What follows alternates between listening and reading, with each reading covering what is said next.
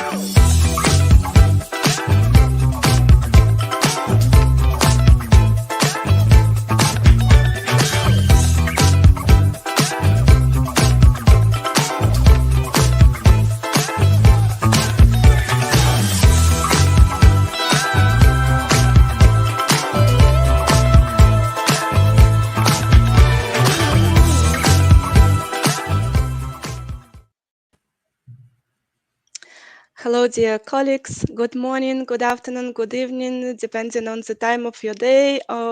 Thank you for joining us today, and thank you for joining our global online business analysis excellence conference.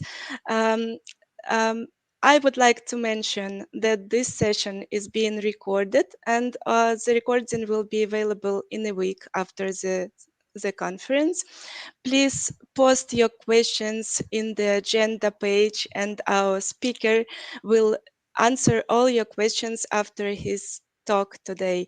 So I'm glad to introduce our first speaker today. It's Dmytro Lozavitsky from EPAM. He is based in Lvov, Ukraine. He is a chief business analyst, project coordinator, scrum master, product owner, and has many achievements and more than 20 years experience in business analysis.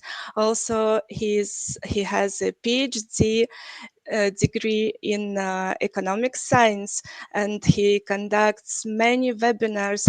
So he's very experienced speaker, and he's going to present a talk about KPIs in business analysis work. So Dima, we are happy to announce your first presentation. Please present yourself, and good luck. Sure. Thank you so much. Thank you, Alexandra. So, hello, guys. Hello, all of fans of business analysis. And it's a big pleasure to speak on such a class of event for you guys. I hope that my speech will be useful and will be applicable in your practice. I think that our audience is really experienced and is really wide or broad, whole the world. So thank you so much for such great introduction. Yes, we can start. I think that this topic is really, or I can say highly, extremely important for business analysts. Why? Because everyone needs to know approach how this employee person should estimate his work, or and this is really interesting theme, because we have a lot of specifics there, and I think that we need to spot our light on such topic a little bit more and a little bit deeper to understand what is the main essence and purpose of and maybe some limitations of the KPIs as a systematic approach to measure BA's role efficiency. This is the first question that we're going to discuss today. The second question is a question related to BA's work main KPIs. Of course, sure. Guys, as usually, you won't leave our conference without some practical approach, some practical tools, and useful tips. Of course, we're going to have some conversation a little bit more about business analyst work KPIs correct monitoring approach. And of course, as Alexandra mentioned, we'll have some time for Q&A session as well. So please, you're welcome. Don't hesitate.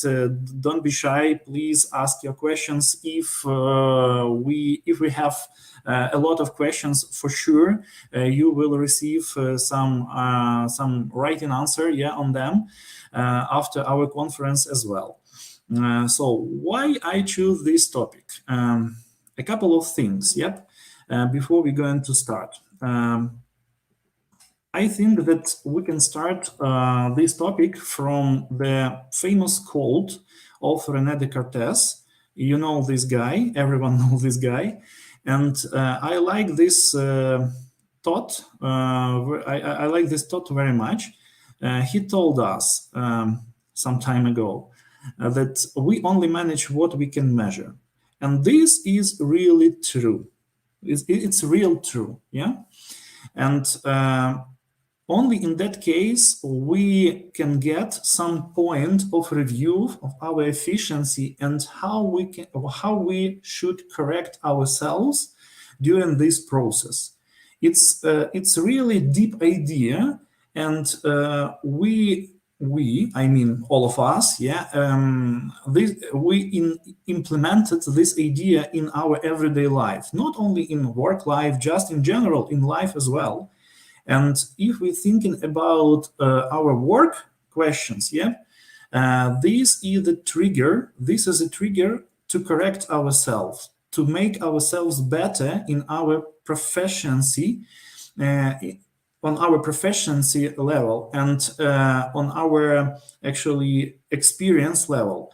So as well, and that is why this is a key question: how we should correct ourselves. This is one aspect of this question, and that's at the same time, this quote tell us that we need to communicate with other colleagues, with other guys during our work, and we need to understand. They need to understand what is going wrong or what is going right in our work as well, and this is some kind of basis of our common and efficient cooperation, when we are on the same page with our expectations, with our goals, with our targets, and when our activity just provides correct value or expected value at the project. So that is why I choose this quote as the start slide for us, guys. Please remember this quote, and just on some kind of on your mind background, on your thoughts background, from time to time think about that. Let's start with the first slide. So as usually, we need to understand the object that we are going to work with. I mean, first of all, KPI. What is KPI? Everyone knows that KPI we can describe as this abbreviation. We can describe that as a key performance indicator. Yeah. So, but what does it mean? Key performance indicator for us. It's a quantifiable measure of performance over time for a specific object. Yeah. So as you can see, guys, quantifiable measure of performance. So we need to measure some kind of process of our work with defined indicators. Yep, with defined indicators. So that means for us that every indicator that we want to measure or we want to count should be related with some part of the process or process results at the end. Yep. And this is the main idea how we should understand key performance indicators as a sense of as an object, as a sense of some object. Yep. So, but on what questions for what we should create these KPIs? Yeah. And we have two options, two questions. First question is question why. And as I told, we need to track some kind of target achievements. Yep. And this is natural process for us, and that's great if we can understand are we going in right direction or in wrong direction. Yep. In general. Of course, we should not only track the direction, the direction movement. Yep, we need to understand our we need to track our progress on that way as well, because we are time bounded. Yeah, we are time limited in general in our activities on our projects. So that is why we need to. That is why KPI as an object, as a managerial object, is always connected with tracking the progress on our way. And the second question, what for we need to create this system, we need to use this system. And we have two answers there. The first option is option about to create and provide information for better decision making. Yes, sure, because our decision connected with our actions connected with our results. That is why we need to track our progress. We need to understand this progress, and we need to make some decisions on our way, what we should correct to be in preferable point for us. Yeah. So, and one more aspect about the question what for is to form complex estimation of work results. Yep. We are not interested only in some specific results on that way. We just interested in the whole picture. We need to estimate the whole result, the final result. Yep. And that is why we need to have some tracking system, and we need to have some KPIs, key performance indicators that help us to understand where we are. Of course, at the bottom part of this schema, you can see one thought, that one sentence that describe that KPIs creation and KPI creation and measurement process. It means that these questions highlighted on that slide is always related to that process. To that process, this consists always from two parts. The first part is KPI creation part, and the second part is measurement of the process, of the tracking of our progress, etc. So let's go forward, and as you can see, the area of or focus on BA's work KPIs, and we have three statements related to that idea. The first one is about the idea that an indicator, it doesn't matter right now which one, just in general, an indicator is a simple measure used to capture the measurement in targeted area. So we got from the previous slide what for, and this is the first basis. So targeted area, some specific aspect of some process, of some activities, etc. Also, focus on BA's work KPIs helps us to understand specific role performance. If we make zoom in, zoom out, on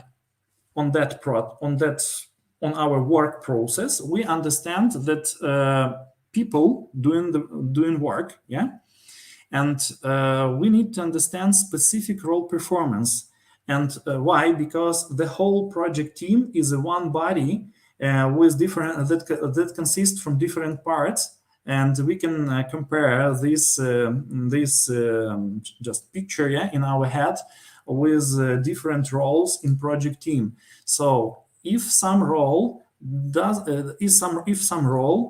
do it work very well, all other roles should care about that, and this fact will have influence in general on teamwork efficiency, on results, etc. So that is why we need to have some kind of system or some kind of approach to measure specific role performance on the project. Of course, business analyst also included in such roles or key project roles list. And the third option is related with measurement, our progress towards achieving our strategic goals. We also using some KPIs to measure such things. As I told previously, we need to have specific measurement of our efficiency on personal level, on processes level, and of course on project level as well. So please remember that, and we have some kind of illustration how we can decompose the level of KPIs understanding in general. Let's go forward. And you can have a question about Dmitro. Please tell us how the process or how the approach of KPIs creation and measurement looks like, yeah, in general, and what are the factors that could have an influence on that process. As you can see, guys, we have an answer on that slide, and in the left part of this slide, we have some kind of pyramid that reflect, we can say, the levels of KPI forming. And let's start from the basic one. Everyone knows that good project should have a good project should has a project framework, and we use different project frameworks. And project frameworks define the project roles and responsibilities. And this is the first step to understand, this is the first point on the way how we can measure, how we can create specific project KPIs, for concrete project roles. And defining, so the first step is understand the project framework, or project framework even more, or project framework specific, and define the project role responsibilities. The second step is when we define the project framework. Project framework helps us to understand the project team workflow, how this workflow could looks like, and project team workflow or process of work and delivery model, defining the project activities configuration. Definitely yes, because projects are different, and we could have a different specific how we can organize our work on concrete project for concrete client with some specific requirements in our work. So define the project activities configuration. This is also some intermediate step on the way how we can define the concrete or specific KPIs for business analysts. The third step is the next, that we need to, based on previous two steps, we need to define BA's workflow model, or even more, according to BA Bock, we can say we need to define BA work approach. And based on that approach, we need to understand, we need to create specific business analyst workflow model. Why we should do that? Why this step is necessary for us? Because based on previous two things, two objects, this understanding of previous steps, we will include in that BA's workflow specific BA's activities and their goals. And based on this understanding, finally, we can define the correct BA's work KPIs in general and specifically applicable to this project, to your concrete project. So this is a final step in the pyramid. What is the way, or how we can create, how we should create, and how we should define the measurement process of KPIs basis, for business analysts. So, guys, please use this approach in your practice, and don't forget that step by step you're going to draw the picture, you're going to decompose this picture in details, and this approach allows you to deep dive in project specific, in your concrete BA specific project role understanding. So let's go forward. One more interesting thing about business analyst work. You know, guys, that everyone that we are going to measure, everything that we are going to measure could have could consist from two big parts, from quantitative basis and qualitative basis. As you can see on the screen, this is always balance behind these bases, and balance BA's work estimation.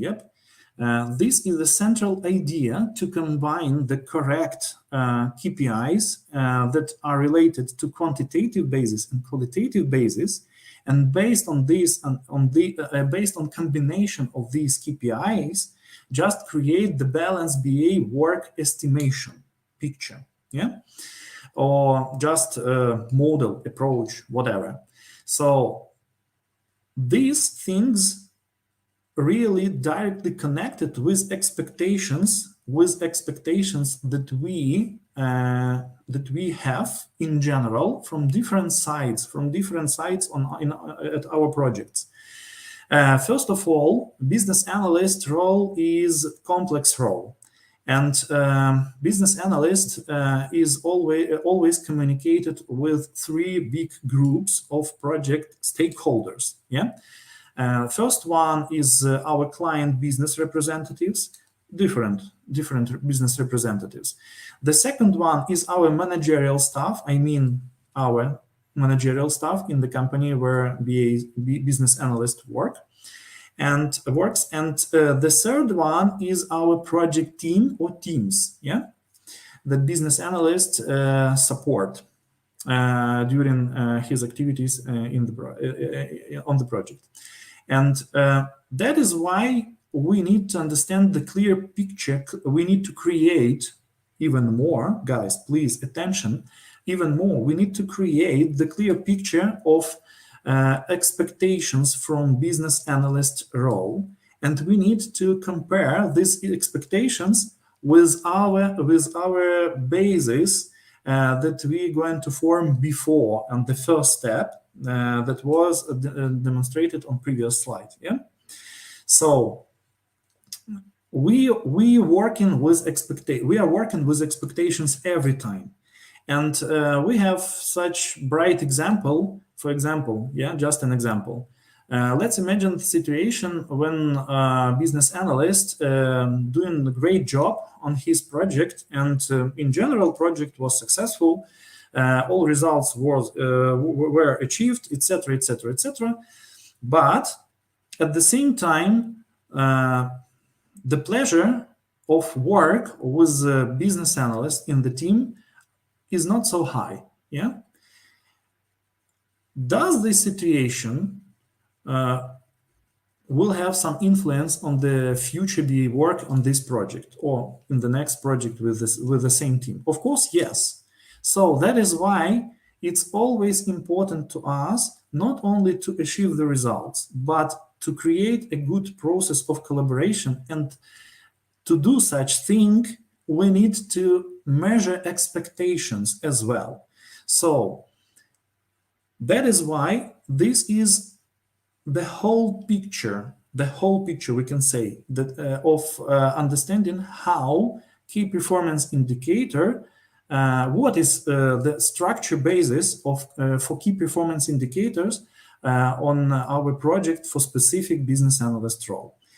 As you can see, quantitative basis, main questions for that basis are the next: what should be done and when it should be done. Yeah. So this is the main questions for all quantitative KPIs. And for qualitative KPIs, for qualitative basis, we have the main question, how it was done. You can see, guys, how it was done. So please remember this approach and think about that a little more deeply based on your specific current project situations. Yeah. Are you measure expectations, or do you measure expectations of all stakeholders group as a business analyst? How you doing that? How you align this vision, this picture on your work, etc. Let's go forward. Again, expectations, yeah? It's always a clear, it's all this thing that I told before is always connected with clear BA's role understanding on the project. And this is underwater stone, yep? This is a cornerstone, we can say, the success of business analyst at the project. And in the left part, in that balance, we have the first aspect, what I really need to do. you should define based on previous basis, yeah, based on project framework, based on or your BA's roles responsibilities, based on your BA approach, based on your BA's activities, understanding, etc. Yeah, this is the first part in the left in the left part of this slide. Yeah, this is the first aspect. The second aspect is what others want and what should be done in their opinion. Yeah, you see, you need to merge the vision on your BA's role understanding. Yeah, so that is why this is extremely important exercise, not only for business analyst that set up his activity at new project from the scratch. This is also as exercise for business analysts who came in the project and just replace some other business analysts on the project. Yeah, so it's also a very useful and very needed exercise for both cases. Let's go forward.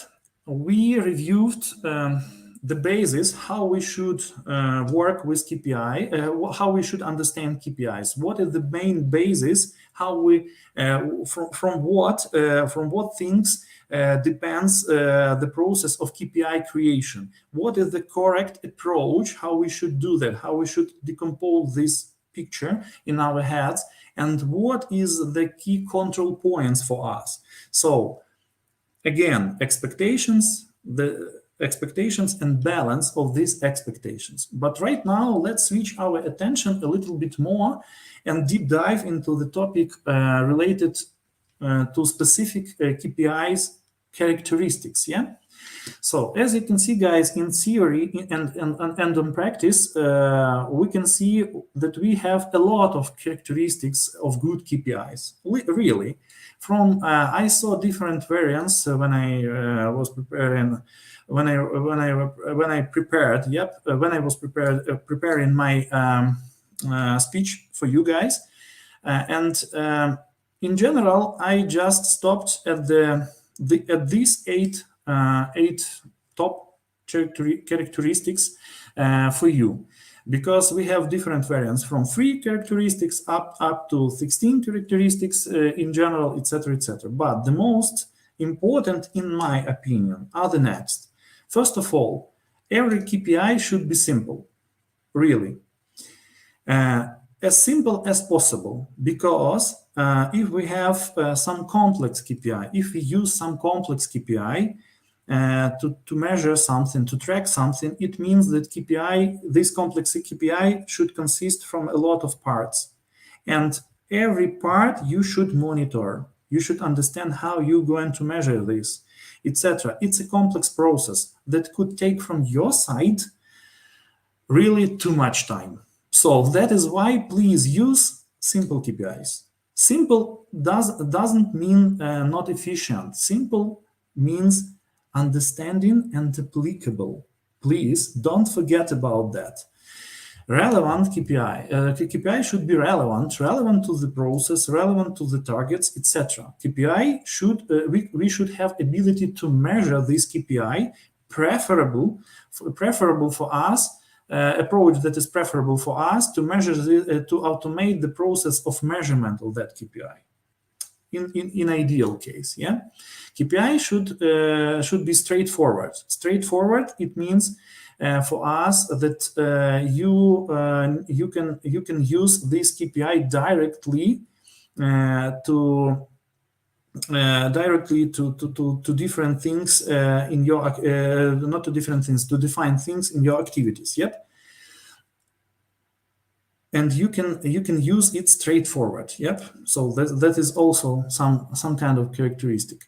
Aligned, KPI should be aligned with all stakeholders, groups, representatives. Really, only in that case you can say that you understand what you're going to do, and your stakeholders also like this approach, and they are okay with that approach as well. KPI should be achievable. Yes, sure. Because we can't use not achievable KPIs. Yeah, KPI should tracking on time basis.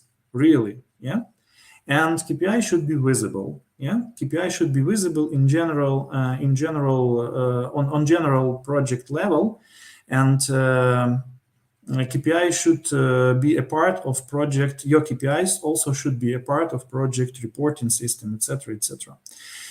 So these 8 characteristics again helps you to filter your KPIs through them and to understand what kind of KPI is real. It could be a real KPI, a real efficient KPI on your project. On your project, yep, and you can use it without any kind of fear. Yeah, so please use this filter, use this list of KPI characteristics as a filter to make sure that you choose right KPIs, or applicable, not right, applicable KPIs. Let's go forward. Advantages and disadvantages of KPI system. Of course, as everything in our life has 2 sides. Yeah, everything, absolutely. So as you can see on the screen, I highlighted for you guys the main advantages and disadvantages of KPI's approach. If we're going through the list of advantages, we can see really valuable things for us. First of all, ability to measure outcomes and results, as we told before. Empower employees to make needed actions. That is really, really important thing. Why? Because you have the point of comparison. You have some kind of analysis results. That is why you not only could correct the style of work and the approach that you have in your work, or you also motivated. Yep, you also are motivated person to make something better than you did it before. So this is also a very important advantage. Show gaps in the work process. Yep, of course, sure. Help to make decisions. Yes, we talked about that. Detect patterns over time. Yeah, so that is one more good point or additional point for our understanding. So everyone has some kind of professional patterns in his life. Yeah, we all of us up to after 30, 35 years old, we are the set of patterns. Yeah, in our work. It's not bad, it's not good, it's just a reality. And sometimes always our patterns of behavior, patterns to use some tools, approaches, etc., define our ability to be flexible in our work. And that is why sometimes our usual patterns doesn't work. They don't work, very well, and we need to change them. So that is why our KPIs could help us to understand, to see this trend, to see this tendency, to understand, are we doing such things great or not? Our usual things, I mean approaches, I mean techniques, I mean skills, I mean habits, etc., etc. So, and the last one is help to set goals and plans. Yes, sure, because only if we compare something, if we compare the current situation with our etalon or ideal case that we want to achieve, we can see this difference. We can understand what will be the next goals, what will be the level of our next goals, etc. So disadvantages are the next. We also have disadvantages. KPIs accuracy demands time, defined, standardized processes. Yes, absolutely yes. Only in case when you have set up a good processes at your project, you can measure something on permanent basis and you can understand that your results are correct. Yeah. Overlook some part of relationships. Difficult to track all relationships aspects. Yeah, sure, because KPIs, even more if we are going to talk about qualitative KPIs. This KPI, any kind of KPIs, can't reflect the relationships very well. Yeah, so some of them maybe can't reflect some aspects of relationships, but in general, this is a gap of KPI system. Accuracy needs the control.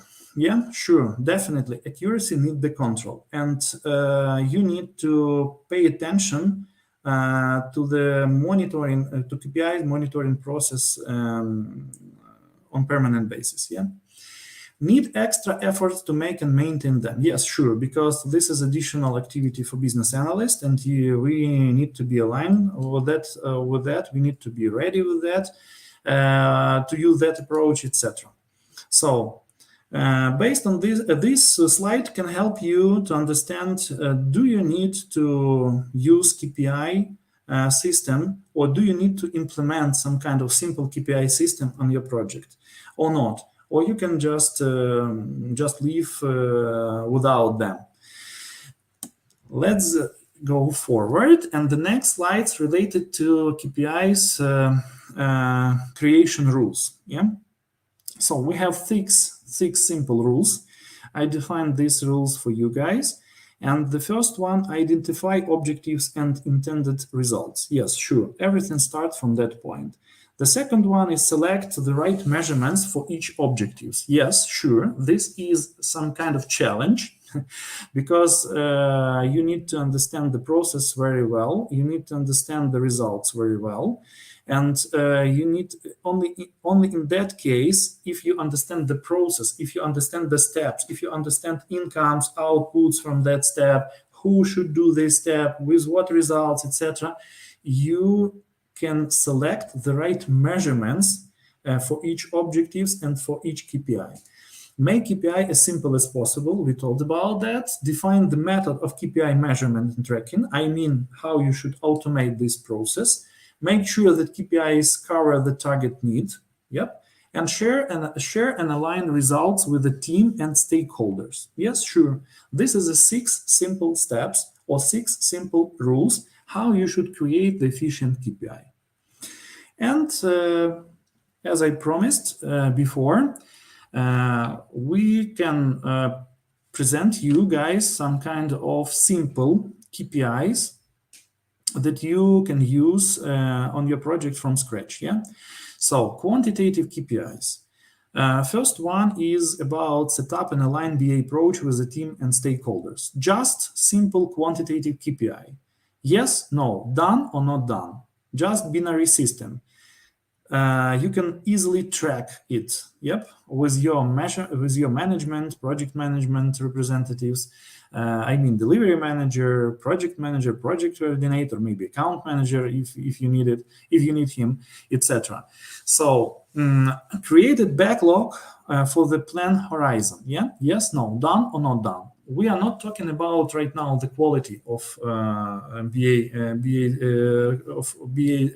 backlog, yep, that BA created for the team. But in general, this KPI reflect the ability of business analysts to produce something, yeah, to produce the needed requirements for development process. It's also binary approach, but it's simply to measure, and this also a good KPI. Level of BA's obligatory artifact coverage, created and documented.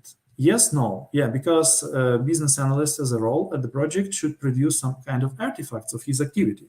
And you can use in that case not only binary approach, yes, no.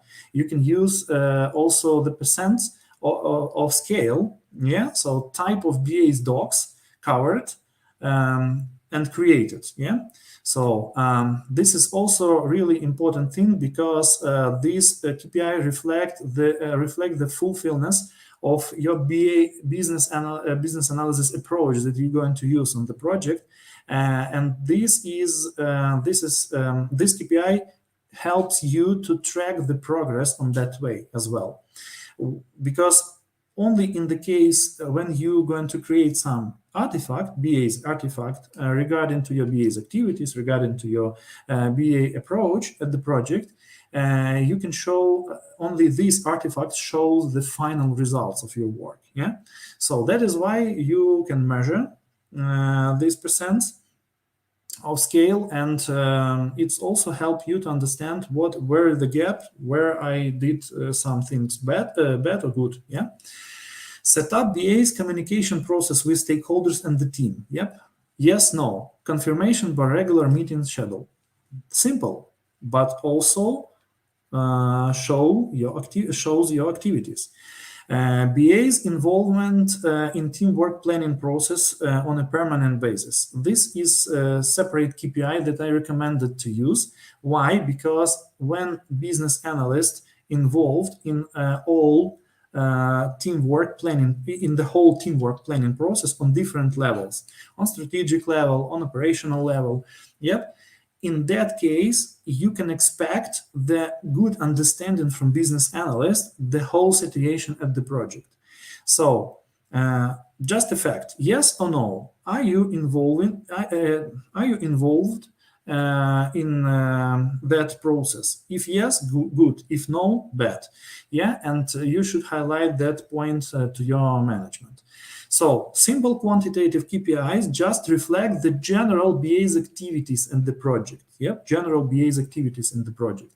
And these help you and your colleagues to understand where you are, yeah, with your specific things. Let's go forward. Qualitative KPIs. So I proposed for your attention 6 of these KPIs. The first one, level of team and stakeholder satisfaction of BA's work. Yeah, sure. So this is a qualitative KPI. Specific feedback, BA performance rate, communication efficiency level, etc. So you need to create the scale. You need to create and propose the scale to your management, to your management or managerial representatives, yeah, and the project. And this helps you to understand specific things and quality, how you did these things in general. Existence of escalations on BA from team and stakeholders. Yes, sure. Do we have such kind of facts or not? And this and the specific moment of this KPI usage is the next, that you should understand what kind of escalation related to BA's knowledge or skills, and what part of escalations related to other aspects of BA activities. So yes, no, and quantity of these escalations is also should help us to understand the quality of BA work. Quantity of BA's inputs on solution and processes level. Yes, sure, because you are the role that support the team, so you need to have enough time to think about other stuff on the project, to think out the box, and to provide your solution, your proposals, your solutions, your decisions to the team in a broad manner of understanding of BA's work in general at the project. It's also a good qualitative KPI. BA's teamwork supporting activity. Yep, just a fact. Do we have such kind of activities or not?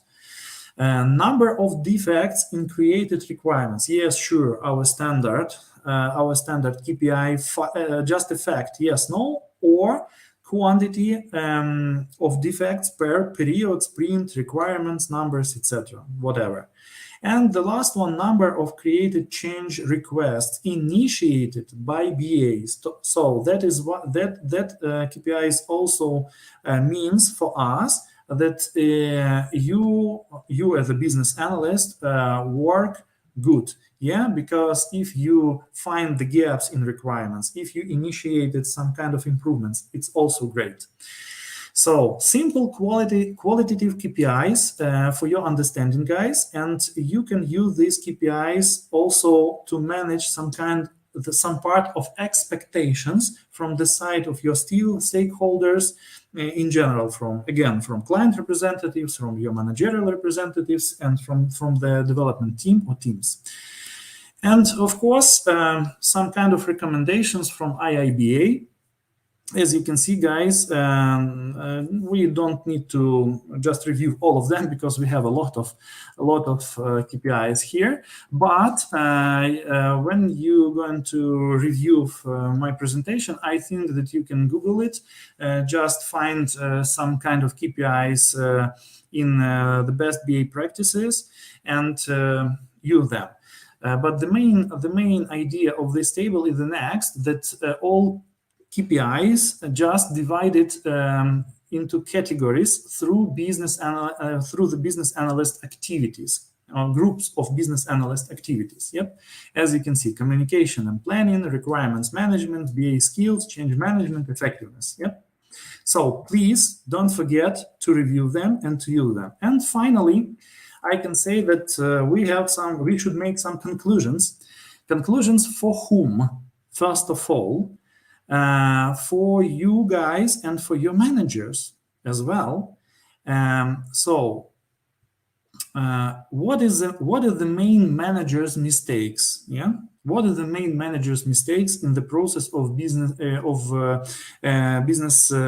analyst KPI creation process? Yeah, first of all, lack of preparation for BA's onboarding process. It's a huge mistake. Because if you won't provide the correct context of project to business analyst, what kind of expectations you could provide to the business analyst? Yep, in general. So insufficient involvement of key project roles in BA's onboarding process. Yes, sure, it's also important. Lack of structure vision on BA's onboarding process. Yep. So you need to align to everything. You need to provide the approach how you should measure your efficiency. Not managers, you guys, you as a business analyst, please make the first step from your side. Don't wait when somebody create some kind of expectations, provide these expectations to you, etc., etc., etc. It's not really so efficient approach. Yeah, it also could be, but the best option to be proactive. Inconsistency is a vision of the BA's onboarding process that takes place between the team management and the client. Yes, we talked about that a lot today. I explained why it's so important. And reluctance to measure BA's real work effectiveness. So hiding it, yeah? So the last one is a special one. Why? Because we need to we shouldn't fear our gaps. We shouldn't fear our mistakes. We should be better than we was yesterday. This is the real approach to become a professional in our area, in any area. Yeah. So don't hide the BA's mistakes. Yep. But don't blame our BAs on the project for their mistakes. But please review them, work together on them, and align your expectations. Yep, again and again and again. So that is all, guys, for today. Thank you so much for your attention. And right now we have some time for Q&A session. Please, you're welcome. Yes.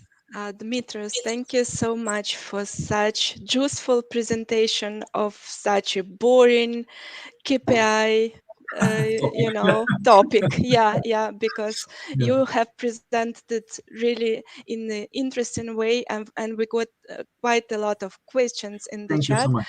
Yes, unfortunately, we won't be able to answer all those questions, but we promise we will answer it in writing. Definitely. Yeah, within the next 2 days after the conference together with Dmitro. So we're streaming in YouTube and on our community platform, and we're getting the same questions on the both platforms. So like Shweta Parmar and Svetlana Shin are asking, what are the tools to measure KPIs? What tools do you use? Do we have any tools to measure KPIs? And what are the most common BA KPIs? Yeah, thank you so much, guys. We have a couple of questions in one sentence. Yep, but yeah, let's start from the first one, of course. You guys, we have Jira. Yeah, we have Jira tracking system, and we have some specific settings in Jira. Yeah, I mean not specific to concrete BA role. Yeah, I mean in general, this system is provide us some kind of ability to use that functional to make our life easy when we're going to track something related to business analyst work. Just an example.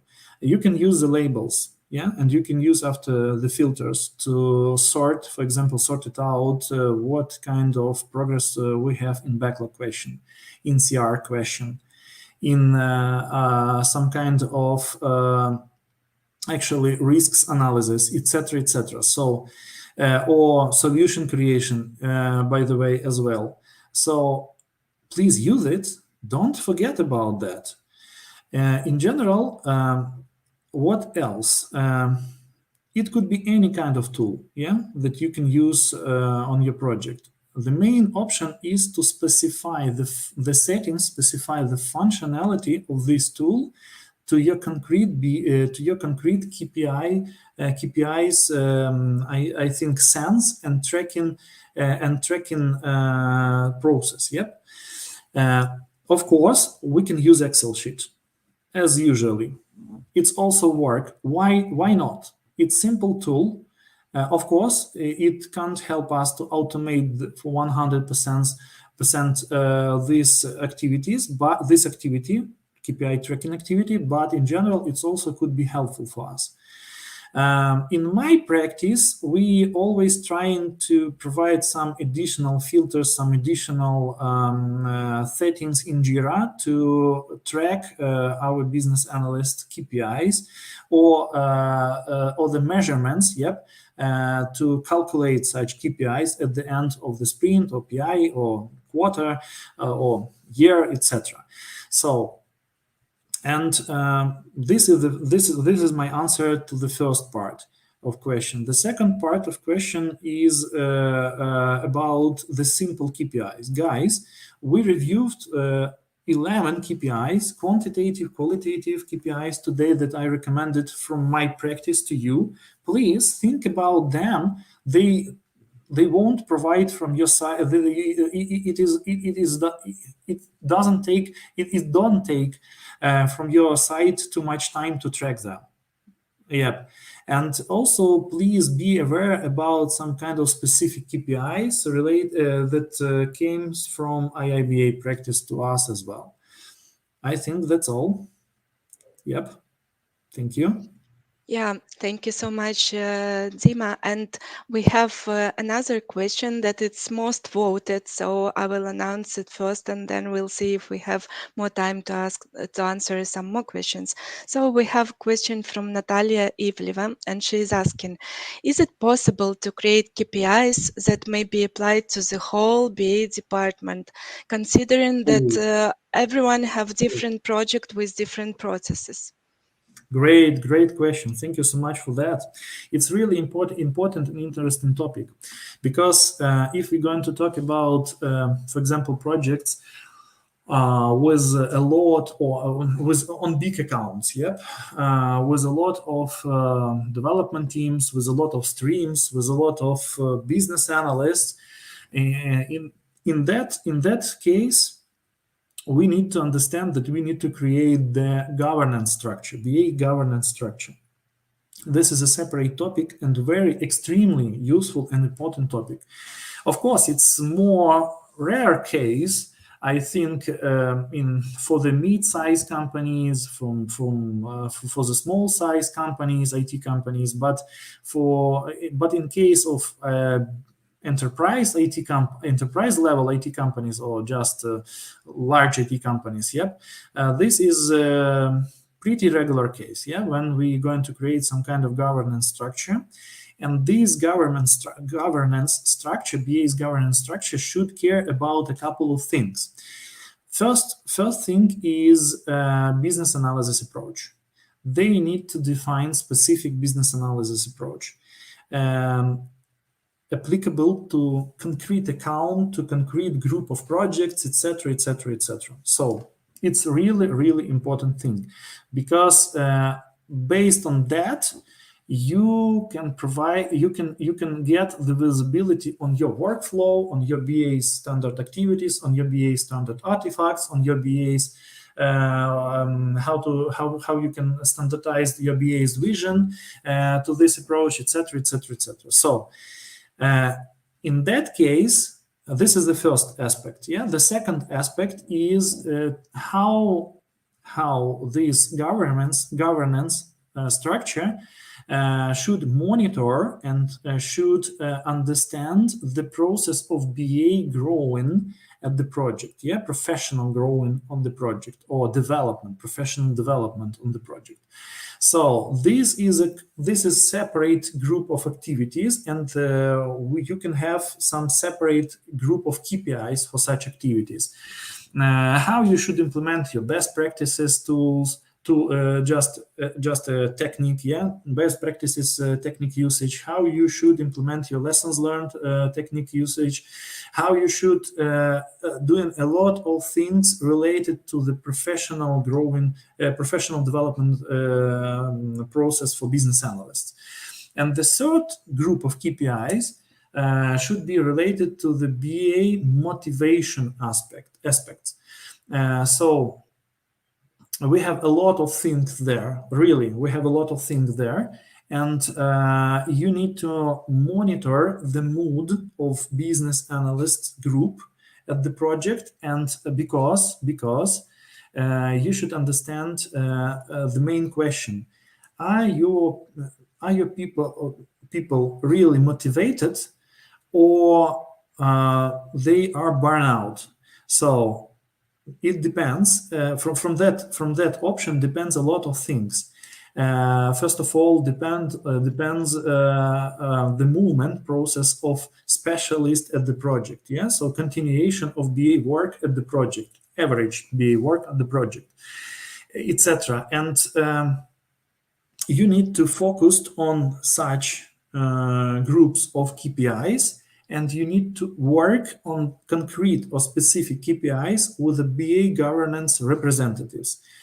In practice, always BA governance structure has some kind of core team, and this core team could count or could consist from 5 up to 12 specialists. It's optimal size, really, because a large team, you can use the whole business analyst team in that case, for example, for professional development process. Yeah, but the core team just concentrate attention only on the process of analysis, how to make more efficient business analysts work at your specific project.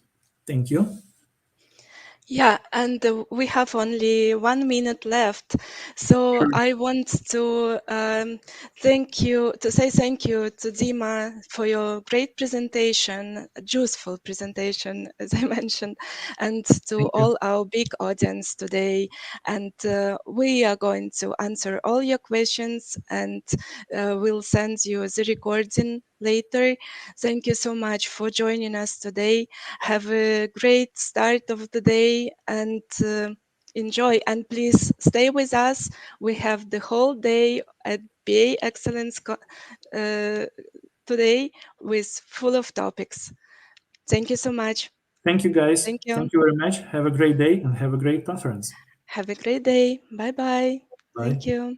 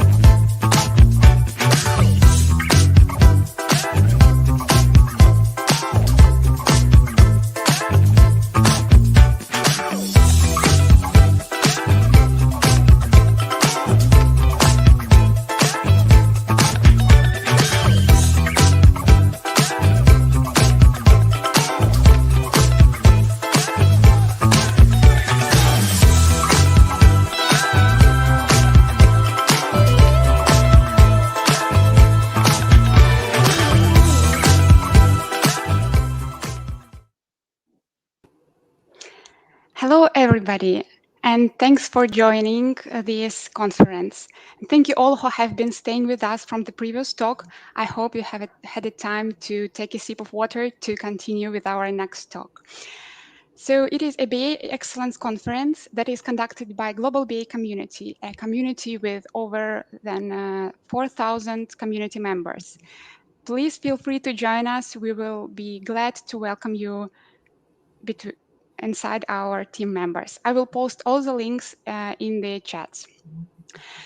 Just a small reminder, all conference talks are recorded and the recording will be available in a week after the conference. During the next talk, feel free to leave your questions on the agenda page in the chats, and there will be ample time at the end of the presentation where our speaker will address all your questions with an answers. And now let me introduce our next speaker. It is Victoria Barashka. She is a business analyst with 3 years experience, and she is the first BA in the whole EPAM that has certificate in CMS Contentful, so she's a true discoverer in this area. And of course, I can't miss the opportunity to mention another interesting fact. Apart from handling all types of difficulties and barriers during her work, Victoria can perfectly handle even physical barriers, as she is the master of sports in hurdling. So that's definitely outraging. Hello, Victoria, how are you? Hi, thanks for introducing me. So, as you know, I planned my... now I'm on vacation, and I planned my trip to Paris 5 months ago. But when I heard about this conference, I said, I don't care about the date. I arrived yesterday to Paris and have already viewed several sites such as Eiffel Tower and Arc de Triomphe. So I'm here with a calm heart and with pleasure. Thank you very much. Thank you for taking this precious vacation time to share your presentation with us. Just a small ask for you. Can you just reshare your presentation just for a bigger screen? It will, I think, take only 1 minute. So, dear audience, please feel free to already maybe post your questions in the chat if you have any, and bear with us. Okay, I'm sharing my screen. Is it better now?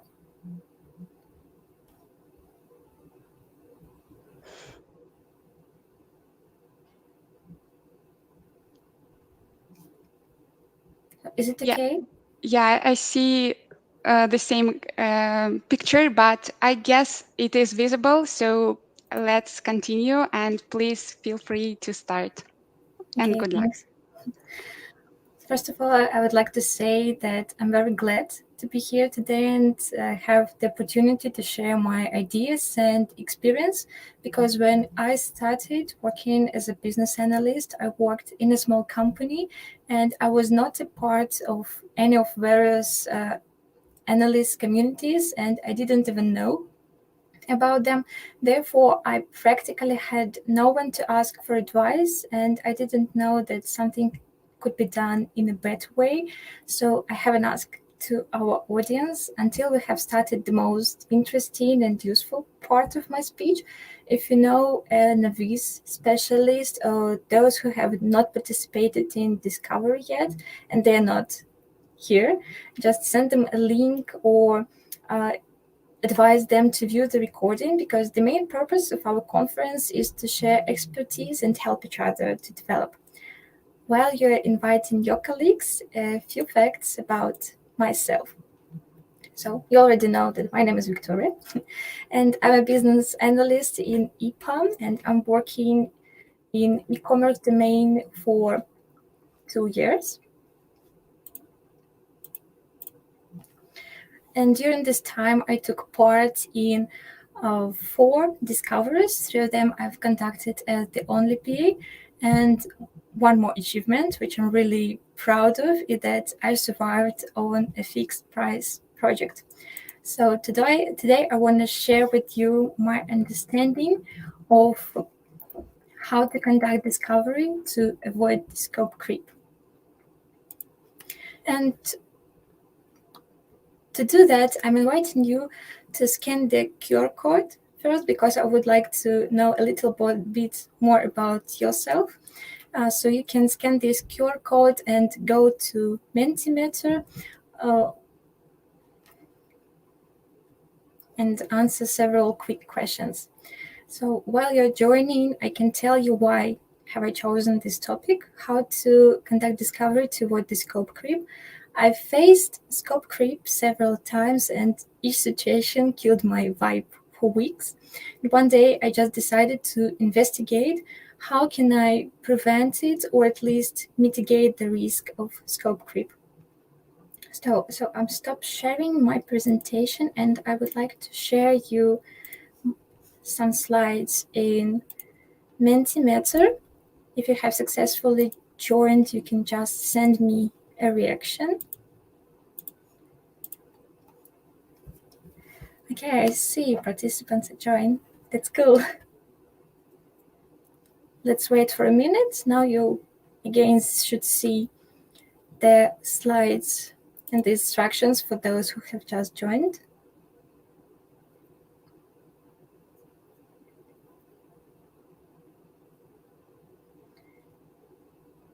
I think we can proceed. You can still join.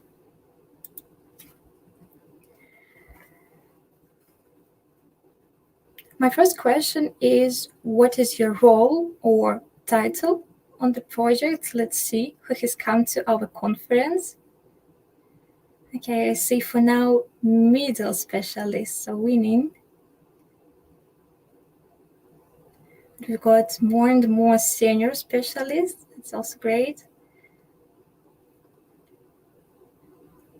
And we have 6% of not BAs. I appreciate your wish to learn more about business analysis and business analysts. Now, I want you to share how many times have you been a part of a discovery team? How many times you've participated in discovery? We've got even 3 persons who have already given up counting, and more specialists who have 7+ discoveries. So maybe these are lead plus BAs. Guys, what are you doing here? You should already know everything about discovery.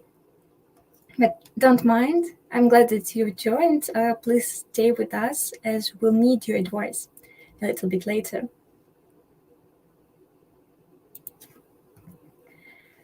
My next question also relates to our today's topic. How often do you face the scope creep?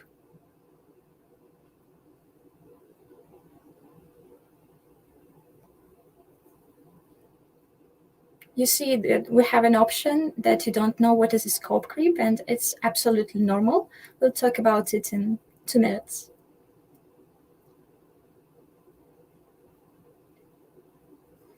So the most common result is that you face scope creep occasionally or often. So you see scope creep is rather a common problem, and lots of specialists face it. The last one is more an ask than a question. So during my talk, I want you to share your advice how you prevent the scope creep. We'll come back to this slide at the end of my presentation to discuss the advices, so feel free to share your opinion.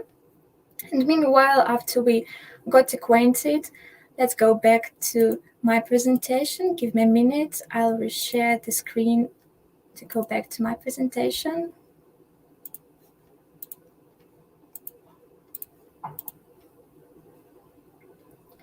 You should already see it.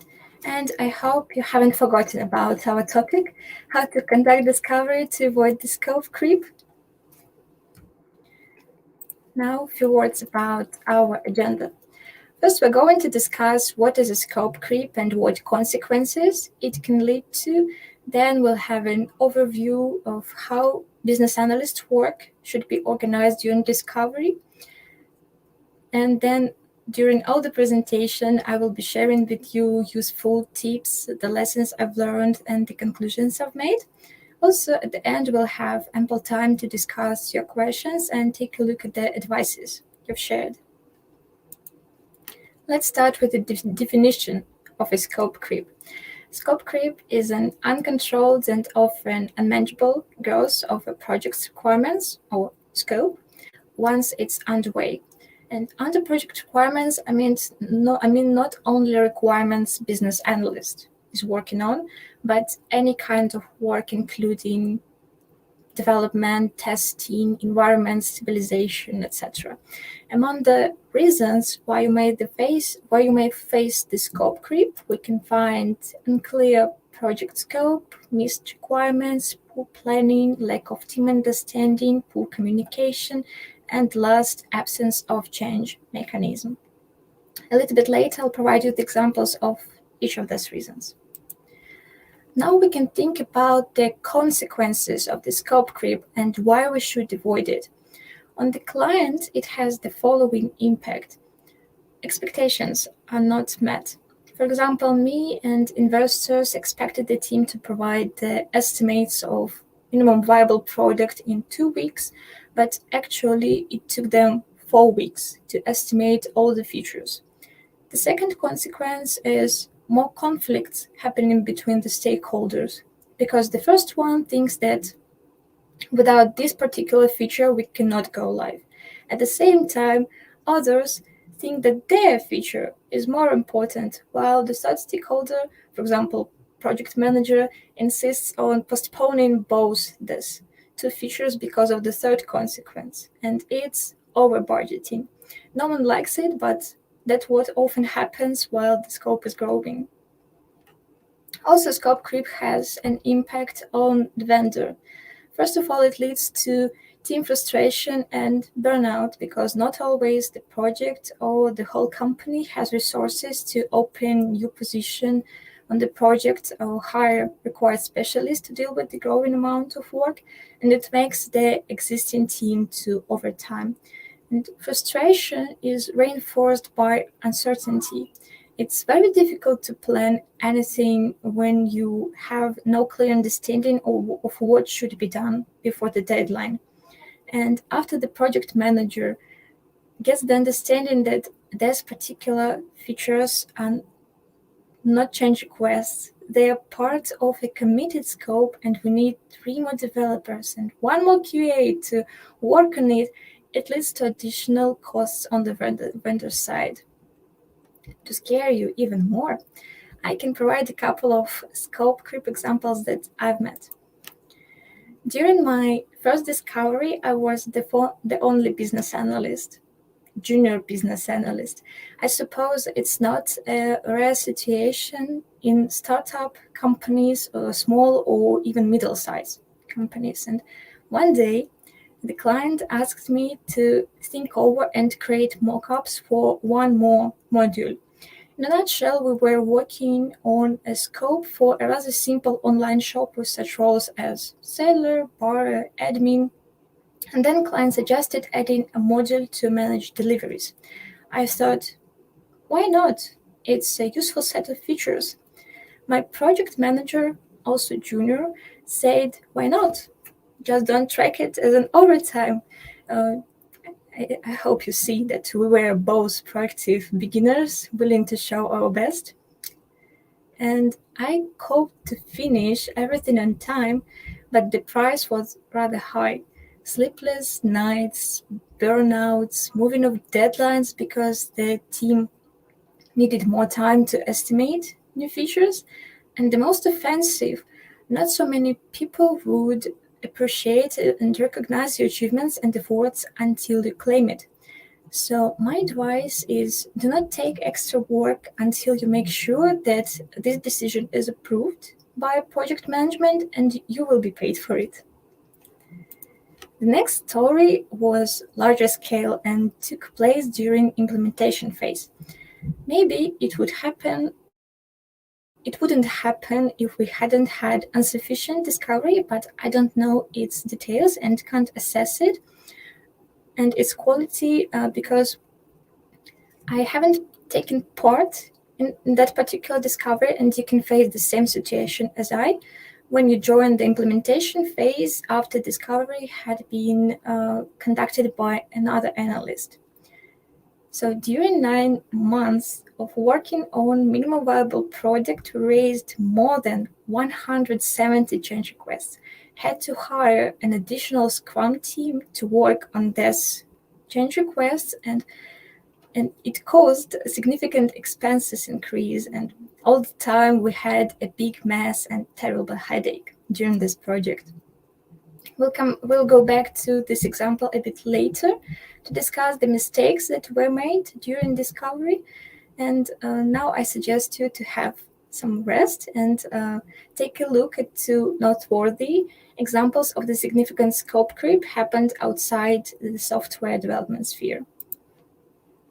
The first one is about Sydney Opera House.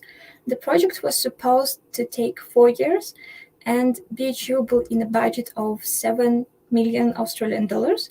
But there was a lack of communication between architect, the construction company, and the engineers team. So poor was the relationship that the architect avoided having a telephone in his office so that they could not contact him. So just imagine the type of relationship between all of the stakeholders. And it ended up taking around 14 years to complete that outstanding building, and the budget increased almost 15 times. The second example belongs to aircraft industry. Pieces of the plane were designed all around the world, but after they were shipped to the assembly site in Germany, it quickly came out that none of the pieces actually fitted out. This was due to designers using different computer-aided design programs, which made all of the measurements different and difficult to change. That was another case that emphasizes how scope creep can easily occur if the project parameters are not clearly laid out and analyzed, and when the team are unwilling to collaborate at the level required by the project. Now we can come back to my example of the scope creep with lots of change requests. I think requirements changes are almost inevitable because it's very difficult to cover all the requirements in all details during a few weeks of discovery. Maybe one of the exceptions is a waterfall project where all requirements must be finished before implementation starts, but on time and material project, you should know what to expect and how to deal with change requests. On the diagram, you can see the example of change request quantity on a well-organized time and material project. First, it's rapidly growing because business analysts are working on requirements in advance, and they can define missed or additional requirements at the early stage. Then the number of changes decreases, and before the go live, the team is working on the initial scope and minor updates.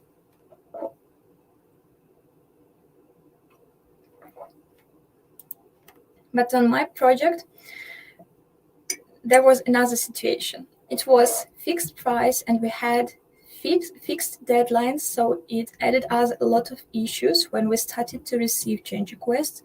As you see, the actual numbers are much higher, and the speed of new CRs raising was constantly growing, what is absolutely not good for the project with so many limitations and restrictions. To finish implementation of the initial scope and the critical changes, as I said, we had to hire additional team to work only on change requests. So you may ask me what has happened on the project and why. The short answer is that the scope creep happened. In the left column, you can see the possible reasons of the scope creep that I've already mentioned. And in the right column, I'll mark whether this mistake had been made, and if yes, I'll provide you an example. Number one is unclear project scope. And when you face it, you can hear such phrases from the stakeholder as, of course, this meant not only registration using phone number, but also registration using email and social networks. The next issue is missed requirements, and we also had it. As an example, one of the required page types for the website had been missed during discovery, but it was really important for the client, so it took us more than 100 man-hours to implement it. And as testing cannot be done before analysis and implementation are finished, this work was done in several sprints. Number 3 is lack of team understanding, and it's also added to our list of made mistakes. There can be situations when the developer hasn't understood the requirement correctly and decided to implement it in another way. In this case, during the QA testing or user acceptance testing, QA or BA should ask the developer to make proper changes, but there can be other situations when the business analyst hasn't understood well the context or the client's need. In this case, even if the developer is super experienced and professional, client's expectations most likely won't be met because the initial requirement is not correct. So with great power comes great responsibility, and the quality of designers, developers, QA's work partially depends on the quality of business analysts' work. Next comes pure communication. This problem can be not even on the side of your team, but it's a part of business analysts' responsibilities to manage stakeholders' engagement. Further, we'll also discuss what can be done to mitigate the risk of pure communication, and I think you can guess that we had it. It's present in our list. When you have no communicated and documented procedure of change requests managing, it's our next reason, it becomes much more difficult to define whether it's a new requirement or it's just a lower level detail of the existing scope. I should discuss it with who. You can face such question, so you should discuss it with who. I have a lead business analyst, project manager, scrum master. Also, we have an account manager. You can be really frustrated because of this uncertainty. And the last one is poor planning. And finally, I can say that we haven't had it. Sounds unbelievable, isn't it? You're right, because I'm joking. Of course we had it, because it's impossible to plan anything when the scope is constantly changing and growing.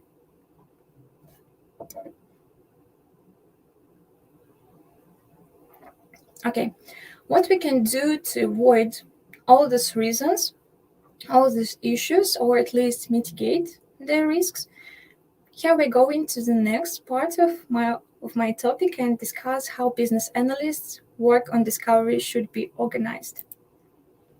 In the picture, you can see the schema of the discovery phase.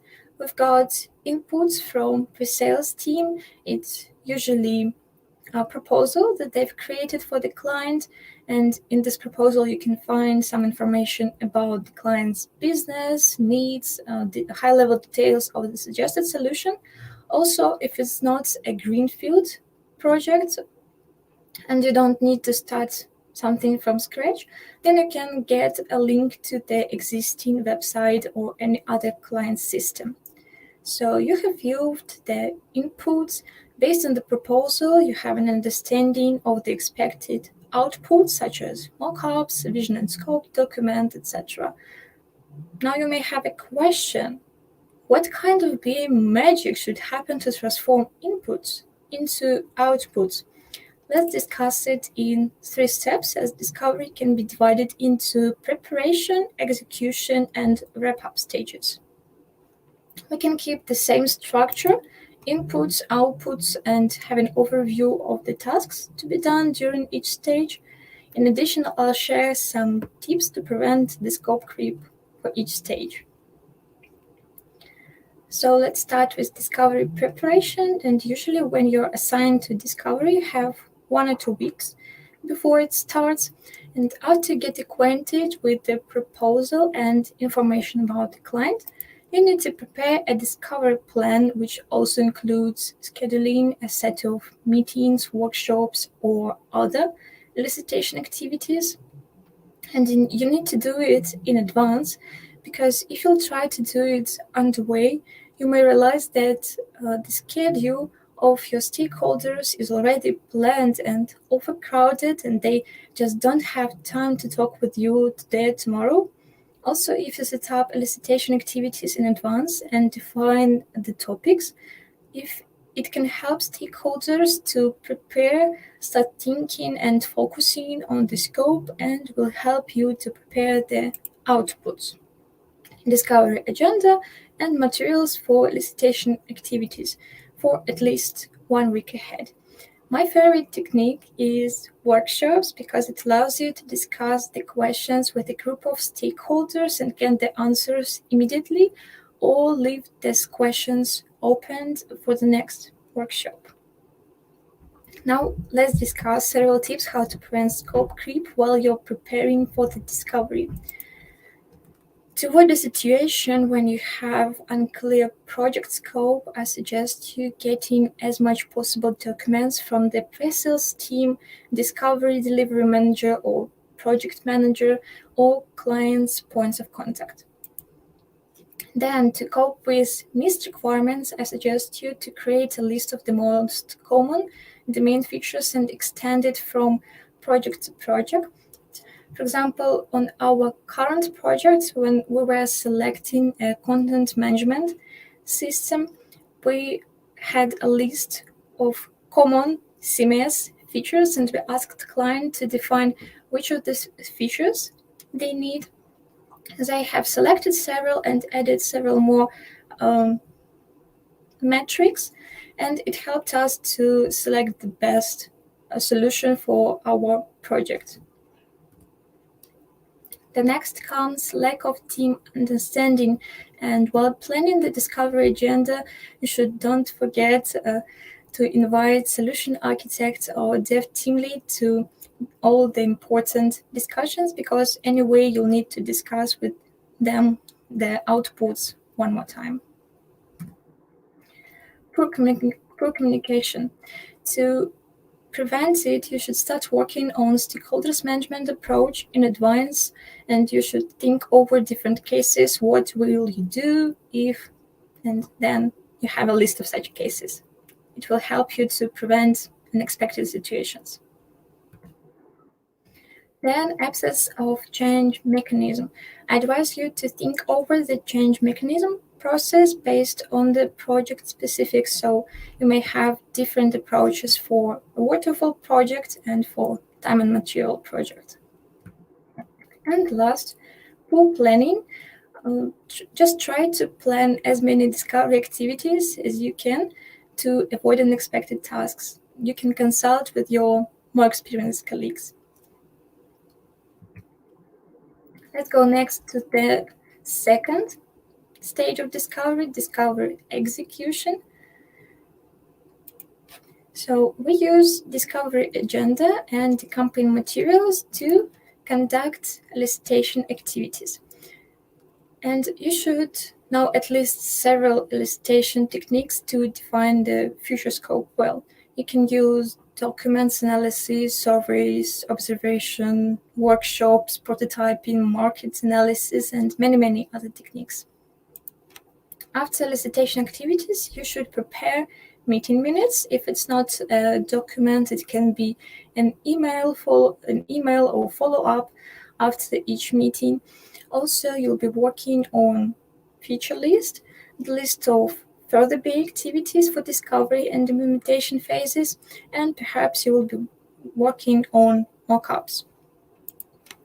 Here are some ideas how to prevent scope creep while you're conducting discovery. And when I'm looking at this child, I see a business analyst trying to manage a backlog. So first, to cope with unclear project scope, we're repeating our reasons, but for each of them we have a new advice or tip to be done and to be followed during new phase. So to cope with unclear project scope, you should use different techniques to elicitate requirements. Then to manage missed requirements, I advise you to review requirements with your stakeholders. Lack of team understanding can be avoided if you consult with solution architect or development team lead regarding new requirements. They can also give you more understanding of how this requirement can be implemented or what impact it can have on other requirements. Then poor communication. You should analyze the information you get on the fly and make conclusions. You can make the client agree or disagree with you before you proceed with a new question. Oh, sorry. What has happened? Let's go back to the list of my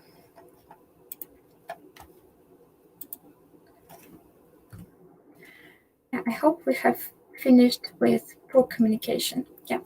Next comes absence of change mechanism. So you should document the change mechanism process and confirm it with the stakeholders. And the last reason is poor planning, and to prevent it, you can add action items to follow-ups, and it will help your stakeholders to be prepared for the next elicitation activity or your next meeting. Finally, during discovery wrap-up, the final phase, based on collected requirements and created mock-ups, you can prepare BA's artifacts, and it's very important to prepare materials for the knowledge transfer. It will be really helpful for the whole team who work on the implementation phase to get the context and the scope faster and start working on the requirements, details, and specifications. At the main output of the discovery, you should prepare the scope of work document and get it approved by the client side. A mandatory part of the project scope will be prioritized feature list. Also, you'll take part in the creation of the project roadmap together with product owner, solution architects, the development team, and project managers. And you'll provide your estimates of the expected BA efforts required during the next project phase. The last group of suggested actions is not rocket science and is not as difficult as riding a bike in the picture. And this group includes usage of assumptions on different requirements levels to cope with unclear project scope. Then, to avoid missed requirements, you should trace your requirements and see dependencies between them. Also, you can set up a session to review the scope together with all the team, all the stakeholders. Poor communication can be prevented if all artifacts are reviewed together with stakeholders, and especially they should be signed off. If you still have no change mechanism procedure described, you should set up it and confirm with project management and the client side. And you can create at least a draft plan of the activities that should be done during implementation in the first term. It will help to prevent poor planning and help the next team to be ready for the implementation phase. At the end, I'd like to sum up some of my thoughts and share the lessons I've learned. The first lesson learned is take part to prepare for a discovery. The more you're prepared, the smoother discovery goes and you have less unexpected changes, extra work, etc. Also, I suggest you taking notes and getting approvals. I can't count how many times a follow-up email, recording of the meeting, or just a comment in the user story saved me from such arguments as, I haven't told that we agreed on another solution, etc. I think you understand what I'm talking about. The third one is aligning stakeholders' expectations, and if they can't come to an agreement, you can help them find the stakeholder who has a power to make a decision. Also, you should keep informed all the involved stakeholders in case you've got any updates and requirements. Then, document and confirm assumptions. As I said, assumptions is one more good instrument to measure the scope of work, and you can use it on different levels of requirements. Next, you can set up change management process at the earliest stages, and after all my examples of the scope creep caused by unmanaged requirements changes, you should understand how important it is. You should remember about your area of responsibility and be very careful with your promises and don't commit to something you may not be able to do. If you're asked to add a new feature to the scope, you should not immediately say yes. And the last, conduct knowledge transfer. At the end of discovery, it will help the next team to get into the scope faster and use the best practices. And as I've said, with great power comes great responsibility, and you're partially responsible for the result of the first couple of sprints on the implementation phase. After I've shared my experience and thoughts with you, I hope you feel more confident, calm, and organized during discovery phase. On this positive note, I'm finishing my presentation and would like to say thank you all for attending. Now we can I can stop sharing the screen and go back to the advices you've shared. Let me see if we have any advices.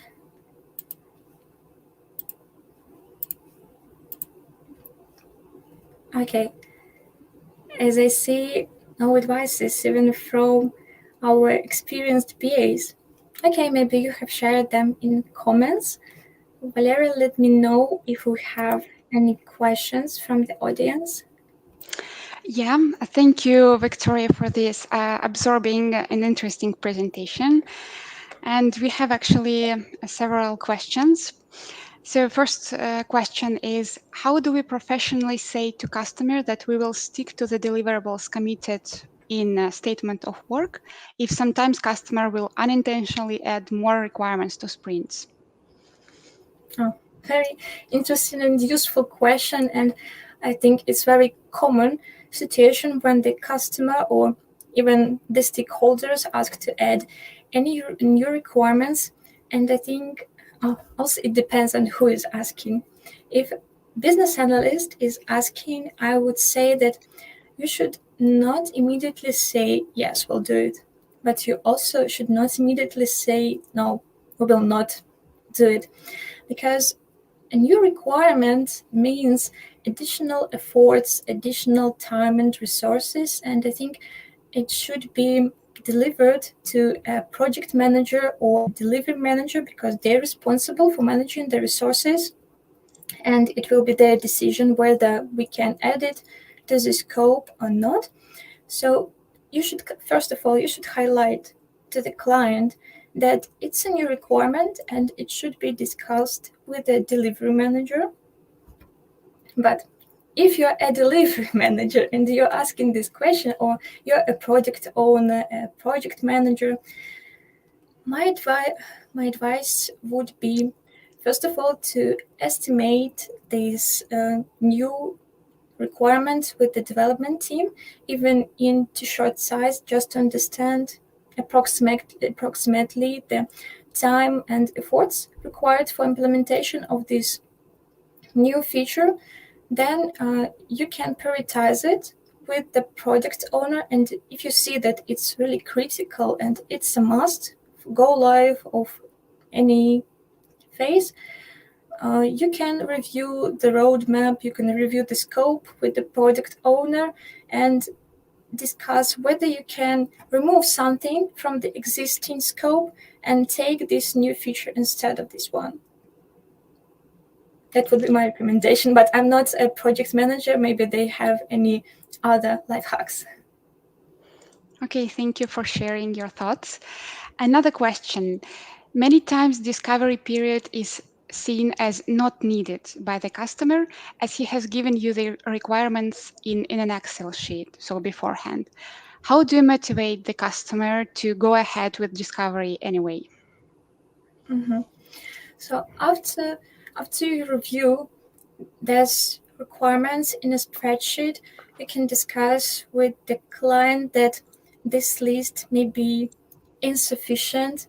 There can be a lot of gaps in the processes, or your team has any other solution how this, for example, particular need can be covered, because client can have their own solution, but it can be not the best, and you have another suggestion. So you should promote the discovery phase, because it will help you to find the best solution, cover all the needs, or even develop your products in a much better way.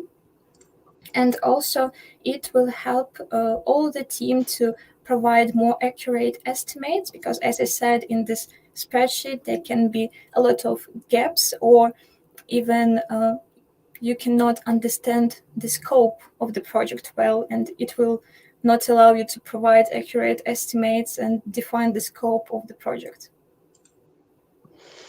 Thank you.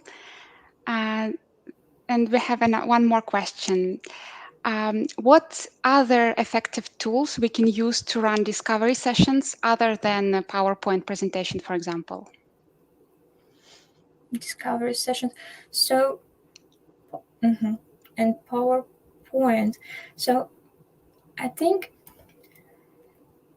maybe the author of this question means that PowerPoint is the way how we can show the results of the discovery, but you can have so during the discovery you can use a lot of elicitation techniques, such as I said, workshops, documents analysis. So, for example, one of the ways to show discoveries results is a document.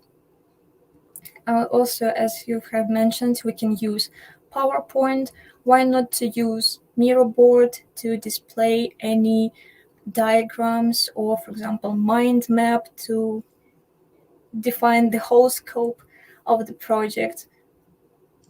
Yeah, I would suggest Miro or any other presentation tool. You can create diagrams in various of tools and just show them during your workshops to discuss whether it's sufficient or something should be added, whether there are any gaps in the diagram when you discuss any process, for example. Okay, thank you very much. Another question is, what techniques do you use to prioritize the list of features as a result of discovery? So when we have a list of features, I usually, first of all, we use Moscow techniques, so it's abbreviation. So you assess requirements as must, should, could, and would.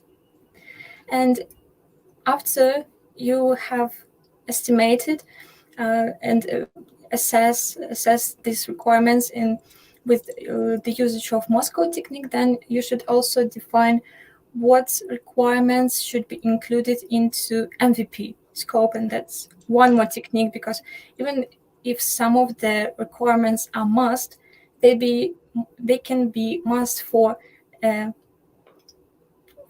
they can be must for the version of product that will be implemented, for example, in a year.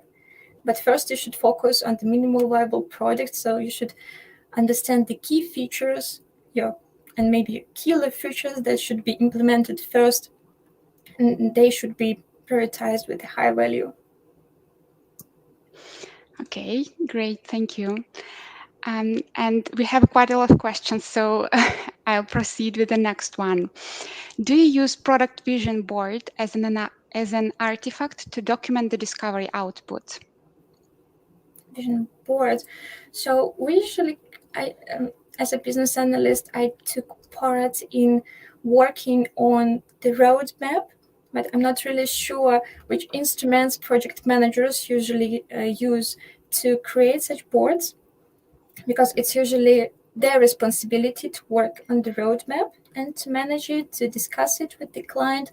So we usually worked on the roadmap, and my responsibility as a business analyst was to estimate the efforts that I needed to work on particular features. And for example, as if I see that next week we're going to have 5 big features, and I understand that I will not have enough time to prepare the requirements for all these 5 features, I would recommend the project manager to postpone one of those features. And this postponing also should be based on estimates, based on the priority, on the dependencies between the features. Okay, thank you very much for your sharing. And the next question is, what you will advise in case a customer is absolutely sure in own solution or assumption?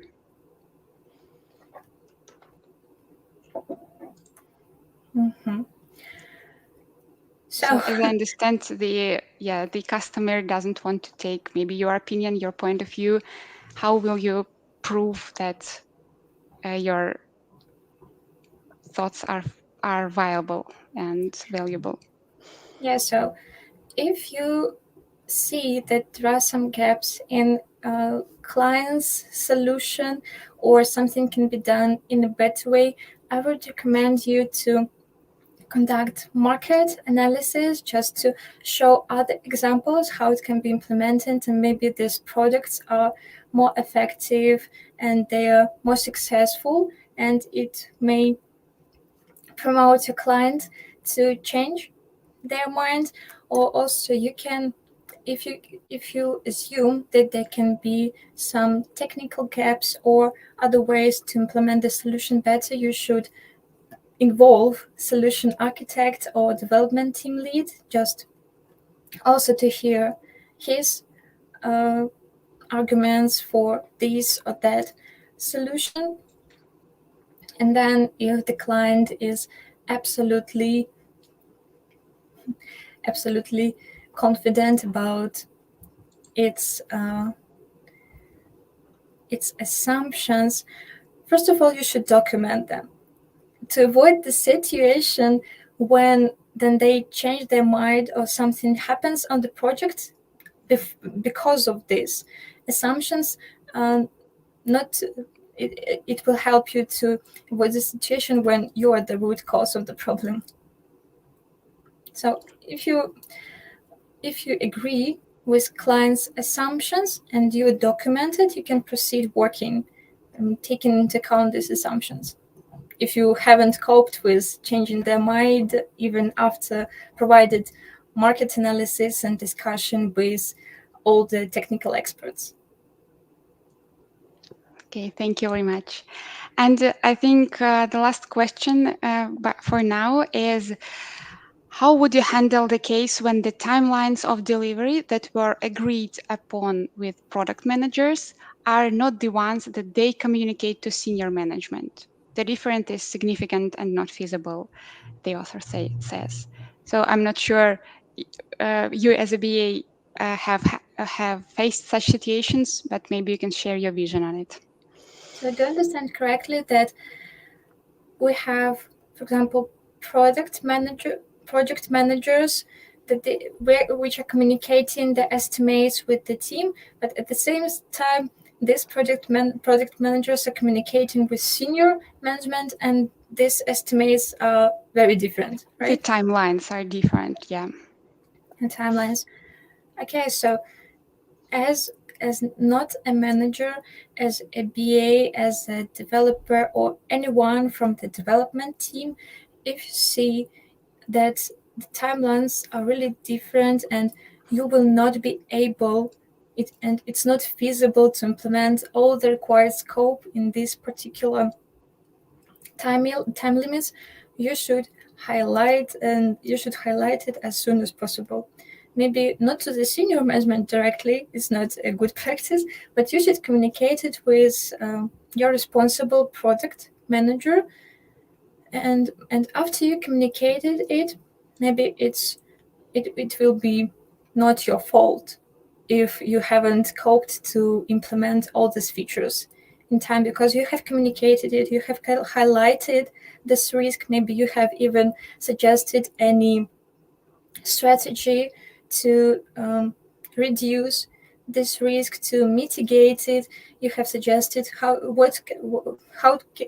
can the scope be reduced to so that you can be able to implement the most important parts in time.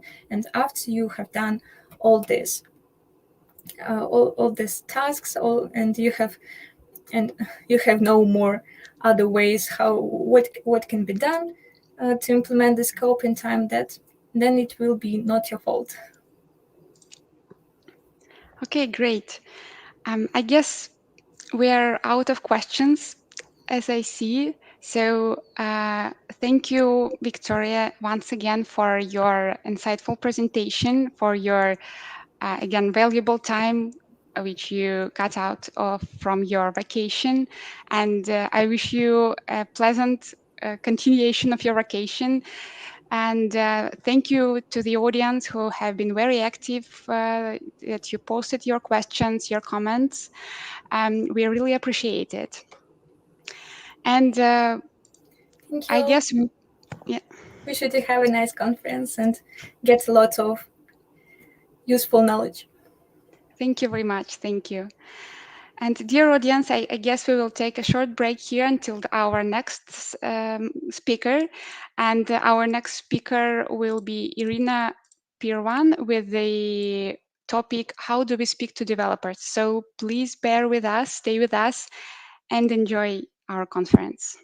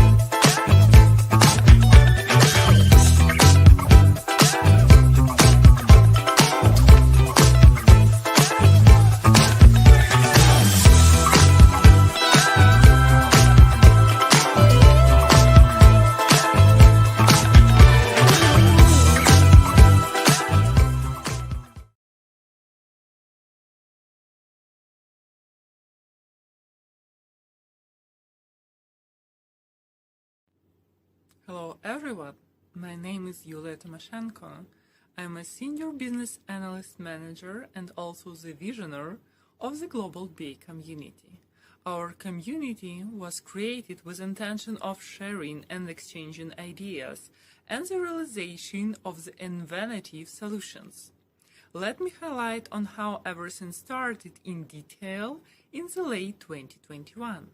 EPAM BAs created Global BA community as an environment for professional collaboration, discussion, and upskilling. With tremendous passion and unwavering belief, very soon the result has exceeded itself. By accumulating experience of more than 3,000 BAs, Having no local borders and providing recognition to the members, now it's grown up by 4,500 members, and we are not going to stop.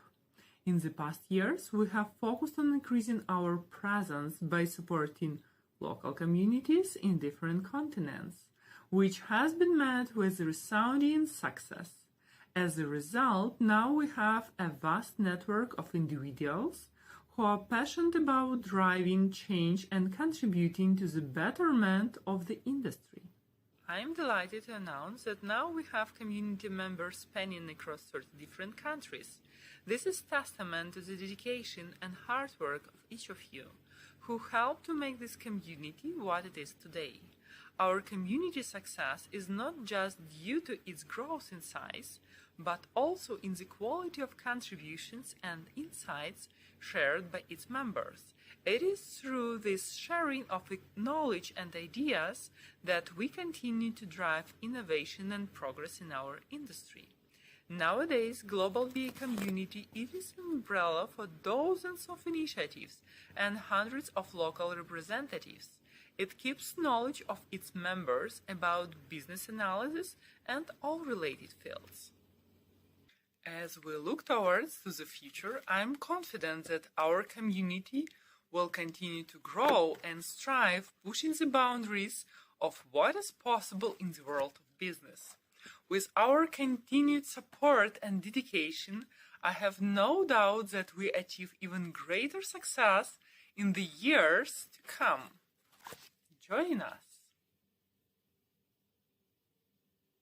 and share your knowledge and experience, meet industry experts, and stay up to date with the latest trends and innovations in the IT industry.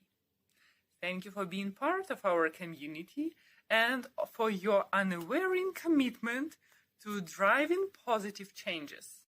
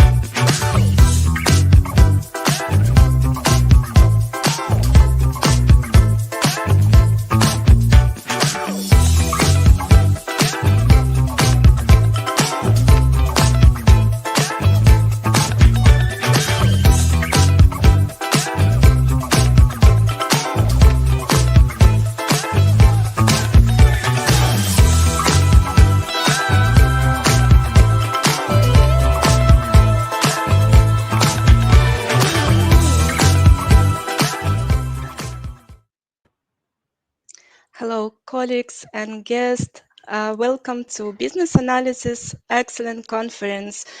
Good morning, good afternoon, good evening to you, depending on the time of the day, because we're streaming all over the world today. And thank you for joining us recently or now. Maybe you stayed with us from our previous talks. So we are a global BA community, and we are conducting Business Analysis Excellence Conference, and we are happy to see you, all of you among us. Our next speaker is Irina Pervan with the talk, how do we speak to developers? So I would like to mention that our session is being recorded, and later within the week after the conference, you will get the videos of the talks. Also, feel free to post your questions in the agenda page. So I would like to introduce our today's speakers. Hi, Irina. How are you Hi, doing? Alexandra. Hi, I'm good. Thank you. Are you ready?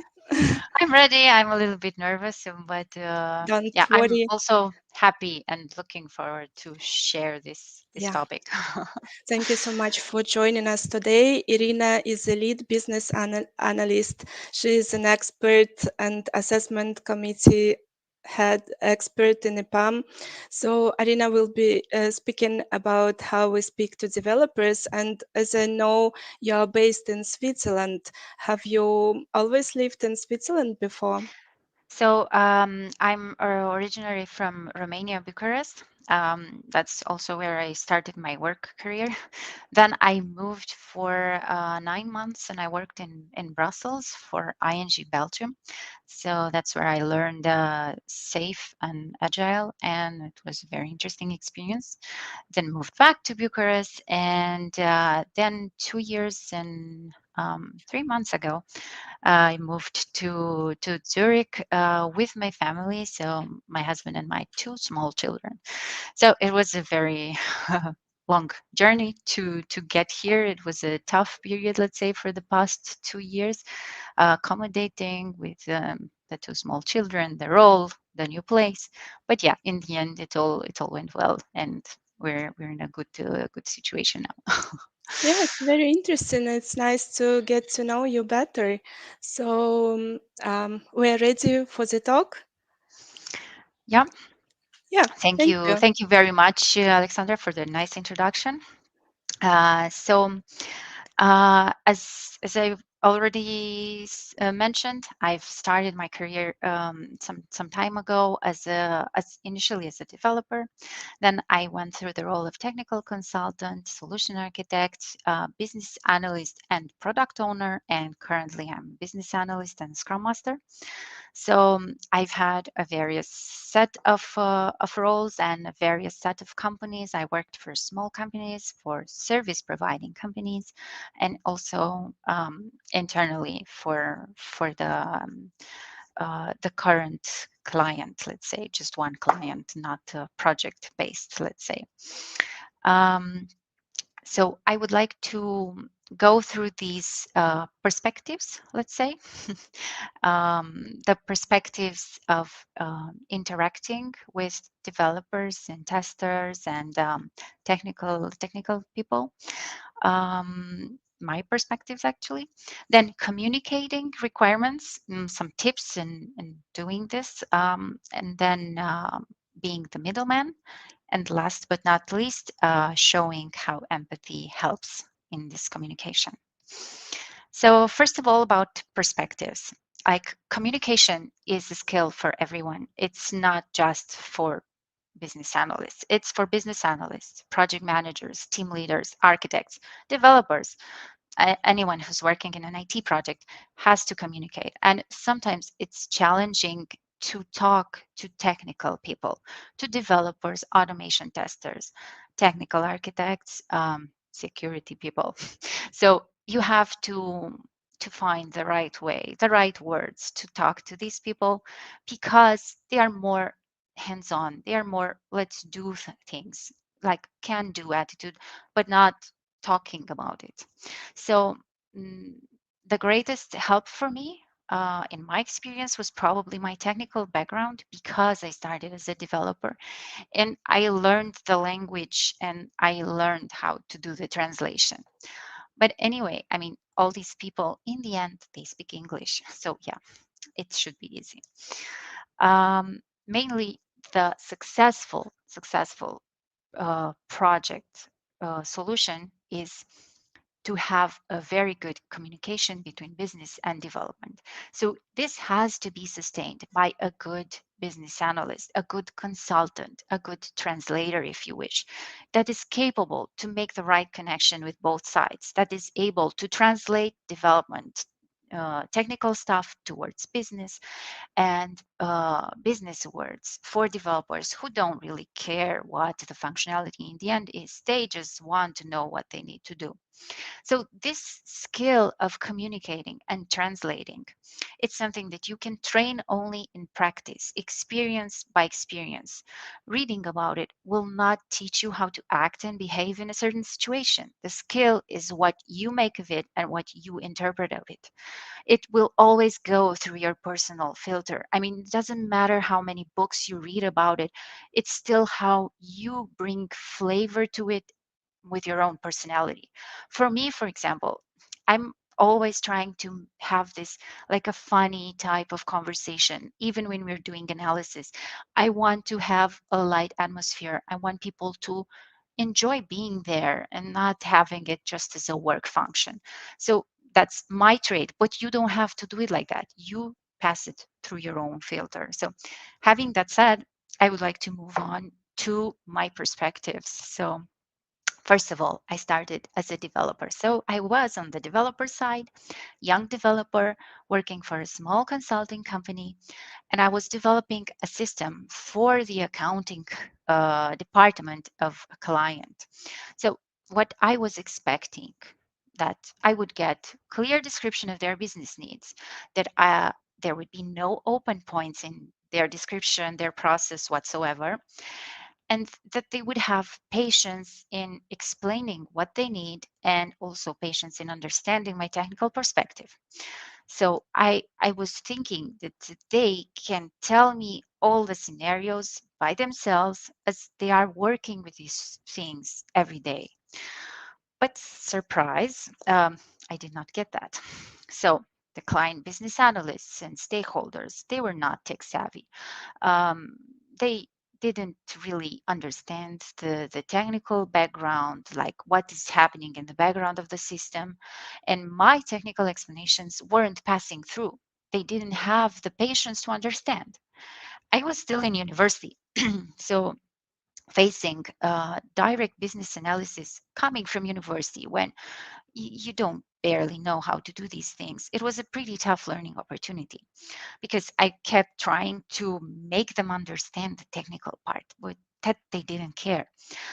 Also, I got no clear descriptions of what the users needed, because they were just following their pattern and that's it. But each user had their own ways and their own directions, and in the end, they didn't have the patience to explain all this to me.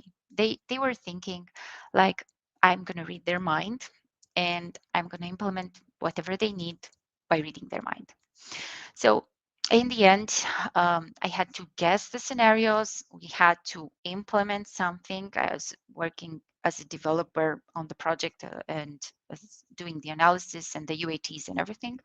So in the end, we realized in the UAT that we had some analysis gaps and we had some features that were missed completely, and we had to do change requests and we had to redo certain parts, and we were working in a waterfall way, so everything was a little more tight, all tight connected. But in the end, it was a good experience, and it opened my eyes a little bit to how it is with the communicating with non-technical people. Further on, I moved to another role as a technical consultant. So here I was no longer a developer. I started working with developers. So I was no longer in charge of code, but I had to translate the code language to the business analysts, project managers, that I was being in charge in defining the technical specification that the developers will afterwards work on. So here I was in this first double-sided role, making sure that everyone understood. So the developers in the technical wording, and at the same time, according to the requirements, to the business requirements. So what really helped me in this first step, and I realized that it's a gain for me, that I was able to prove the developers that I'm a technical expert myself, that I know how to develop and I know how to read code and I understand what he's doing there. So this was like um, eye-opening situation, because it's like, wow, she understands me. She understands what I'm doing here. So I can talk to someone and it's not Chinese. That's how the developer felt. Like, oh, I'm not speaking Chinese. She understands me. And I also had this, wow, if I tell him that I understand him and he realizes that, then the collaboration is better, everything is better. We are on the same terms together. He takes the time to explain to me. He will not say, she doesn't get it anyway. So that was pretty eye-opening thing. And also in this role, I had two types of collaborations with developers. On one hand was this platform customization developers. So we were working on projects platform based, like we were working on Documentum. So we needed to do customizations on Documentum, which is some Java code that you just attach over it, but you are at the same time limited by the platform. So these guys, they were happy to do it because it was project based. We knew the client needs this, this, and this. So they have to implement it, they have to do it. Everything was nice and fun. On the other hand, we had also projects with products developed in-house. And the company model was that a lead developer was also the product owner or manager of the product. So we had projects based on these products where I had to convince these guys that they need to change something in their product for my client. So I had this blocker, like they were saying, no, I don't want to change my product based on this. So I had to explain, bring arguments, and explain like what is the benefit of adding this feature, run a negotiation, because the product was his baby. So I was coming there and making changes to his baby. So he had to understand like the benefit of the feature for the product as a whole, not just for my client. We had to find the middle ground and all this back and forth and just have a good solution design to convince him. So that was pretty challenging. Moving on from this, I had a solution architect role.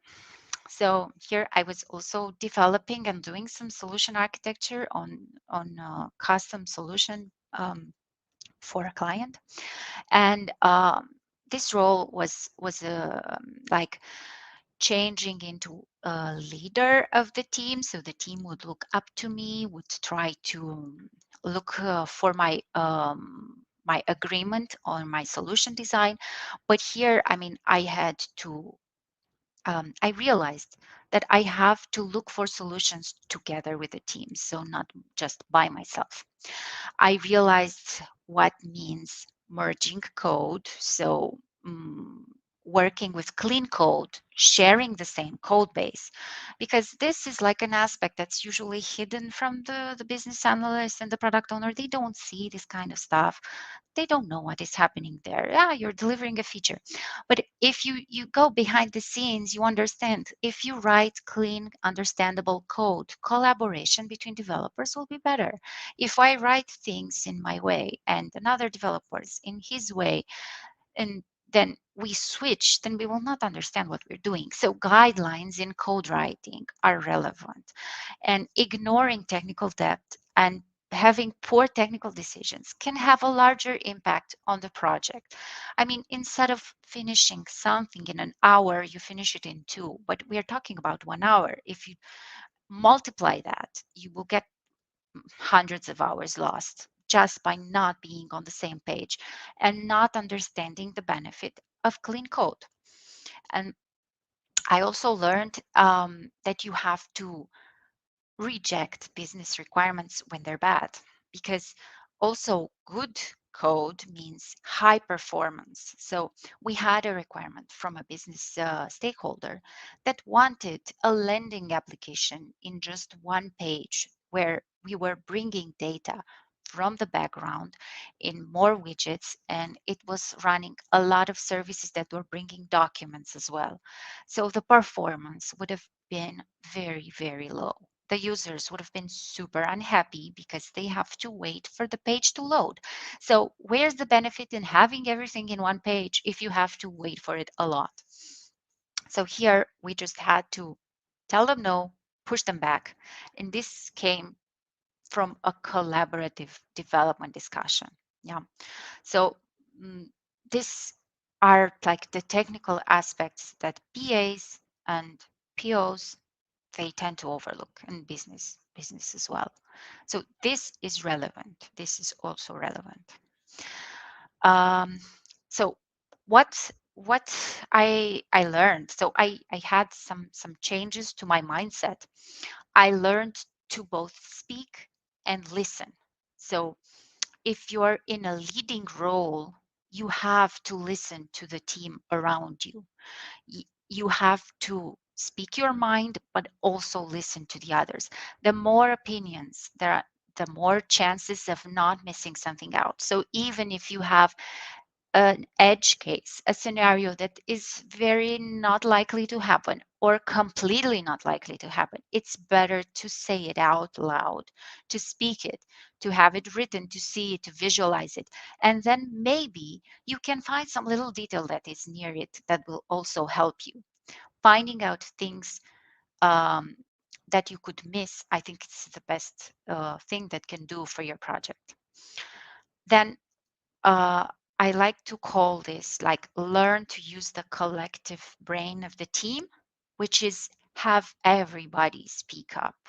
Listen to everybody, even if they're a junior, maybe they see something that you don't.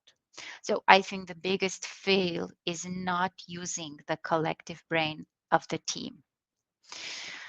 Now, moving on to my next role, I went on and became a business analyst and product owner, and I had a different view and a different perspective. So now my priorities were managing the backlog, making sure that the focus is on the high priority items, and making sure that we close things. So here, what I learned is that requirement quality reflects in development quality. So you have to make sure that the requirements are clear from the beginning, that all aspects are covered, because then the development quality will also be good. Next, the strong team bond is very, very relevant. So you, like I've often seen this mindset in teams.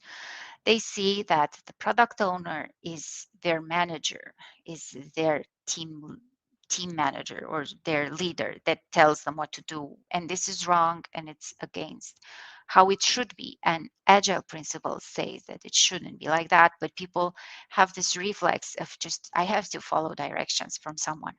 So you have to show them that you're a leader and you're not a manager.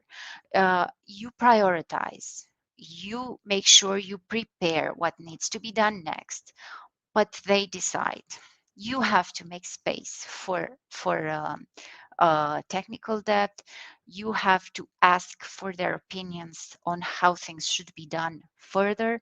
And what I like to focus on is also closing things. This is also very relevant.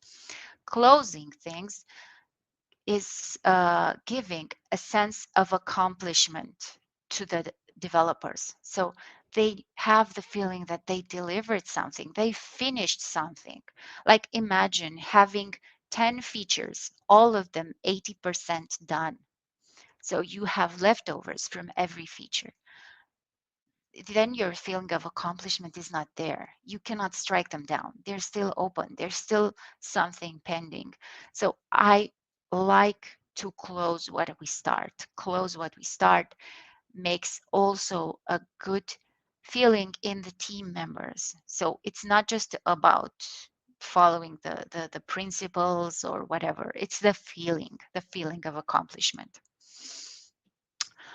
Further on, I moved on from this role and I went to become a business analyst and a scrum master.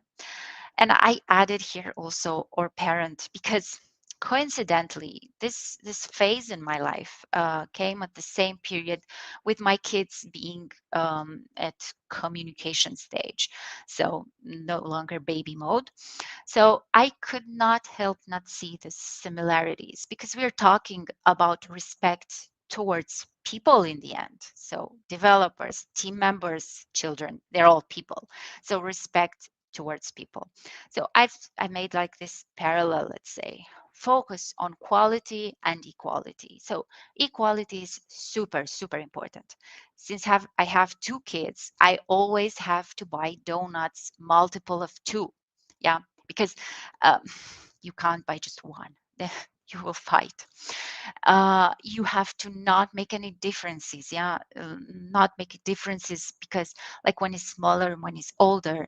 No, they have to be treated the same. So junior developer, senior developer, they have to be treated the same. You cannot disregard what the more junior says. Then also they have to work they have to have the chances to work on similar things. So if you notice that only one guy is picking up the interesting stuff and the others are not, try to balance this, because then you will get an imbalance in the team. Like someone will feel like he's always doing the trash work, and that's not nice. Yeah, there's always trash work in projects. Yeah, good. Then further on, you need to nurture the team growth and development. So you have to allow for them to practice, to learn, to repeat, to adjust efforts. So this is more like from a Scrum Master perspective. We had to work on our sizing, on how we do things. So this is also something that in time you get better on. I mean, I've seen this as well with my kids. In the beginning, they don't know how to do something, but then the more they do it, the more they practice it, the better they get. I thought that can't be. But then it's amazing because in kids you like see it immediately. In grown-ups, it's a little slower, but yeah, it's also like mind opening. Then facilitate and protect. Yeah, so you have to protect from external environment. Yeah, you have to facilitate the refinement meeting, support that you have fruitful technical discussions and you don't have arguments. Yeah, you don't want to fight over the same toy. So yeah, you have to have this collaborative environment. Then you have to support their voice and their togetherness. So everyone has a voice, and togetherness, collaboration is better. So it's bringing more results than everyone working on their end. So an agile team is like a family. Everyone is working together, everyone is heard, everyone is collaborating, everyone benefits of the results of a happy, nice environment where you can develop yourself as a person, you can learn things, and you're happy and you come to work with joy. In the end, we should all strive towards that. Yeah. So after all these perspectives, let's say, I try to summarize like some different flavors of developers or technical people. So what do you mean they can be different? Of course, they can be different. Everyone has their own style and their own social interaction style. So based on that, I have some figured out some tips that might help you. And so the first balance comparison is the shy and hesitant developer and the one that is talking too much and is impulsive. So for the shy and hesitant, I also had a question in the community page. What do you do with shy developers that don't speak much? They don't like that. They're hesitant. So for them, what you need to do is to make them heard, to show them that their opinion is valued, that it matters. So I'll give you an example. I had a colleague who was delivering all the stories on time. He was fixing bugs. He was taking part in production releases and incident investigations. But always, when I asked support for technical analysis on the upcoming stories, he would modestly say that I should go to the dev lead because the dev lead knows best and they have the vision in mind. I took this up with the dev lead and I explained to him that this is not beneficial. And he agreed because he also didn't want to spend all the time on technical analysis. That should be a split task. So we decided together to give this guy more empowerment, to make his voice heard. And all of a sudden, something changed. He became more active, more involved. He felt more valued. And I am sure the inner fulfillment that he's part of a team and not just executing had made a difference in his overall self image. Now, this guy will work happily, will enjoy logging in, will feel good, and will open up and speak up because he knows that what he says is heard and listened to and is relevant. Next, we have the guy that is talking too much, having too many ideas. So for these guys, you have to slow them down. You have to make them take a step back and understand better what needs to happen. So they shouldn't be going all over with so many analysis scenarios and so many discussions and debates over a topic.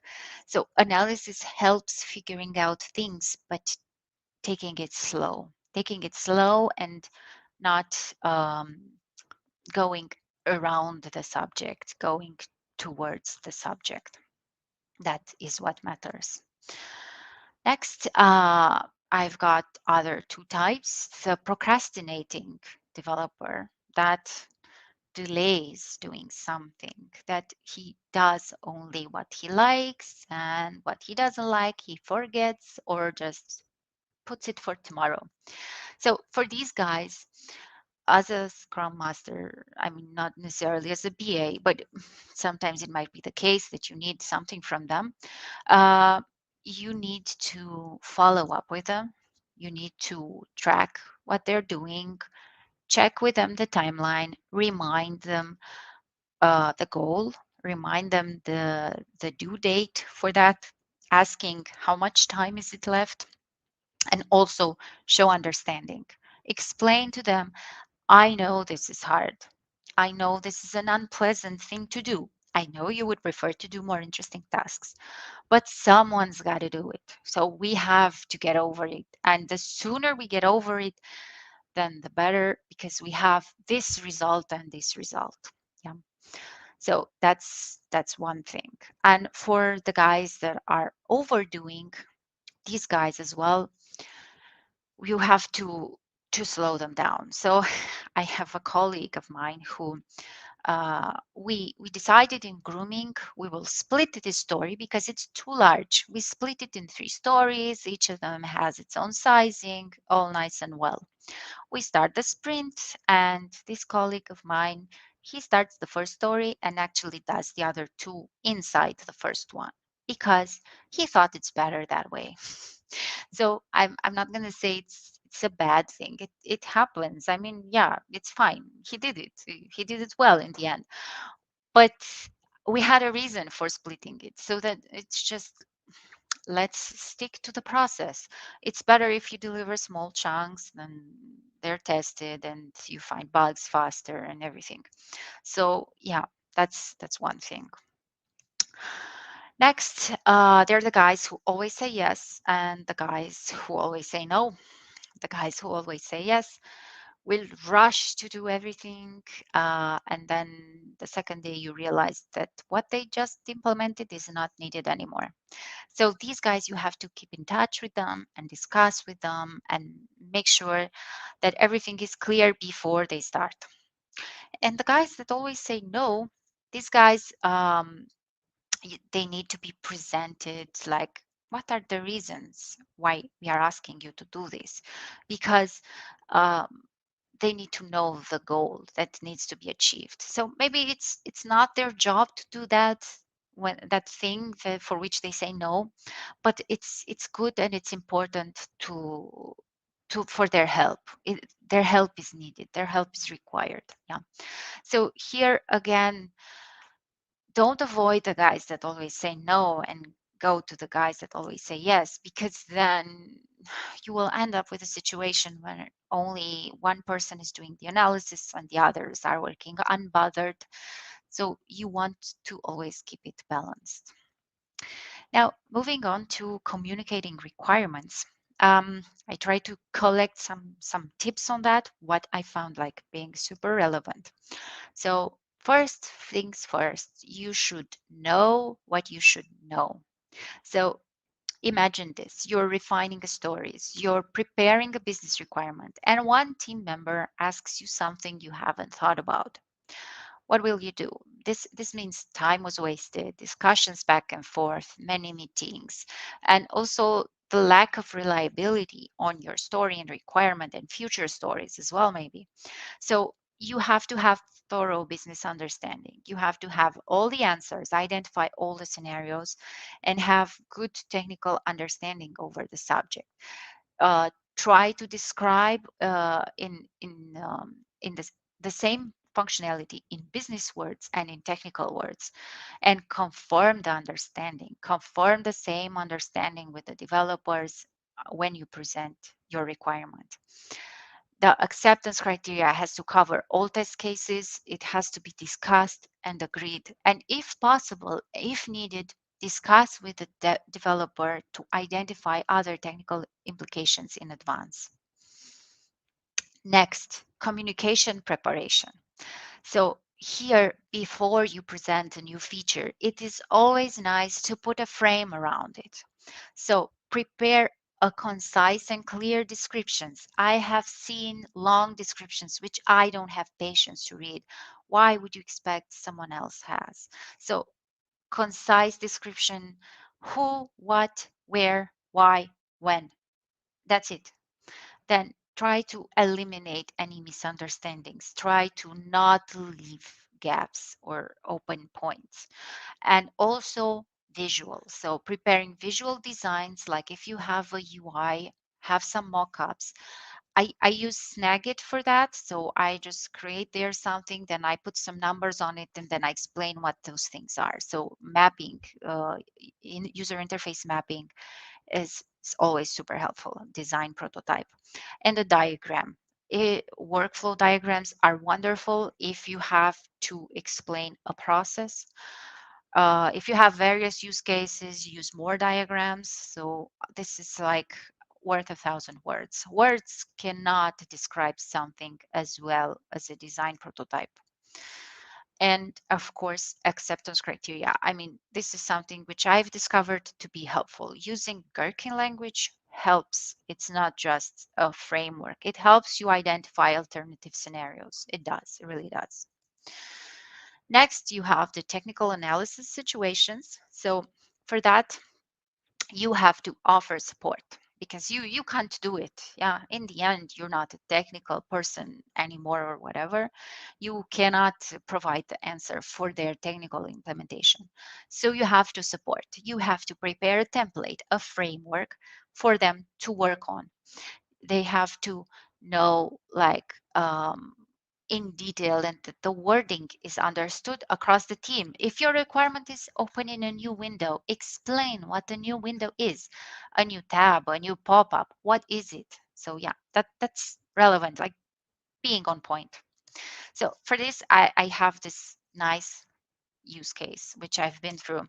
So I had these links with callback parameters. Yeah, some technical stuff, which I had to do. That's me trying to push it to refined items. And it was pretty hard because, yeah, it was technical.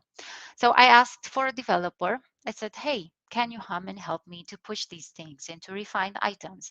He's like, no, it's not my job. It's technical analysis, but it's analysis. You have to do it.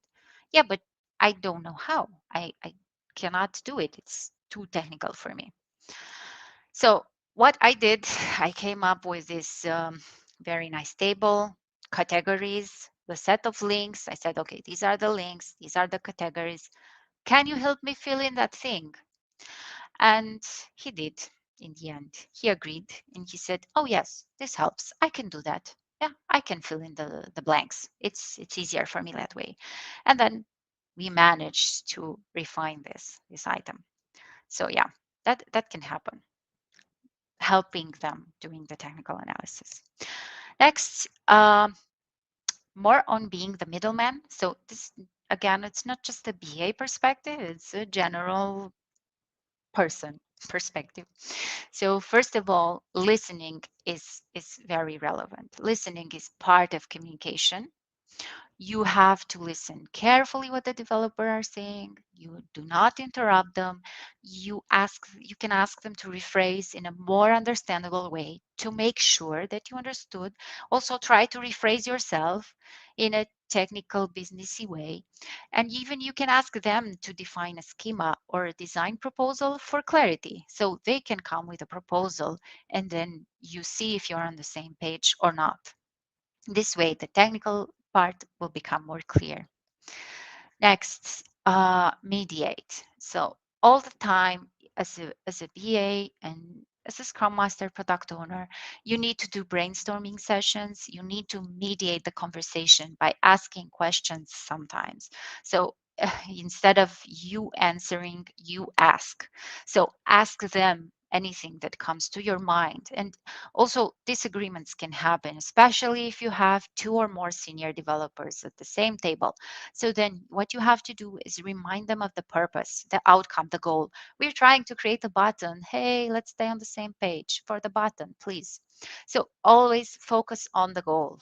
And at the end, confirm the same understanding. Write down the main points, write down the conclusion, steer the conversation to the goal and towards the alignment. And at the end, go over it again and confirm, make sure that nothing was missed. Next, building a trust relationship. So this is, again, super, super important. The trust relationship will give you the best open and transparent collaboration with your team. So your requirements and proposals will be less challenged. Also, if you ask advice when writing requirements, that is not a problem. It's appreciated. It's actually showing that you are listening to them and they just don't have to follow you and implement blindly. Ask for intermediary reviews before the actual refinement session. So if you're preparing something technical, like a story that has some technical part, technical implication, do this technical analysis beforehand. In this way, you will become more knowledgeable and you will save the time of the entire team in the end. Then you have to adapt the communication to the maturity level of the team. So as long as you become more accustomed with the process and with how things going, it will be easier. But in the beginning, you have to explain more. You have to prove yourself more. You have to make sure that the team has found a nice collaborating balance. Also, the team should know your weak points because that builds trust.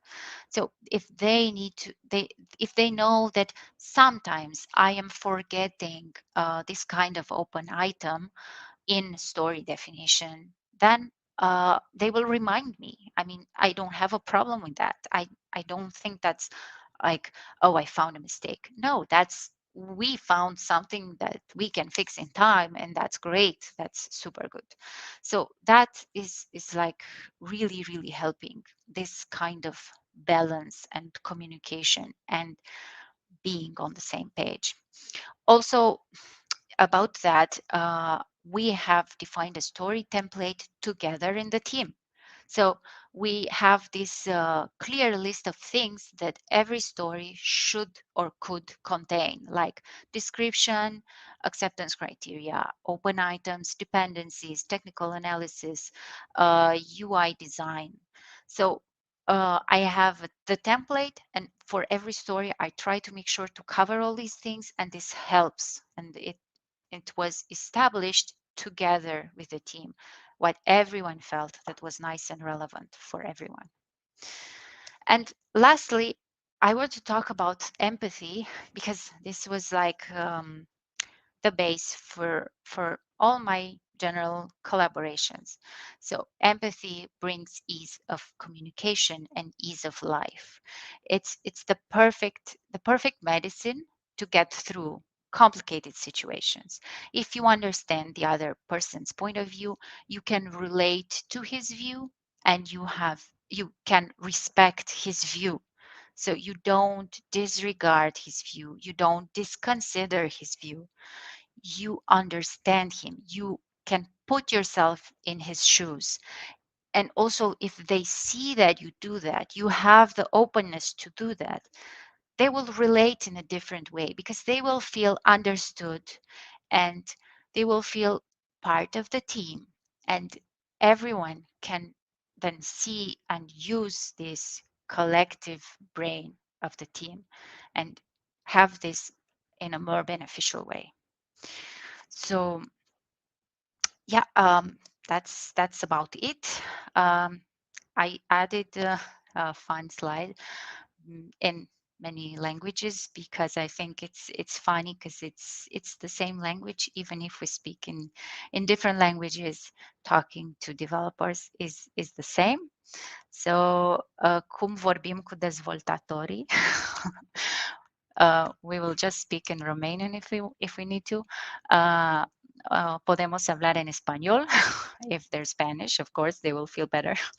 And all the other languages. So if you're still wondering how, and if you still have questions, you can add to the Q&A. I don't know if we already have questions.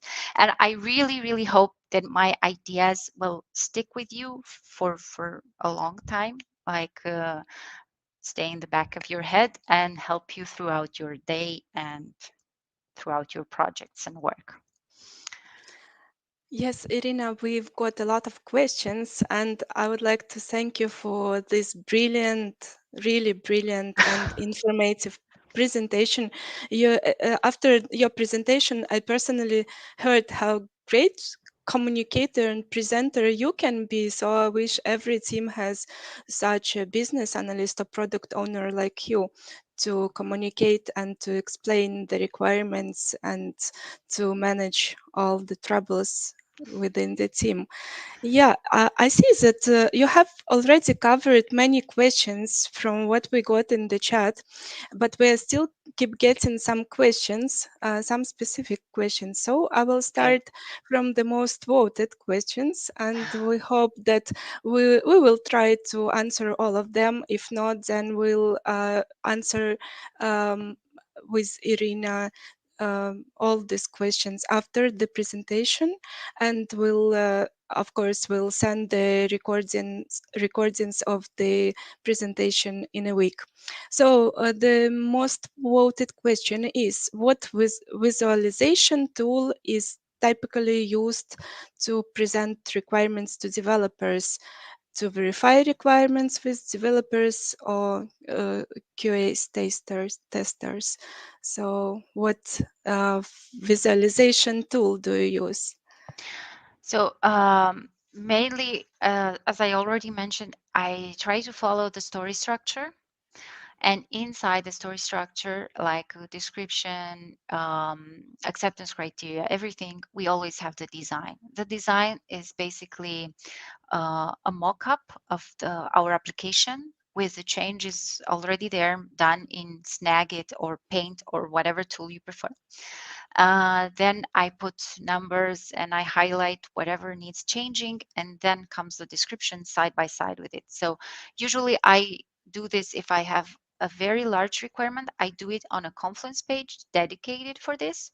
So I put numbers and the table with explanations and descriptions and links to design hints or something. And on the other hand, I like to use the workflow tool. So there's this diagram tool, Glyphy, inside Confluence, where you can design workflows that explain the scenarios, the various scenarios and the use cases. So a workflow diagram, but you have to adapt to what kind of product you're developing. Yeah. Okay, thanks. And there is another related question to how to explain the product to the developers. So, do you start by sharing your view about the website or product to be developed based on stakeholders' interview, or you share the summary of the idea with them, with the development team, and you let them come with a solution and tech stack around it? So in this case, the tech stack, that's something that can come from other areas, like from management or from other directions. I haven't been in part of a project where we get to choose the tech stack. It was always coming imposed from somewhere else. But in terms of presenting, so I would always start with presenting the business needs, what we are trying to achieve, what we are aiming for, so they understand why we are doing this. Why are we here? I mean, they shouldn't just blindly implement some requirements. And in terms of the solution design, that's also depending on your maturity and on the developer's maturity. If you are a more mature consultant, and they are like a junior team, then you have to come with a proposal. You cannot expect for them to do that. If they are a senior team, you can do it together in a collaborative way. So it always comes down to who has the most technical expertise, the most technical knowledge, and then you do it together, starting from the client needs, the business needs. Yeah, that's Yeah. my view. Thank you so much. And we got a couple of questions regarding your transition from a role to role. So you've been asked if you found it difficult to change the roles. What inspired you to do the transition? And also, how was your journey from a business analyst to product owner? Please share your ways or tips for the switch. Anything to focus or upskill? Yeah, so changing roles came a little bit naturally, I can say. I mean, I was really passionate about solution design and defining solution and clarifying and proposing the what is like the best way to implement something that fits the needs of the business. So in a way, I kind of changed roles of focused on that, like becoming closer to understanding the business need and proposing the solution for the business need. And in terms of becoming a product owner, I think that's just let's say the modern way of viewing a solution architect, because a solution architect is more or less like that, but in defining how things should work, how things should be implemented. And the product owner always has to have this vision in mind. So that's what like differentiates him from the business analyst. So currently in my current role, I have a little bit trouble with that because I'm no longer a product owner. So I have this kind of struggle, like power struggle with the product owner, because I have some vision, I have some goals in focus, and he has different ones. So we have to balance that out. But mainly that, I think, is what matters the most. I mean, if you are just a business analyst that does the analysis, writes down the specification and tries to make sure that everything is covered, but you just stay there in just doing that, then you're not going to transition further. So transitioning to a product owner role, I think you should have drive, you should have your own ideas, your own proposals, your vision. You have to have this understanding to try to get out of just writing specification. Could you give an example why you have just said that the business analyst and product owner are staying on different sides, like have different goals? So now you're not on the side of product owner. There is another person on the project, as I understand. Yes. Yeah. Yes. So currently, the product owner is doing the prioritization in his way, in the way that he sees things fit, and I might not have the same view. That is mainly my concern now. But we solve that again with communication. So we have our alignment sessions before the refinement, before the planning, and we discuss together. We prioritize based on the business needs, based on release calendar and other stuff. So we try to get these things cleared. Like if I see something that is relevant from the developers to be done with a higher priority, I will tell him and I will speak up, and I will not just follow his priorities. Yeah. So good communication is a must to resolve any issues between Yes. the stakeholders and team members. Yeah. Yes. Okay. Good communication and a good team spirit overall. That helps. I mean, if you feel that you can speak freely in the team, then it's all easier for everyone. Yeah. Can you change your team spirit? Could you influence them Well, to be I more try to do positive that. and communicative? I try to do that. I mean, I try to keep our meetings always in a fun way, like you don't hate yourself for being there. So try to make things in a light way, like break the people that are upset and change their mood, and try to be a collaborative, friendly environment. Yeah. Yeah, so we're jumping to another question, and you've been asked how to work with developers who are not talkative. Who are not talkative. Yeah, You you have know, to it's you have to kind of make them. people. Yeah.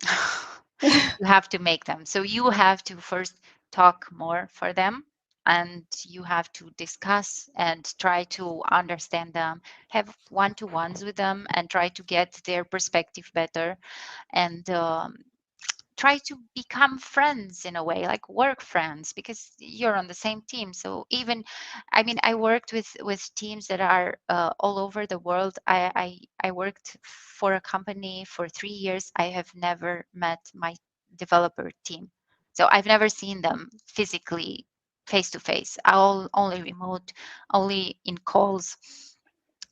We didn't even do so many video calls, but we were feeling like friends because we had this good communication and good collaboration. And the example with the shy developer is one of these guys. So we really managed to do really great things and be a great team, even if we were distributed. Yeah, thanks. It's very important. And Katerina Rozankova is asking you, could you please kindly share the strangest experience with dev teams and maybe curious or funny experience? So I have one, but it's not mine. As I was Okay. preparing, because I was preparing for this presentation, I was talking to my fellow BA colleagues, and one of them, she told me a story about a developer who went into a meeting with a business. They had no BA, they had no middleman, so just developer and business. And the developer got so angry at the business that he took off his shoe and he threw it. So things can get physical if you don't level conversations, if you don't make things like in a peaceful way. Yeah. I think Yeah. that's the craziest one. But yeah, from my personal experience, I don't think I have some that is like so out of the ordinary. It's like just regular day-to-day work. Yeah, exactly. And Patrick Stephens is asking, what are your thoughts on being the middleman versus exposing the development team directly to customer staff, stakeholders? Yeah. It's exactly that. So, I mean, it depends on the guys. So here, there's another parallel which I didn't cover. So there are some developers who have the business talk in them, so they can talk to business. So these guys, you can just throw them out there. You can let them discuss by themselves and then align with them later. But there are these guys who cannot do it by themselves, so you have to do it together with them. So it all depends on the personality of them. Also, it's always critical to align and be on the same page. So if you send them alone to these discussions, you have to align and get their knowledge and get what they did after the session, so you don't get outside of the subject, so you don't remain in the dark. Yeah, thank you for your opinion. And maybe the last question, we'll have 1 minute to answer. How much a business analyst should worry about explaining things technically to engineering team? Where is the threshold not to enter into tech lead or architect area? But for you, because you have been transferred from the developer side, so maybe you understand better the technical side. But for BAs asking who don't have this technical experience, should we worry about how to explain it technically to the development team? So there is a thin line. So in the beginning, when you're just getting familiar with the topic, you shouldn't do that. You shouldn't assume that you know the solution, and you shouldn't propose technical solution, because that will not be taken in a good positive way. It will be like you're going over them and you have no experience about it. You first have to gain that experience, like work in the project, ask for advice, ask as much as you want, and then you will learn the features. You will learn what the tool can do, the technology can do, and further on, later on, you will be able to do it yourself. But first, there's this learning phase that you have to go through. Yeah, thank you so much. We're getting out of time, and I would say big thank you, Irina, for this wonderful presentation, and for all our attendees of the conference. Please stay with us, because we'll be having the full day of talks today. So the next speaker is Alena Tishko with the talk BA against developers, one mutual goal. So one similar topic, and it would be nice to have you all on the talk. Thank you, Irina, so much, and we'll be sending the recordings soon. Please have a great day. Thank you so much. Thank Enjoy you very your time. much, Alexandra. Thank you. Bye Thanks, bye. everyone. Bye.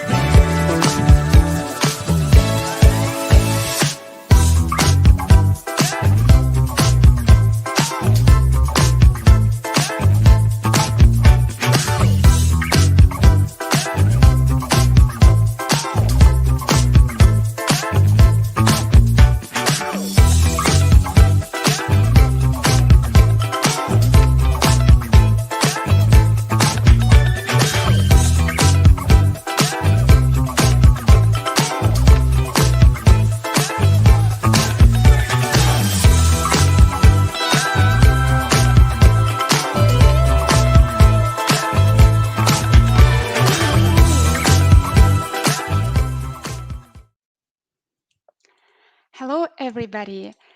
Hello, colleagues who have joined us recently, and thank you all who have been staying with us from the previous talks. I hope you have found out something useful for you. And we are continuing with our BA Excellence Conference that is held by Global BA Community. So if you want to be involved in a great network of professionals, join us via social media, and we will be happy to see you inside our team members.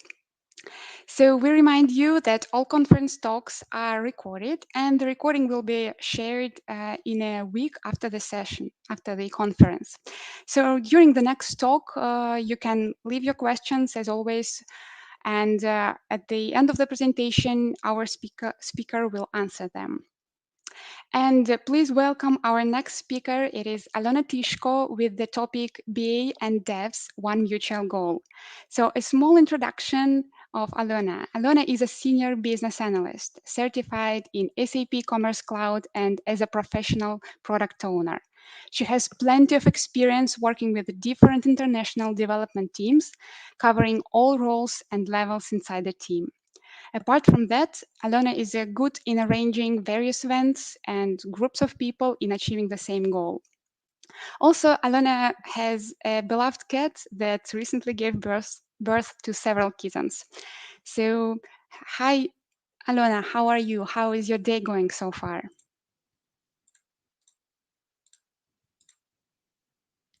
Sorry, I am afraid you're muted. Can you try again, please?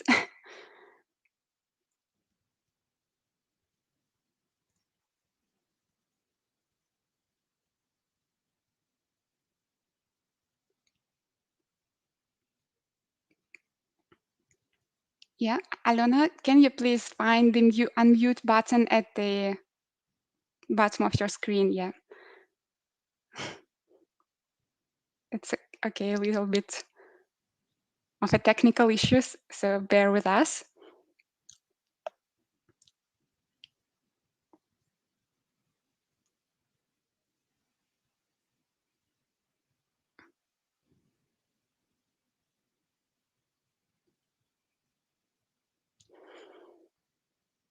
So while Alona is trying to unmute herself, I'll post the links to our social media in the chat, and please feel free to join us, to join our great community and participate in its live. I hope you can hear me now, can't you? Yeah. Wonderful. Now everything is great. So It's how are always you? fun to deal with the tools that we have to deal with. But again, thank you so much for the introduction. That was great. That was really important. Yeah, and I can see that you can see my screen. Not all of us, but at least, yeah. That's right. That's okay. Yeah. So hello everyone. Once again, nice to almost see you. Yeah, I can see only the facilitator. But thanks a lot, Valeria, for the great introduction. I think the most important of that was regarding my cat, of course, as for the every online meetings. But let us probably kick off with our topic today. Yeah, I'm Alona. So just to remind you my name, but today let us kick off with the topic that is interesting for, I guess, each BA.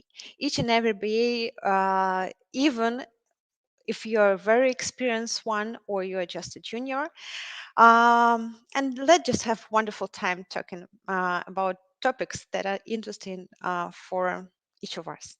But unfortunately, as I cannot see your faces, I will just use my imagination and imagine that you're there with me, smiling at me, supporting me, and collaborating with me. That is what I would really like to ask you about the collaboration itself.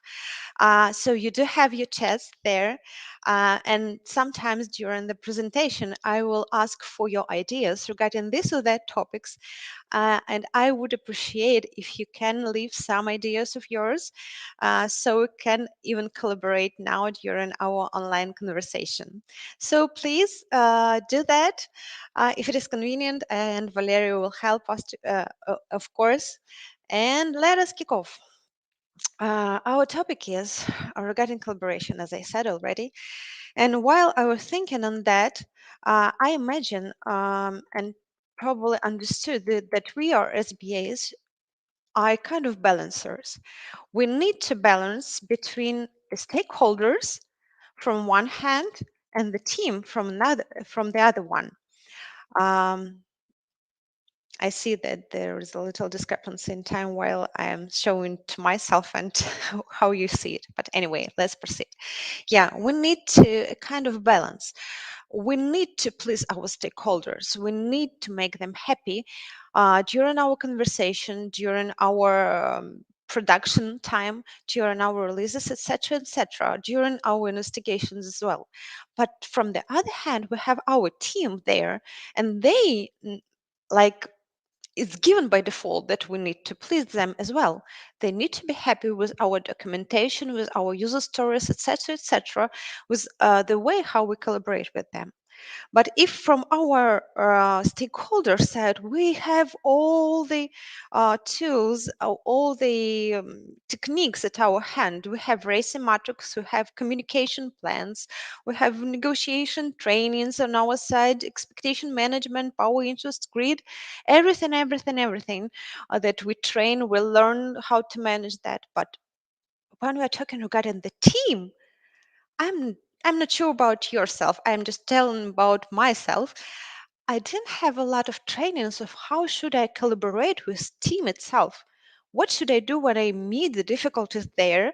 It's just, given by default that all the BAs every time they just probably born with understanding how to deal with team. And that's why we are a kind of talented by default in this collaboration.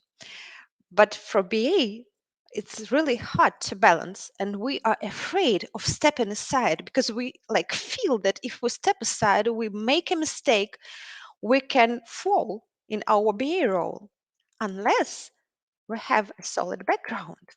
If we have a solid background, we do not any way or any more afraid of falling. So let us try to gain some opinions or experience of mine, how I gained that solid background and how I still proceeding gain it every day.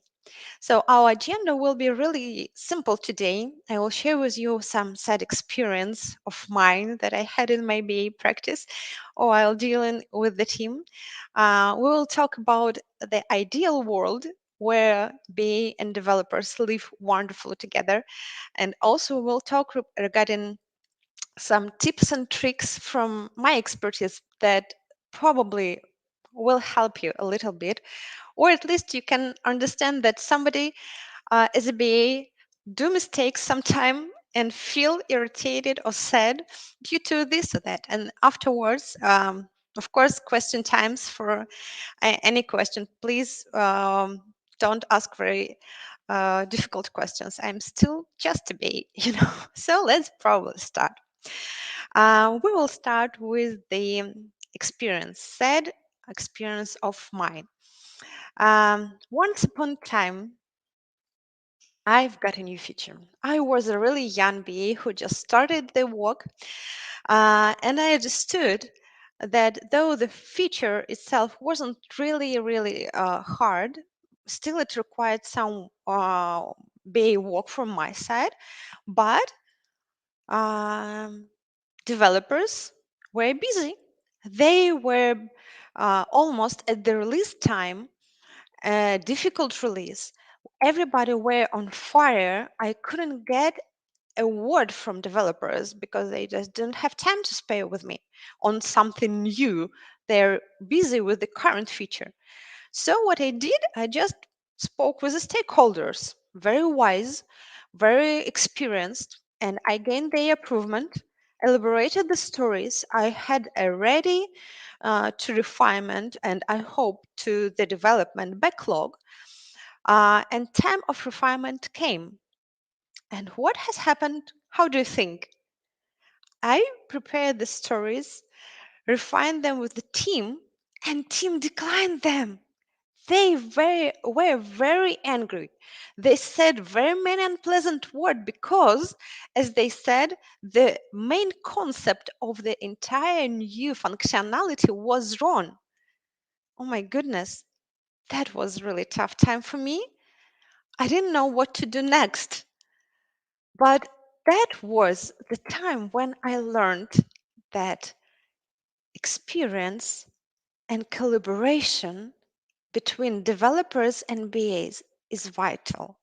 We need to collaborate.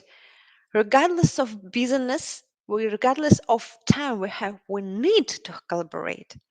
But how to establish that collaboration?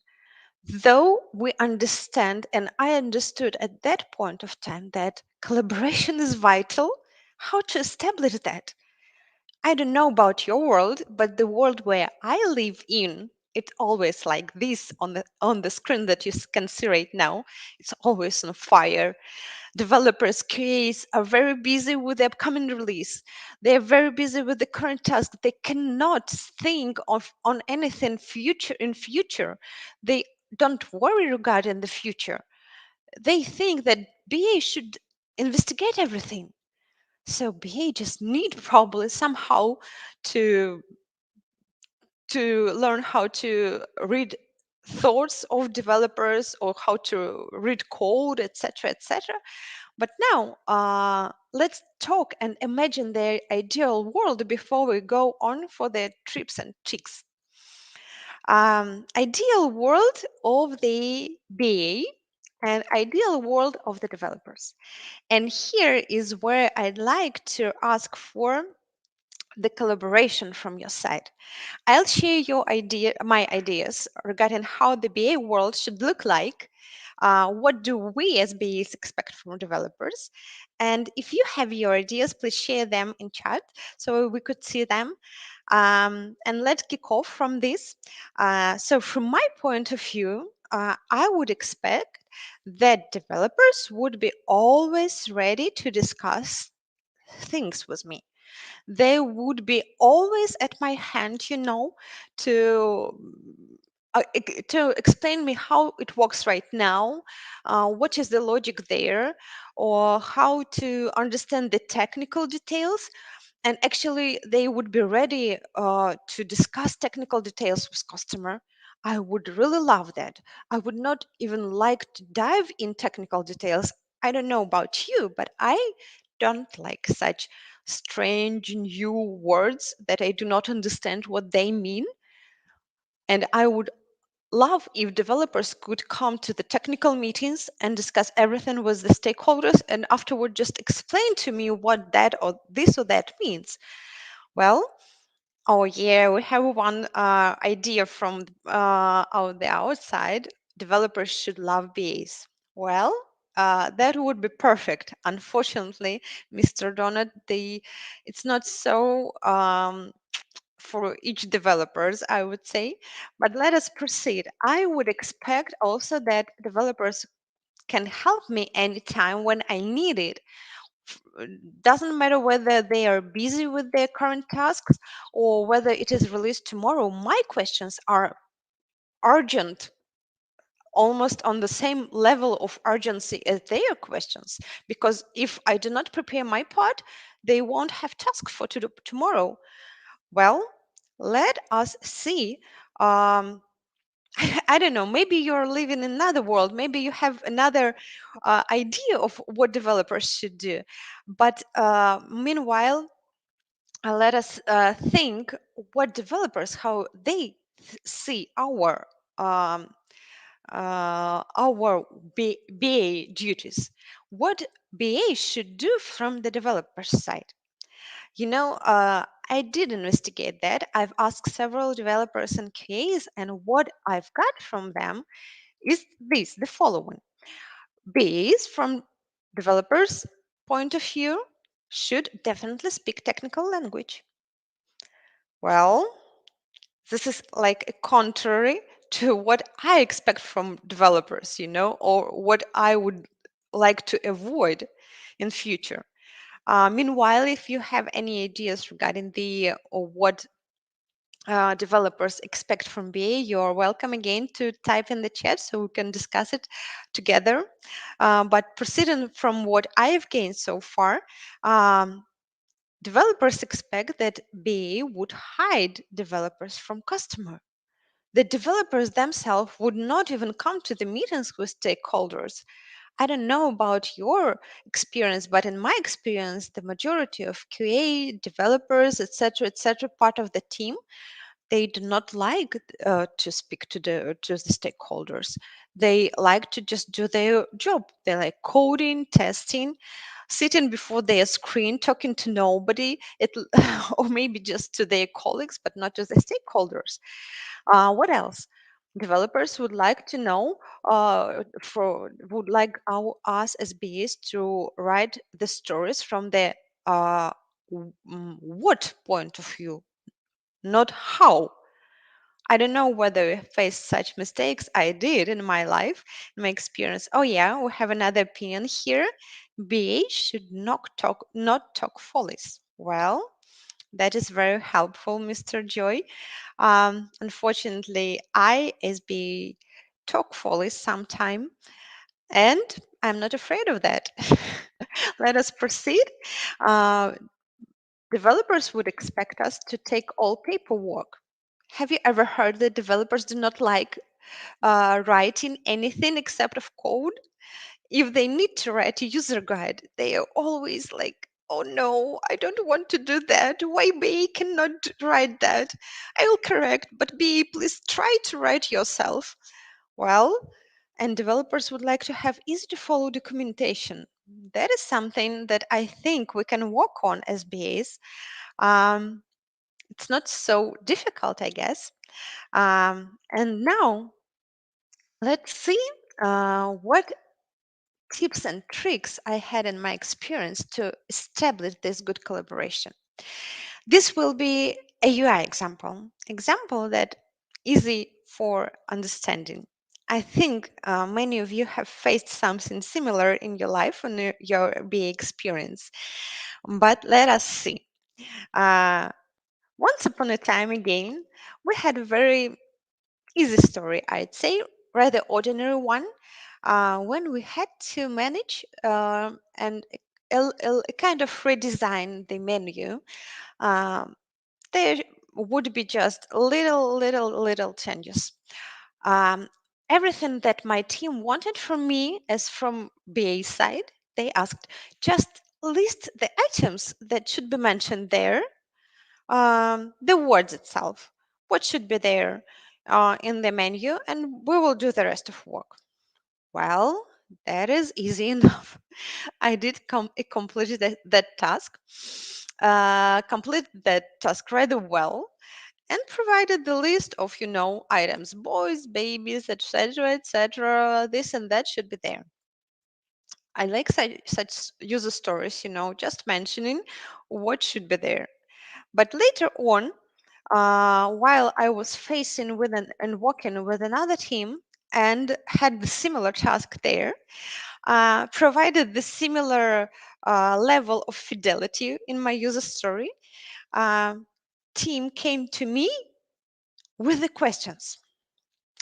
What about the divider? Should be there a divider? Divider? Can you even see the divider there? Well, I did not see that. The other question was, what about shadow? What about overlay? Should be there overlay or shadow? Overlay. Do you see there an overlay? What is the overlay?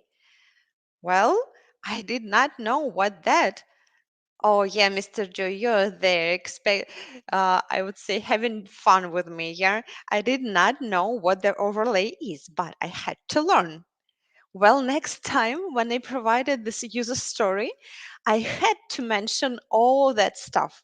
And my user stories or my BA task looks like find 10 differences between the state now and to be state.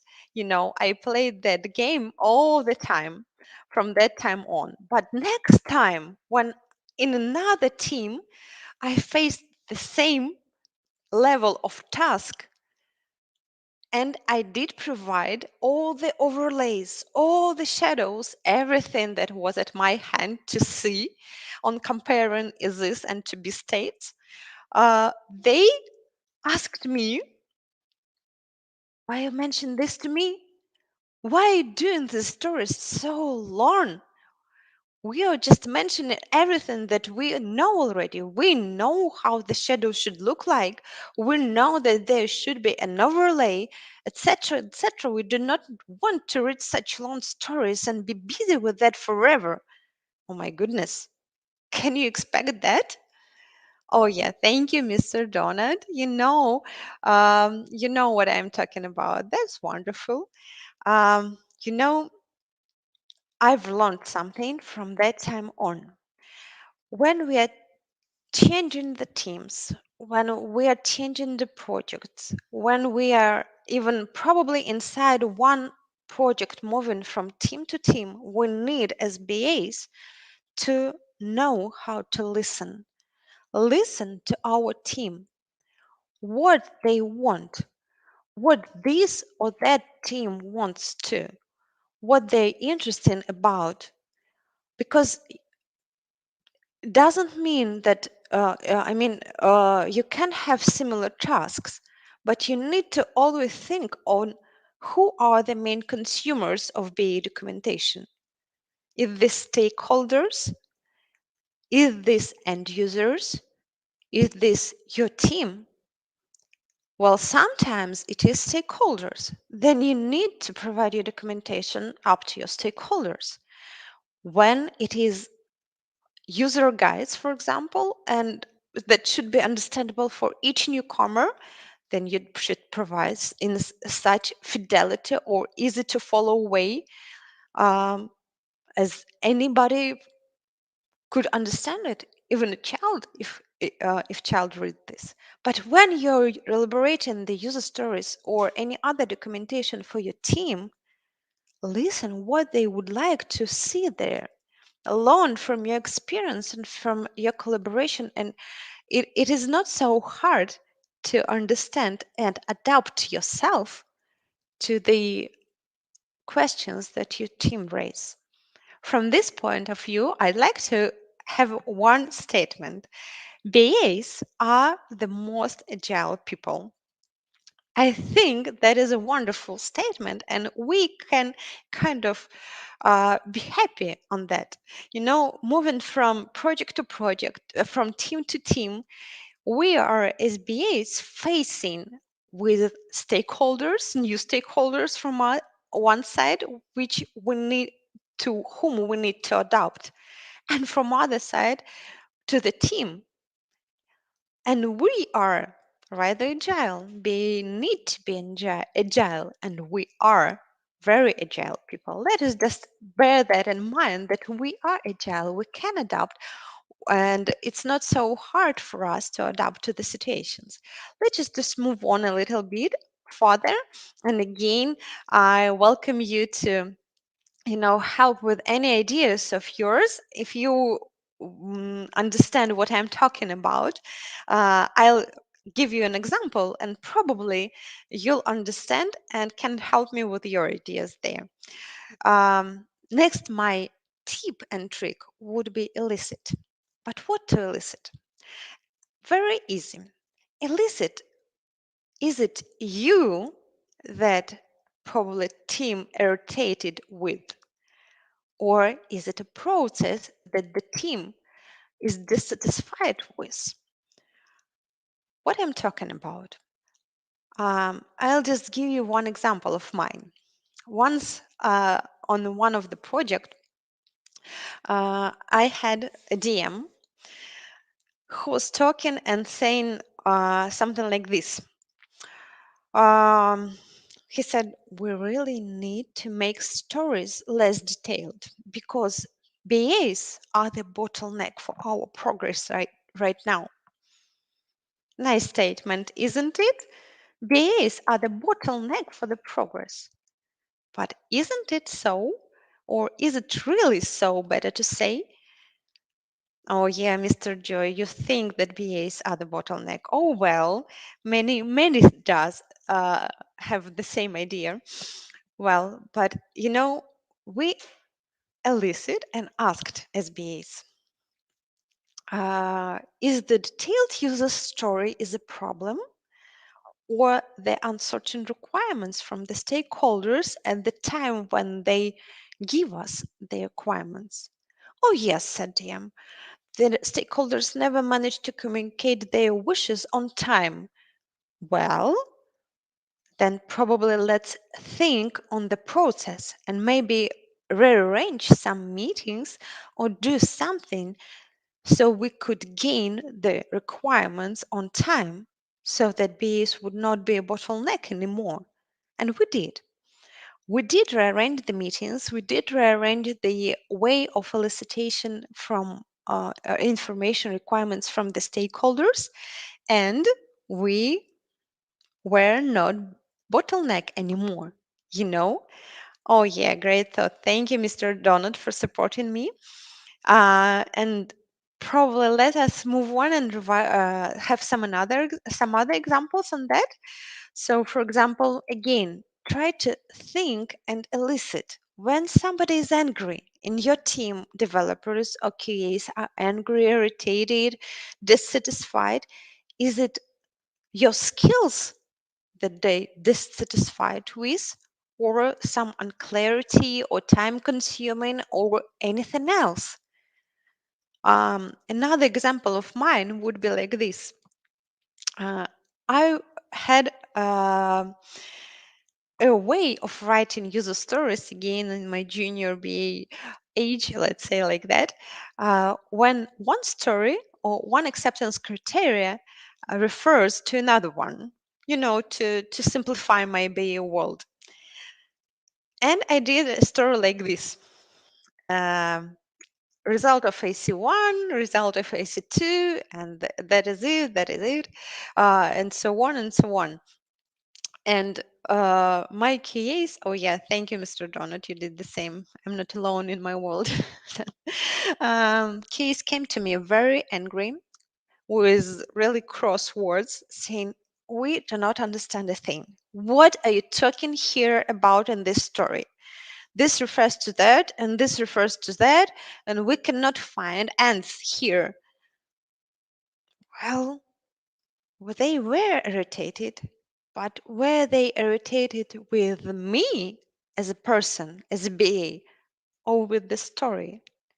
You know, it's really hard to change personality, but it's easy to change a document. And I did change a document. Further on, I just avoided these references as much as possible, and my user stories became better. And my QAs and developers did not need to spend more time or much time on understanding what was there in the user story.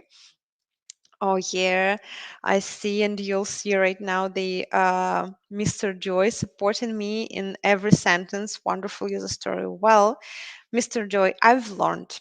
I listened and I understood that the problem is not in me, but in the way I did the story. Well, that helps because I did change the story and that helped. Let us proceed with the idea of elicitation. Uh, Try to understand another like idea from me.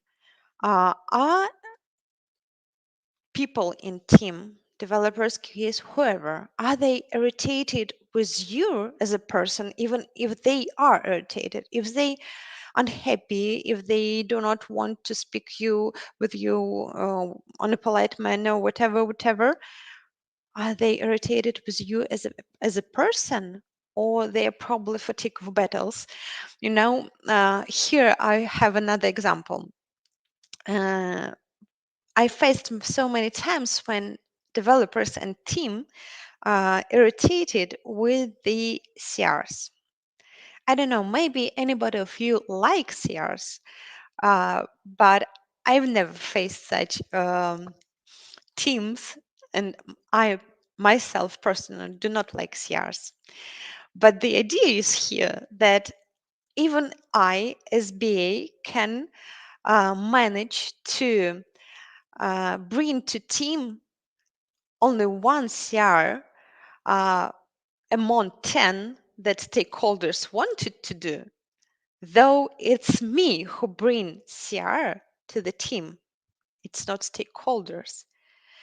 I am like in the middle of collaboration between stakeholders and the team. And from team point of view, it could seem like BA is a bad BA because CRs are coming from the BA. Well, but is it a bad BA or is it just their team is tired because they do not like CRs? Here we can understand and distinguish what hurts your way of doing work, your personality, or just something in the process, in the documentation that we can easily change. We can, again, be agile and change something for our team to become happy. Let us proceed with another one. Probably my last tip and trick would be here to manage. And there are a lot of things that we can manage regarding our team and teammates. First of all, we can manage their time. We can manage our collaboration. For example, going back to my very first example, when the team is always on fire, there is no time for me, no time for them to spend on me or any future features. What I learned to do, I just set up a meeting. Set up a very quick meeting with a developer, maybe just one developer, beforehand, so that developer could be morally prepared that I need his or her time to work on future. And in not just half a day, it's not unexpectedly, you just set up beforehand. And it worked. It really worked. It helped me to gain the required information. It helped team to elaborate future stories properly without many faults in them. Notifying the developers, okay, beforehand that they need to talk to the stakeholders. Again, that would help them to prepare themselves and notify that they would just need to answer this or that. I'm not talking about very strong, very difficult things and a very perfect, language. Notify beforehand. Help them to prepare to that meeting, to reduce the stress. We all feel stress sometimes, and we can help each other to reduce that stress. Another way or another point that what we can manage is to manage communication. Well, here several ideas from me. Don't be afraid to ask. Once I had such a developer, we collaborated really well, but the main difficulty was there that he was always showing me a piece of code, sharing the screen and saying like this, see here, it means that this goes there, and after clicking on this goes the call goes there, and that brings you to here, and then to there, and then to there. I did not understand a word from that code because I'm not a very technical person, I'm just simple BA. And I asked him, could you imagine that I am just a child who doesn't understand code? Can you explain to me in a very easy words what that means? Oh yeah, said he. He explained to me in a very easy word just for 1 minute, and then went back to the code itself. And I had to ask him again and again, please still think that it is a child before you, what that means, what this means. But when we're asking, well, sometimes it can irritate, but um, it depends on the way we're asking. Uh, some other ideas from me a little bit later will help to understand how to deal with that irritation as well. Well, speak personally. This is something that I like to do, uh, especially when I have some tensions between me and developer or QA. You know, there are so many different personalities, I would say. Somebody like to talk, somebody dislike to talk. And when I feel that there is some misunderstanding or some tension, I prefer to talk personally. I prefer to set up probably a small meeting to ask a simple question, but to talk personally in order for me to understand why and what and how to gain the collaboration, to establish the collaboration. And it helps a lot. It helps at least me to understand that there is this or that happening with that person. It helps person to understand that I am just a BA and I'm just a person who can collaborate, who can communicate, who can speak on different things, etc., etc. Um, and when I have really difficult times, you know, that was an idea that I used before, but recently I heard that that was an idea of a very well-known person um, saying that when you need to make a friend with a person who don't like you, who doesn't like you, just ask for help. If the person understands that you need help, he or she will probably overcome the dislike of yours and become your helper. So here's what I wanted to say to Mr. Joy. Mr. Joy, would you help me next time in preparing the presentation? Yeah, me help you next time. Will do much better. You see, it's already we. When you have a very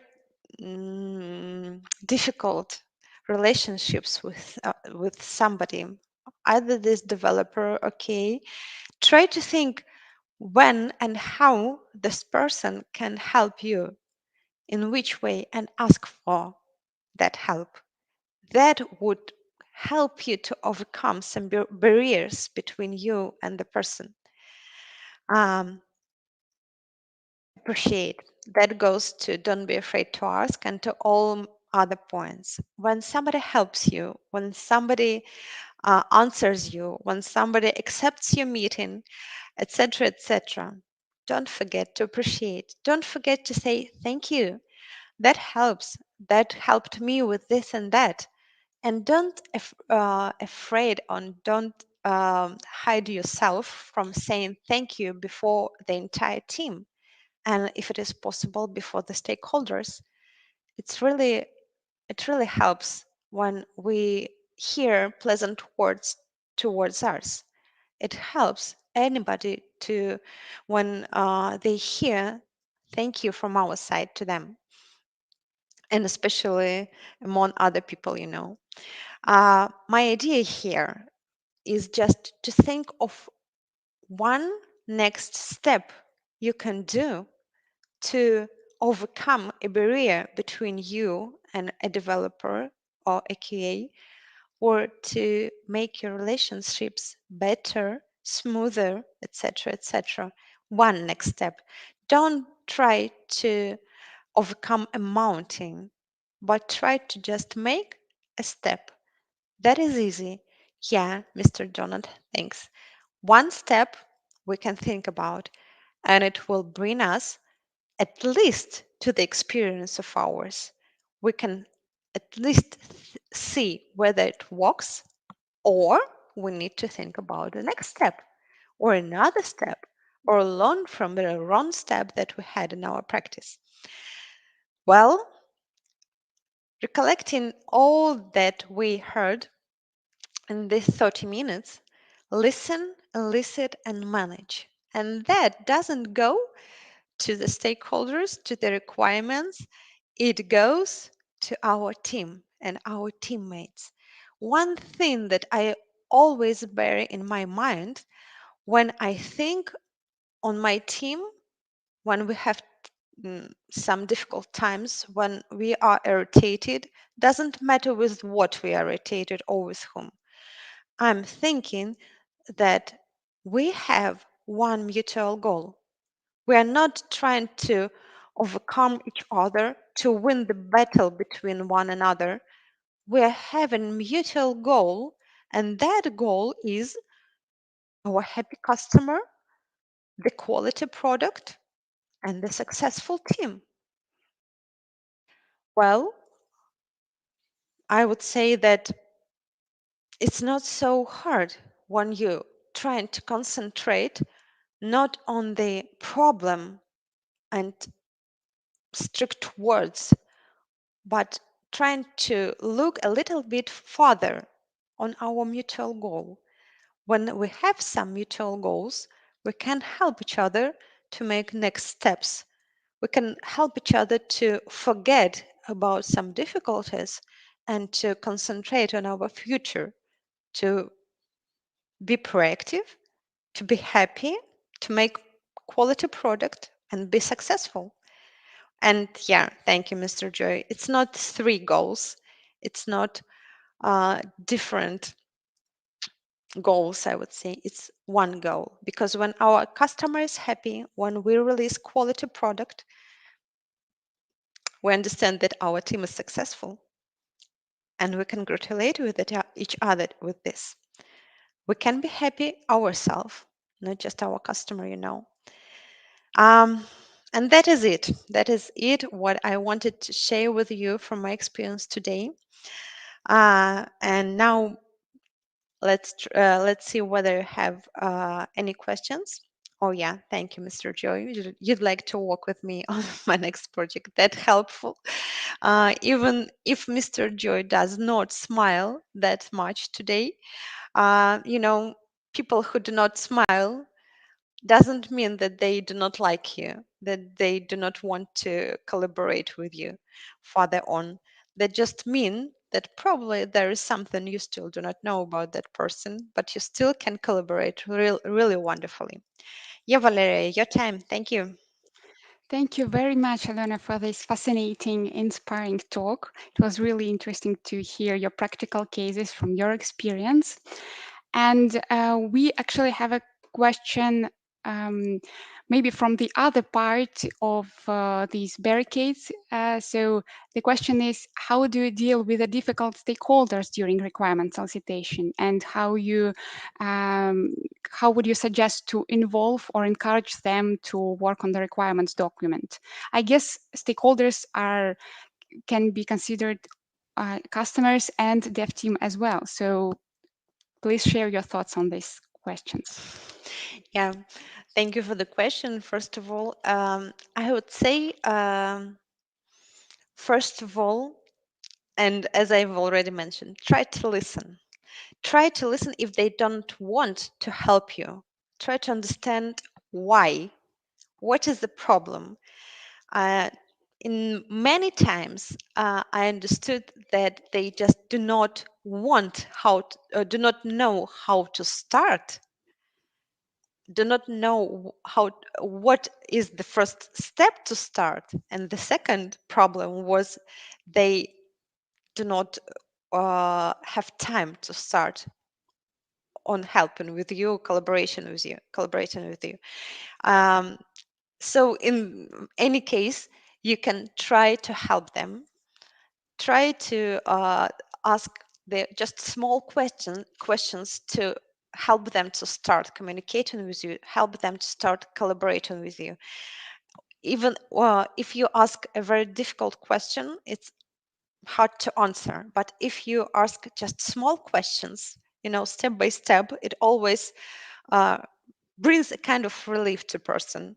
Because if it is just a small, easy question, and he or she answered well, they already feel better because they've answered something, then can try another one and another one. So when I have difficult stakeholders as well as difficult teammates, I first of all try to understand what is the difficulty itself, why it is so difficult for them to collaborate with me. Is it just me? Is it just probably the idea, or the task is too big? And very often the task is too big. I hope Okay, that great. answers a little So, bit.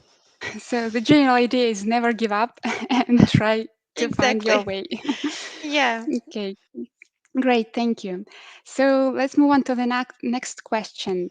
Was there a situation when you used all the known techniques and tricks you just described, but didn't succeed in communication with the dev team anyway? Um, if I say no, never, I would lie, of course. You cannot predict, or one cannot predict all the difficulties that can come to us. And each time we have a difficulty, we can be still happy because we will learn how to overcome it. Or, as again, many people say, we will learn at least several ways which do not work in overcoming this or that difficulty. Of course, each time when we face a new team, a new project, we learn something new, and we're trying or starting to uh, overcome difficulties from the steps that we already had experienced in our life, that we learned and that worked. But when you had made all the steps that you've done before and they do not work, then you try to elicit and understand what then I can do that I've never done before. And I do believe that there are always a lot of helpers, because again, you're trying to not just to overcome, but ask and elicit what hurts, why it hurts, what bring that barrier between you and team. You will probably see a very simple idea that blocks you from establishing a very good communication. Okay, great, thanks. I also had a similar question regarding the fact that you have named so many tricks and tips and techniques. So I wanted to ask whether you have mastered this art of communication with the dev team, and you can handle any kind of issue. But as I understand from your answer, there are still some areas to grow into, Of right? course. If you Yes. think that you are already wise enough, then probably tomorrow or even today you are at risk to fall. So we always learn, and it always helps us to understand that we are not the experts. We still need to learn, and we learn each day in every step. Yeah, I agree with you. So thank you for sharing. Next question. In your experience, how close to the ideal BA world, you also described in one of the slides, you got? So was there any time when it was just Never. definitely like, Yeah, thank you. Never. I understood, and I understand that my ideal world from BA point of view, as well as the ideal world from the development point of view, never real. That is why probably it is ideal world. But we are living in our world, and we actually build our world ourselves. And that is why it takes us time, it takes us efforts, uh, and takes our, wisdom, knowledge, and collaboration between us within team and with stakeholders to build an ideal world, not just from BA's point of view, but from everybody's point of view. That's why we need to speak.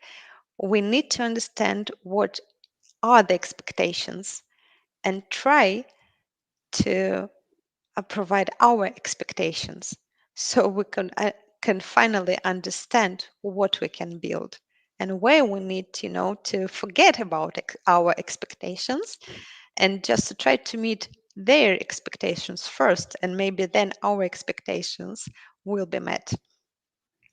Okay, thank you very much. So let's move on to the next question we have from our audience. How would you deal with a weird dev teammate who requires very technical knowledge from your side, almost to be in architecture? Yeah, that is a very, um often question, I would say, question that asked very often. And I would say that almost in each team, there is such person. Uh, it could be an architect, it can be a QA, it can be even a DM or Scrum Master, doesn't matter who and what role. But sometimes, or just often, you face with such person. First of all, the trick from my side was that I've learned some very, uh, how to say, frequently used words that this person uses. And sometimes when I collaborate with such a person, I can use these words saying, oh, this, let's go back to my example. This layout should be like this and like that. Another point, I just recall one thing which I faced with UI, collaborating with UI guys. I understood that there is a difference between margins, and I forgot another word right now, but never mind. I've learned what margins are, and going back to the question, I just try to use these words that I've learned, and learned them intentionally, especially to, um, to promote myself between this person or before this person, to make him or her understand that, first of all, I'd like to learn, but probably I'm not so talented person to learn everything at one time, but at least saying, well, this layout or this margin, uh, blah blah blah blah blah, can you help me with what that, can you please remind me what the name of this is? That, oh yeah, thank you so much. Yeah, I would really appreciate if you can help me with this and that. Of course, we cannot become, very, maybe you can, I cannot become very talented in each and every sphere, because we are, as BAs, we jump from project to project, from area to area, from domain to domain. We need to learn technical stuff each and every time. And sometimes, of course, something we, of course, will not know, but we can learn at least something, start to learn something, and try to use these words, and then it would be easier to ask for help with understanding the other words. That would be my trick. Thank you. Thank you very much. And I think final question we got from our audience recently.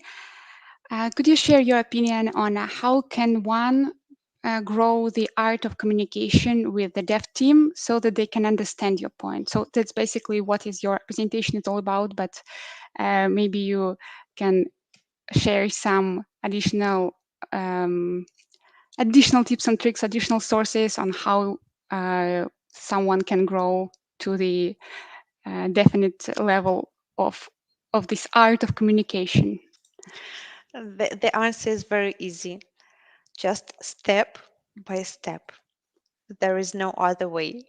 Even if we read all the books, even if we know all the theoretical part, we would still need to do our personal, what is the other way of theoretical? Practical, practical steps. Only doing practical things For example, trying to talk to an architect personally and see whether it works or not.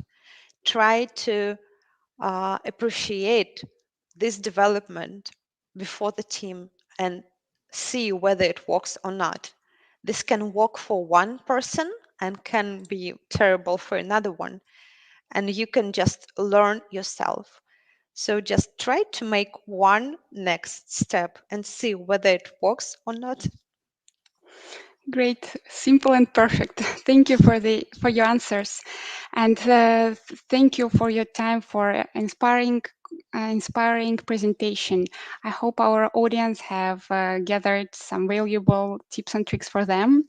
And again, thank you, dear audience, for your participation, for your questions, and we invite you to stay with us till the next activity, and that's some interesting thing we prepared for you. It is in a quiz you can undertake and check your knowledge of the business analysis book of knowledge and chapter 9 of it. So please stay with us till the quiz to get inspired, get new knowledge for you, and to, of course, to win a prize.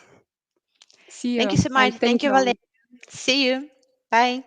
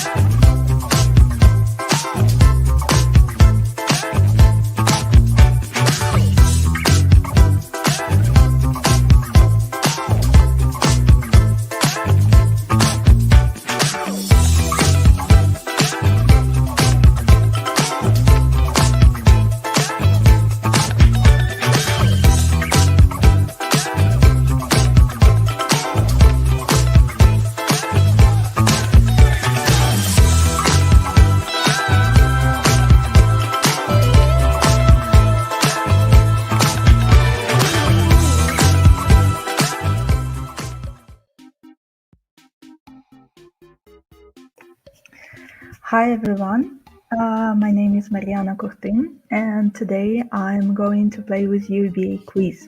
So in order to join our game, please use this pin code when you enter kahoot.it, and then you will see possibility to join the game. I think that we will paste these instructions into the chat. And while I'm waiting for you, I'm super excited to learn more about you, and we will get to that point a little bit later. But I will tell you about myself just in few words. My name is Mariana Cortin, and I'm Business Analysis Manager in our Kyiv office. I'm also co-lead of Business Analysis Community Kyiv, and BA Quiz is quite a format that we enjoy for some time in our community. So I'm super excited to see new people joining this format. And I see some of our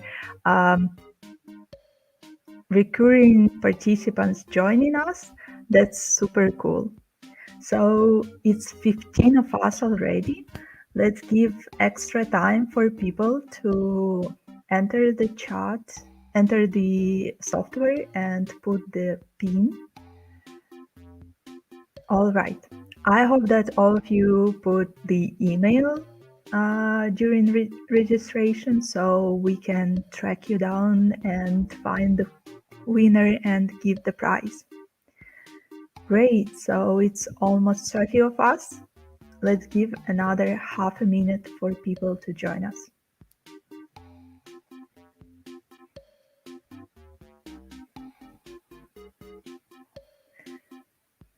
Great, I think that we can move. We have booked 1 hour, but from our experience, I can say that the game is very dynamic and it goes so fast. So I don't expect us to take the whole hour, but be prepared. So let's go to the next slide. So today we are playing BA quiz and topic is underlying competencies. What does it mean? So for us, we will be playing Babok chapter, underlying competencies. So if you were lucky enough and you opened Babok before today and check this chapter just to remind yourself what it's all about, you probably will have some better chances. But if you haven't done that, don't worry, because underlying competencies is something that every BA uses on a daily basis in their everyday work. So no matter if you checked Babok or not, I hope that you practice it, that you appreciate these competencies, and that you will be able to compete in our quiz. So the whole quiz will be in English. Questions will be taken from Babok. We will have 20 questions and there will be 30 seconds to answer each question. The fastest you answer the question, the more points you get. And as I said, I hope that we will find our winner with email address. So before we go into the quiz itself, I would like to ask you several questions just to see who is playing today with us. So first, can you please answer what is your seniority level? And also that's a great possibility for you to get acquainted with the tool that we will be using today to answer the questions. So we already have 42 answers. And all right, so majority of people are middle and senior level, and we also have 4 managers. Wow, all right. And of course, as always, it's great to see juniors, to find new knowledge, to get fun. So let's go to the next question. So Now I would like to know where you have joined us from. So you should see a map, and there you can drop a pin to let us know if you are in the same time zone as us, or you wake up super early to play this quiz.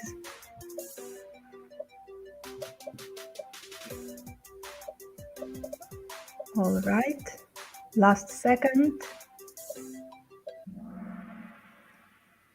Wow, that's super cool map. And we have 2 pins in the middle of the ocean. Guys, I hope like internet connection is fine for you there and the water is calm. And majority of people are coming from Europe or somewhere around that region, but I'm super happy to see people from Kazakhstan, from India, from Canada and Americas in general. Happy that you are here. So let's move to the next question. So can you drop a word, 2, 3? What is your motivation for the quiz? Is it like learn something new, have fun, just wait for another cool speaker on this conference? Anything other? I would be glad to see this.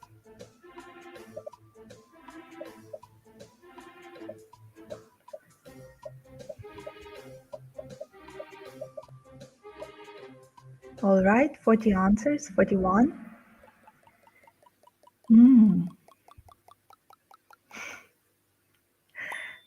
Have fun. All right, there's a lot of fun and someone is bored. I hope like you will not be bored as we go into quiz, general knowledge, learn and enjoy. I hope that we will be able to live up to these motivations and expectations. And the last question, have you been to BA quiz before?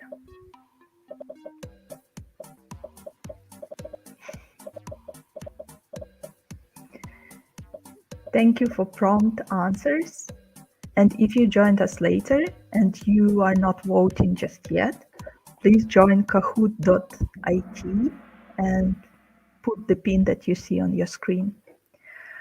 All right, so 35 people haven't been to BA quiz before and 15 have been here. All right, so as we are moving to our main part, the quiz, I want to say thanks to our quiz author, Iman Sharma from our Indian office. She actually prepared all the questions, so kudos to Iman. And I hope that all of you are ready for the quiz. So actually quiz will be very similar to warm-up questions that we just had.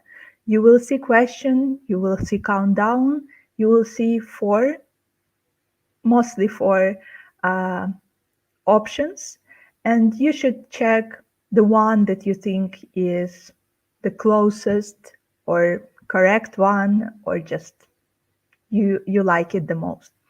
And the fastest wins for each question, and at the end we will see who won the whole quiz.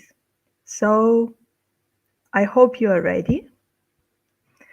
Let's go with our first question. So, which learning technique includes learning by performing the activity?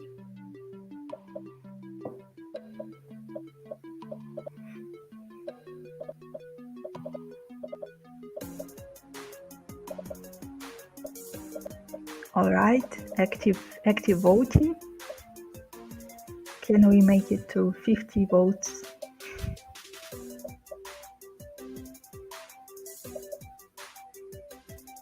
Yes. So, majority of you guessed that it's kinesthetic. Great for you. And let's go and see who was the fastest. All right, so Katerina receives the most of points from this question. And we have 19 questions more. So let's go into the next question. Which of these is not a core competency of analytical thinking and problem solving?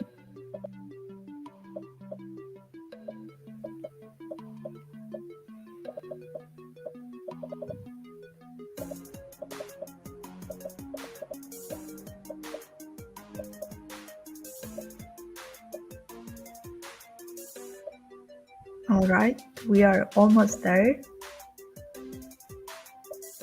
That should be a question that you can figure out.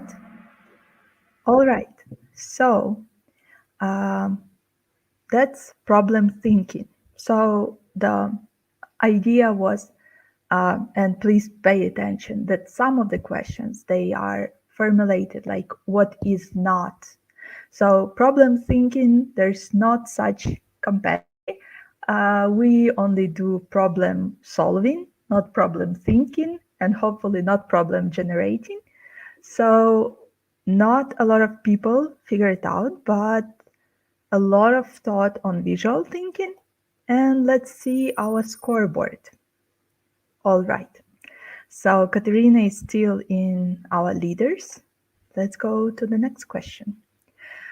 Which competency is effective if the pros and cons of all available options are clearly communicated to stakeholders?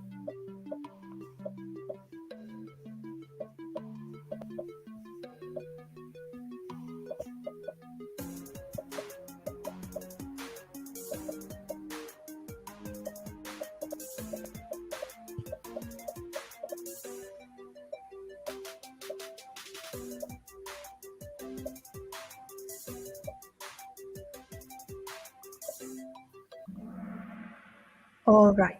So majority think that it's decision making, and I can only agree on that. Great for you guys. Let's go and see. All right, we have totally different list of leaders, but it's not even the beginning. So under which characteristics do BAs establish credibility by ensuring that BA efforts meet the needs of the business?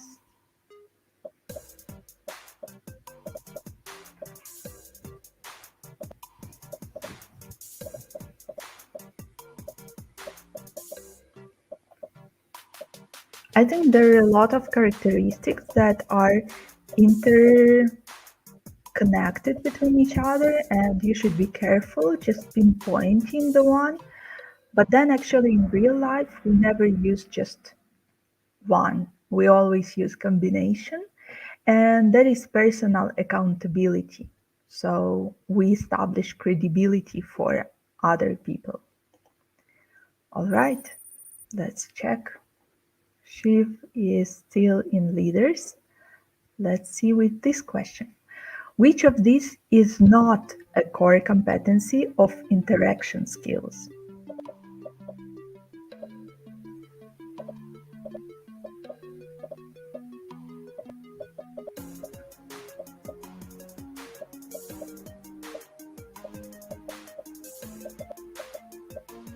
All right, active voting. Sometimes it pays out to spend extra second to think.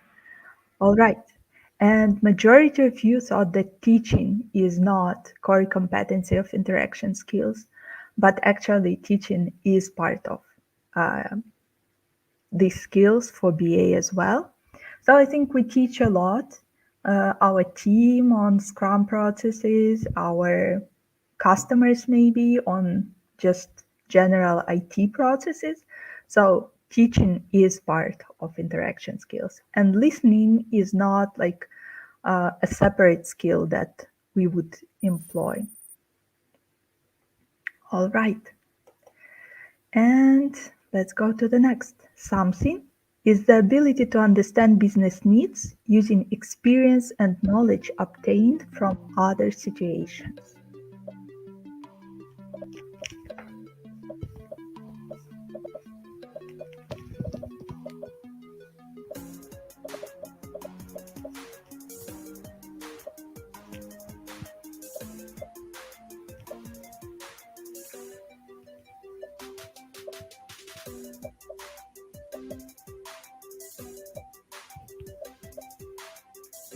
All right.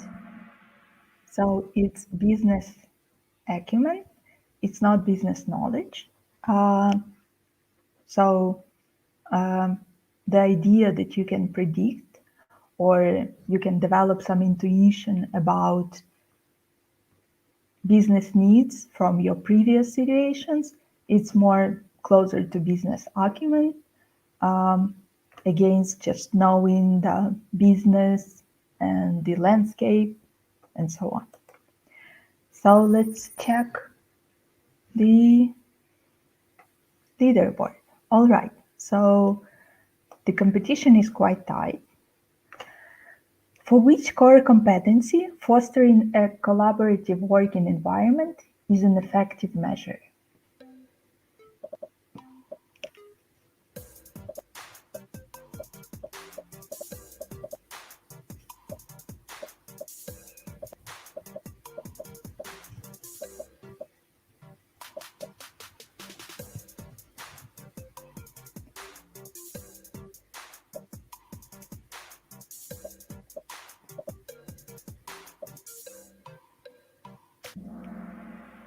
All right, so great.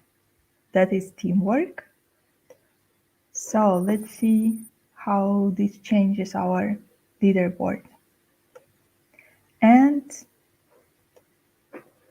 we see that Svetlana has climbed 16 places up with just one question. That's super cool. So the next question, thinking about the linkage between context, solutions, needs, changes, stakeholders, and value abstractly, what would that be?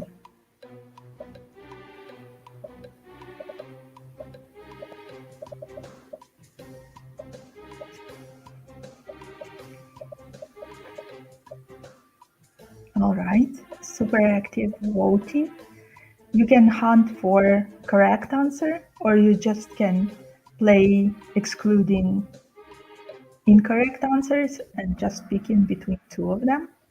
All right, and here, like majority said that it's conceptual thinking, and I congratulate you on that. Let's see what happens with our board. All right, and we go to the next question, which is not a characteristic of a good key performance indicator. That's a tricky one.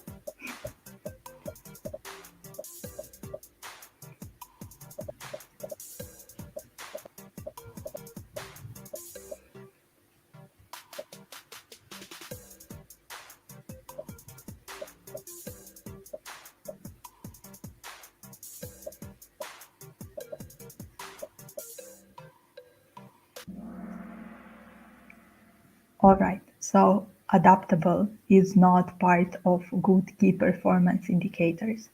And economical actually is, and that was my mistake as well.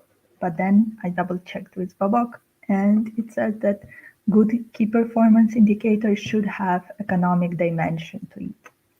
So let's check who's playing in leaders. Great, guys. And for the rest, you are still on our board. We can see that Serhii BA got 3 answers in a row.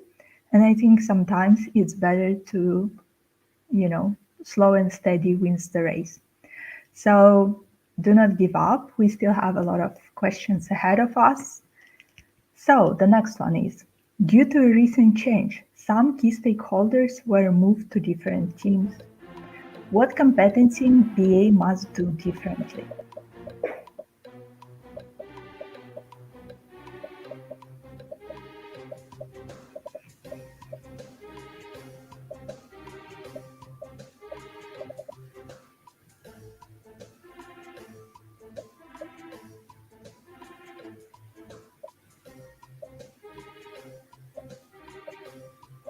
Last minute, and it's organization knowledge. Right, guys? Let's check what is here on the board. All right, so we have Andrei, Oля, and Shiv playing really hard to win the game. Let's check on the next question. Under which competency the BA should set aside focus time?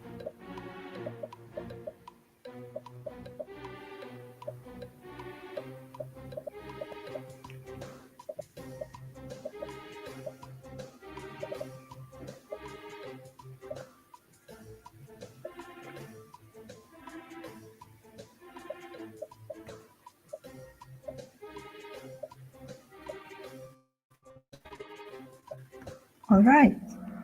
So, majority of you think that it's organization and time management, and that is correct. And let's check what changes. Wow. All right. So, we have 4 players who answered 4 questions in row correctly. That's super great. Let's see if the 5th will be the same. And the question is, sending a newsletter to the customers informing them about new product changes is part of which tools and technology? So this one is a tricky one, so you should really check Babok before answering this or guess. But I think with ChatGPT, it should be reviewed and updated because new technologies just knock in our door and do not let us just sit with Word or PowerPoint. So only 4 of you guessed that it's word processing and presentation programs. So I think that many of them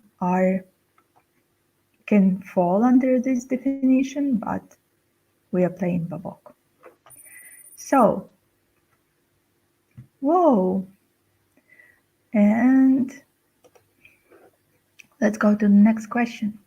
Under which competency BA ensure that solution option address the root cause?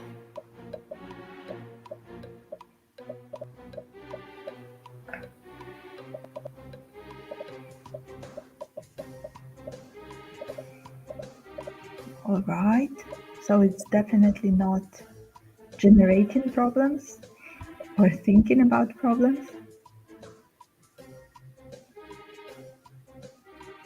43 answers and 27 of them agree that it's problem solving. So how it changes our scoreboard? Alrighty. So I think we are halfway through, and the next question is, which one of the below is not a business analysis tool and technology?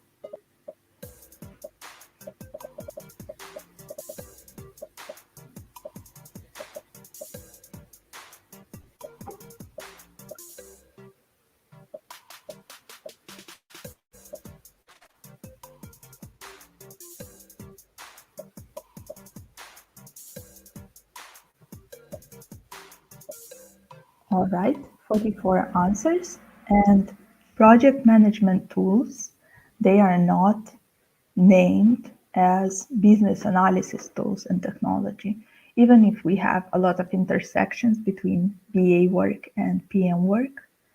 That's still a separate field. So Daniel is in leaders for the first time. Welcome you on the first place, and let's see if you will be able to maintain that. And we have HH with 7 right answers in a row. That's super cool. And you're reaching our scoreboard. So the next question is, under which competency maintaining a consistent schedule and BA's availability should be predictable and reliable? So this is a tricky question. It's not only on clicking fast, but here the hint I would say is it's not only maintaining schedule and availability, but making them predictable. All right, so 7 of you said that it's trustworthiness, and it's not only about organization your time, but translating it to others. And Alrighty, so Adam G is making comeback. HH probably got eighth question in a row correctly, and Daniel C is still in leaderboard. So the next question: having an understanding of services, regulations, practices, customer segments comes under which competency?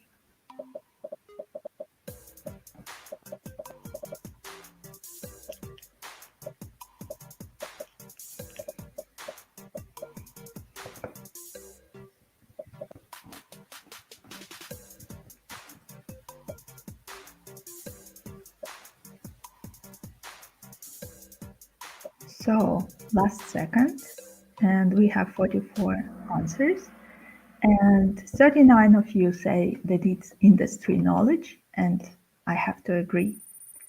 So what happens to our scoreboard? Wow, it hasn't changed. That's an interesting. And let's go to our next question. For a BA to clearly articulate and provide a vision of a desired future state is described under which competency?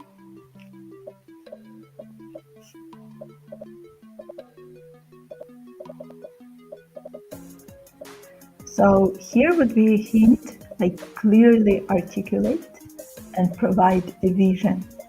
So not only formulate this desired future state, describe it, but work with people, right? And 10 of you agree that it's leadership and influencing, and 22 said that it's strategy analysis. As I said, a lot of these skills intersect, and just creating to be state is probably something about strategy, but presenting it, giving it to your stakeholders, it's more of leadership and influencing. And wow, HH made his way to the first place on our scoreboard. Congratulations. And we still have several questions. We have gone through majority of the questions, but you still have a chance to win some prize. BA is exploring new concepts and ideas for the upcoming product launch campaign. This will be covered by which competency?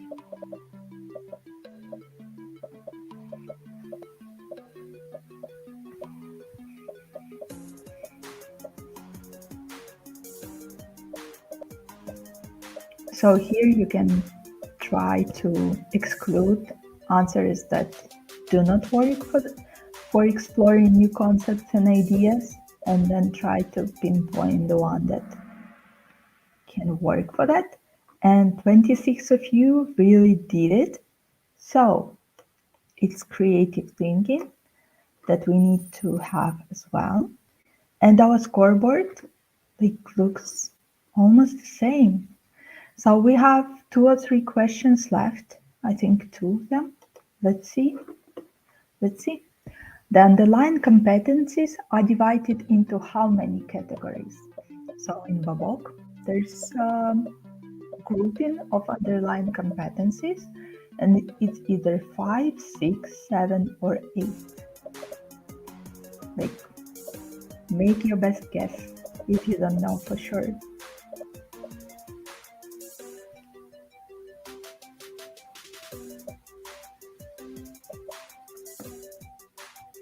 So 45 people are playing with us, and 19 said that it's 6. Good for you guys, that's pretty cool guess. And let's see what happens to our scoreboard. So Daniel C is on the first place at the moment, but he's not that far away from HH and Yulia, and Andrei Zarubin and Shiv. So we have a lot of leaders through our game, that are so close to the first place. So I think that would be the last question, or not.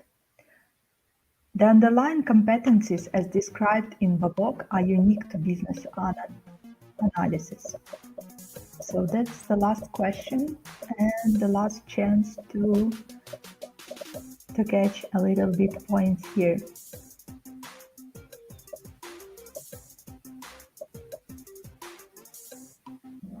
And majority of you that it's not correct, and that is true. Underlying competencies as described in Babok are not unique to business analysis or business analyst. So a lot of people can practice on our projects like delivery manager, project manager, scrum masters, developers. They can do facilitation, teaching, active listening, and so on. So before we see the result, we will be in contact with the winner of this quiz to follow up on prize. If you like quiz, please leave your comment and feedback in the feedback form so we know that you appreciate this format and that you had fun or you learned something new or you just get energized, and then we can come with more of such quizzes. And if you are UA speaking, please join BA Community Kyiv. We do more quizzes there, but using Ukrainian. So that's why that's announcement only for Ukrainian community. Thank you so much. And I think now we should see who won the game. So third place goes to Andrei Zarubin. Thank you for joining. Second place to HH, and I think that the winner is Daniel C. So thank you guys so much. We see that Shiv and Yulia were super close to our winners. And Daniel, you will hear from me. I will find you through your email and we will follow up on the prize.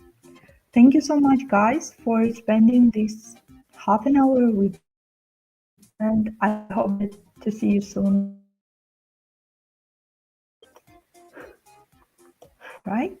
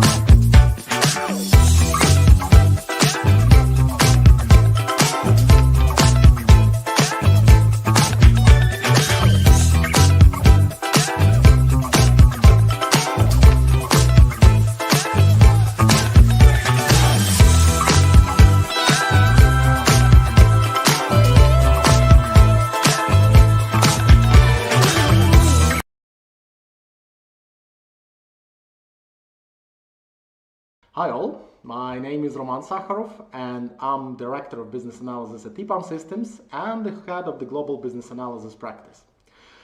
So today I'm delighted to speak to you about the results of the Global Business Analysis community and our plans for 2023. The positive, statistics which we've gathered for the events, for the things we've done in 2022 has shown that we were quite successful in serving your needs as a community and we hope to build up on our success and continue serving you right in this new year.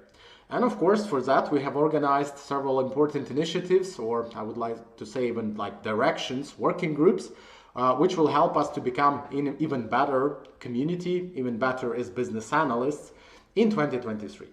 So the first thing I would like to say is we have initiated the Domain Development Initiative, and it is actually a working group of industry professionals in specific industries that gather together, and they actually work on understanding the key trends in their industries, the key value that we can bring to our clients in these industries. They create collateral materials, they help our business to understand how we can serve better in these industries to our clients. And of course, like communicate as a community, share best experience in these areas. And of course, we do really need, contributors or people who are experienced in the industry, in the specific industry, to build up on that expertise. The second part is, of course, we are continuing to organize our community-wide meetups across EPAM, across all countries, externally as well. And, these meetups were an excellent chance for all of us to share the knowledge, to collaborate, to find new great contacts who can help you, with your challenges as well as mentors. So we're planning to continue that, and you'll be seeing some interesting conferences, again, community-wide meetups and town halls as well as a part of our community work. And the third is, as already mentioned, we as business analysts, we as global business analysis community, it is very important for us to have the connection to business, to help our business, to help our account managers, delivery managers, sales managers to serve our clients better. So we also need to establish this link in collaborating with them to understand what do they really need from the business analysis community and business analysis practice, and to serve that properly, again, to get the best results. So, and the fourth part is we are continuing to work deeply with our business, as already mentioned, and we are creating some materials which are required for that, like case studies, research, like strategies in terms of the development of particular areas, showcases, and again, this will help to bring some valuable insights to our stakeholders, as already mentioned, and to our clients as well. So in conclusion, the future of business analysis community looks very bright. Again, thanks to you, thanks to all the contributors, thanks to all the community members we are having there. And together we can leverage, our knowledge, our expertise, and move further into our progress. So thank you for taking this time to listen to our plans. We hope that you also get inspired by that, and you will also join one of our important initiatives or create your own. And of course, we'll hope to meet on our next events.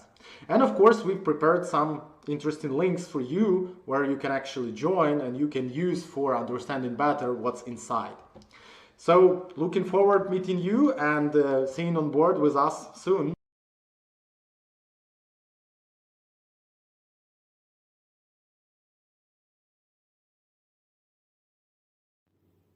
Hello everyone, my name is Yulia Tymoshenko. I'm a Senior Business Analyst Manager and also the visionary of the Global BA community. Our community was created with intention of sharing and exchanging ideas and the realization of the innovative solutions. Let me highlight on how everything started in detail in the late 2021. EPAM BAs created Global BA community as an environment for professional collaboration, discussion, and upskilling. With tremendous passion and unwavering belief, very soon the result has exceeded itself. By accumulating experience of more than 3,000 BAs, having no local borders and providing recognition to the members, now it's grown up by 4,500 members, and we are not going to stop. In the past years, we have focused on increasing our presence by supporting local communities in different continents, which has been met with resounding success.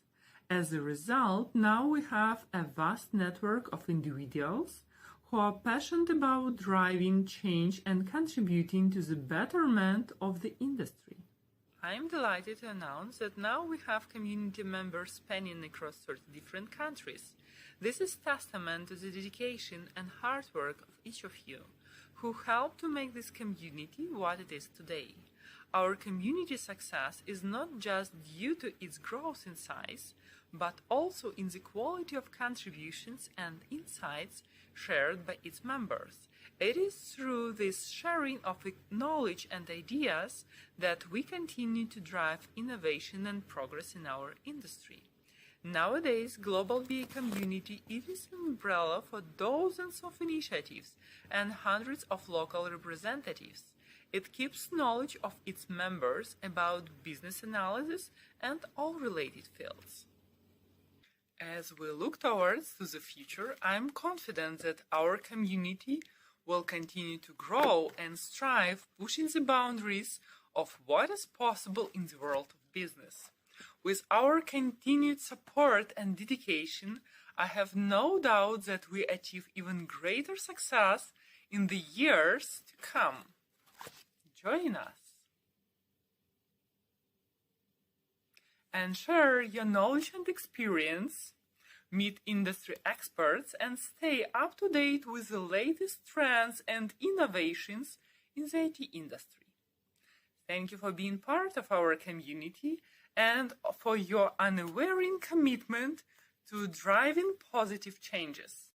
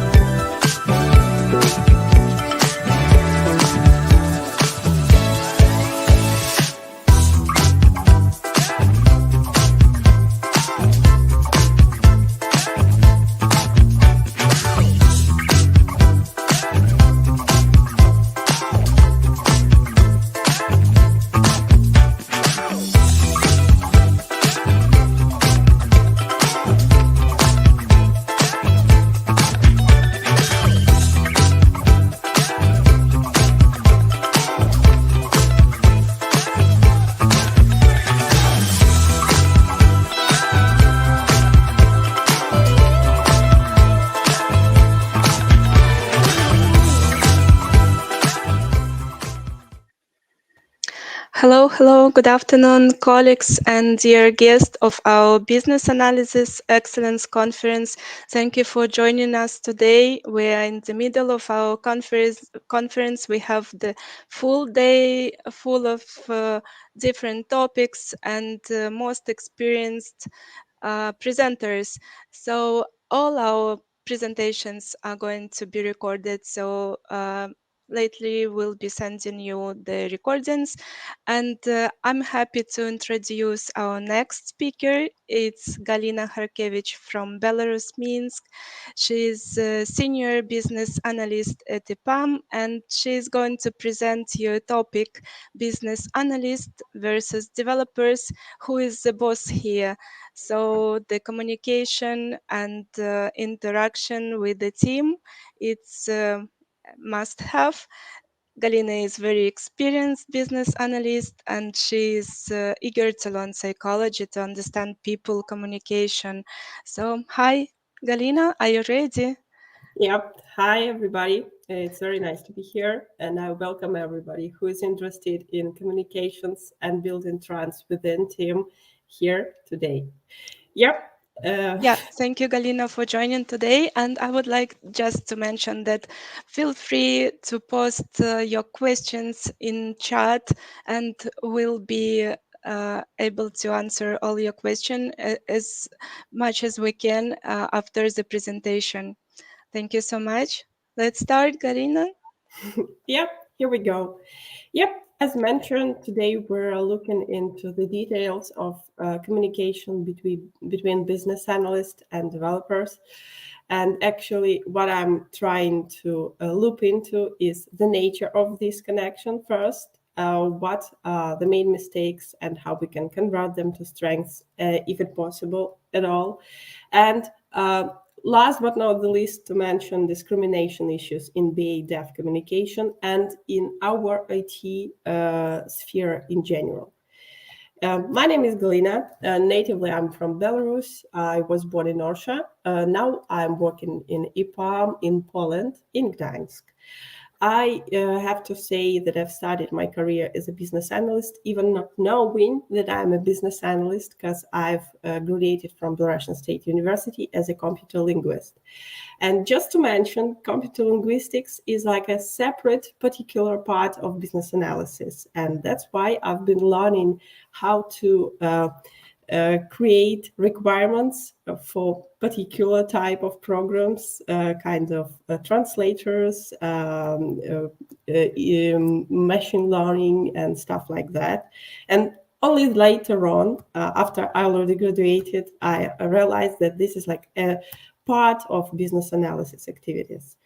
I've been working as a business analyst for 8 years almost, and I've lived through a number of different projects in different stages from different parts.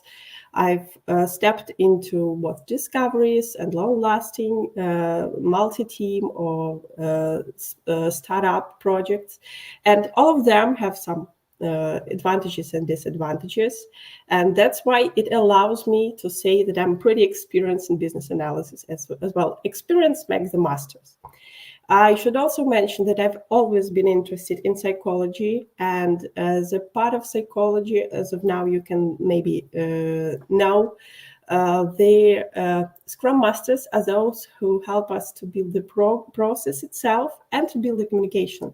And that's why I've always been interested in Agile and Scrum Master techniques and methodologies, and I even certified myself in Safe Agile previous year. The last, once again, but not the least, I believe that part of my experience is being a mother of 2 sons, because, well, communicating with kids is somewhere where you both learn and teach, and it helps me a lot in my everyday activities. It helps me to build communication productively. So I wish to you guys, if I wouldn't say I'm okay with child-free, and that's absolutely your decision, but when you have to practice, I advise you to go to the kids' garden, I don't know, whatever, and practice on kids, because they're helping a lot. Coming to the conversation we are going to talk about who's the boss here, I wanted to start with the roles in the project, roles in any project actually. Sometimes they're hidden, but still these activities should be done within any IT development or even in building solution or in business consultancy. I've studied out this model, and business analyst is in the middle, because as I believe it should be, because it's the connection part between all the roles. And even though software developer, for example, can communicate directly to project manager or stakeholder or product manager, whatever, still a business analyst is always somewhere there. He's hiding on the corner, I don't know, whatever. And moreover, business analysts are trying to provide this high level of communication and build the trust. And that's why maybe statistically involved stakeholders spend more than 50% of their time communicating with business analysts. Because, well, yeah, he is the point of contact. He is the person to log any change request, whatever. He is the person who should be aware of anything. And he is, as such, a knowledge holder, knowledge basement. He actually cares about the communication. I hope not more than all of the rest roles, but definitely he should too. What the hell communication is? I hope everybody is aware that communication is about sharing information, and there is always the receiver and the sender. It can be multiple receivers or multiple senders, as today on our conference. But building communication is not about only talking. It's not about only giving this information, because you can give information by words, but at the same time, you have some other tools, some other issues that are holding in there. You may not even suspect that they're, but they definitely. For example, you can see here that as part of communication, there are mediators and tools we use. It definitely matters I would say, so that everybody was convenient what's going on. Everybody feels safe within the tool. And that's why tools matters. And the mediators, if there will be, for example, a translator, it will definitely influence the whole communication and the trust itself. I wouldn't say it's bad, it's just special, unusual.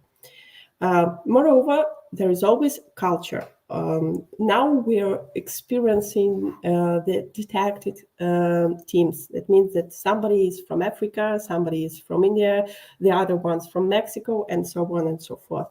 Behind of every face you're communicating with, there is different cultural station, there is different language, there is numerous number of things that you should take into consideration, at least not to offend anyone, to take once again, so that to be aware, for example, what are non-operational hours if you're working inside things, and so on and so forth. What's appropriate or not, actually only team can assess.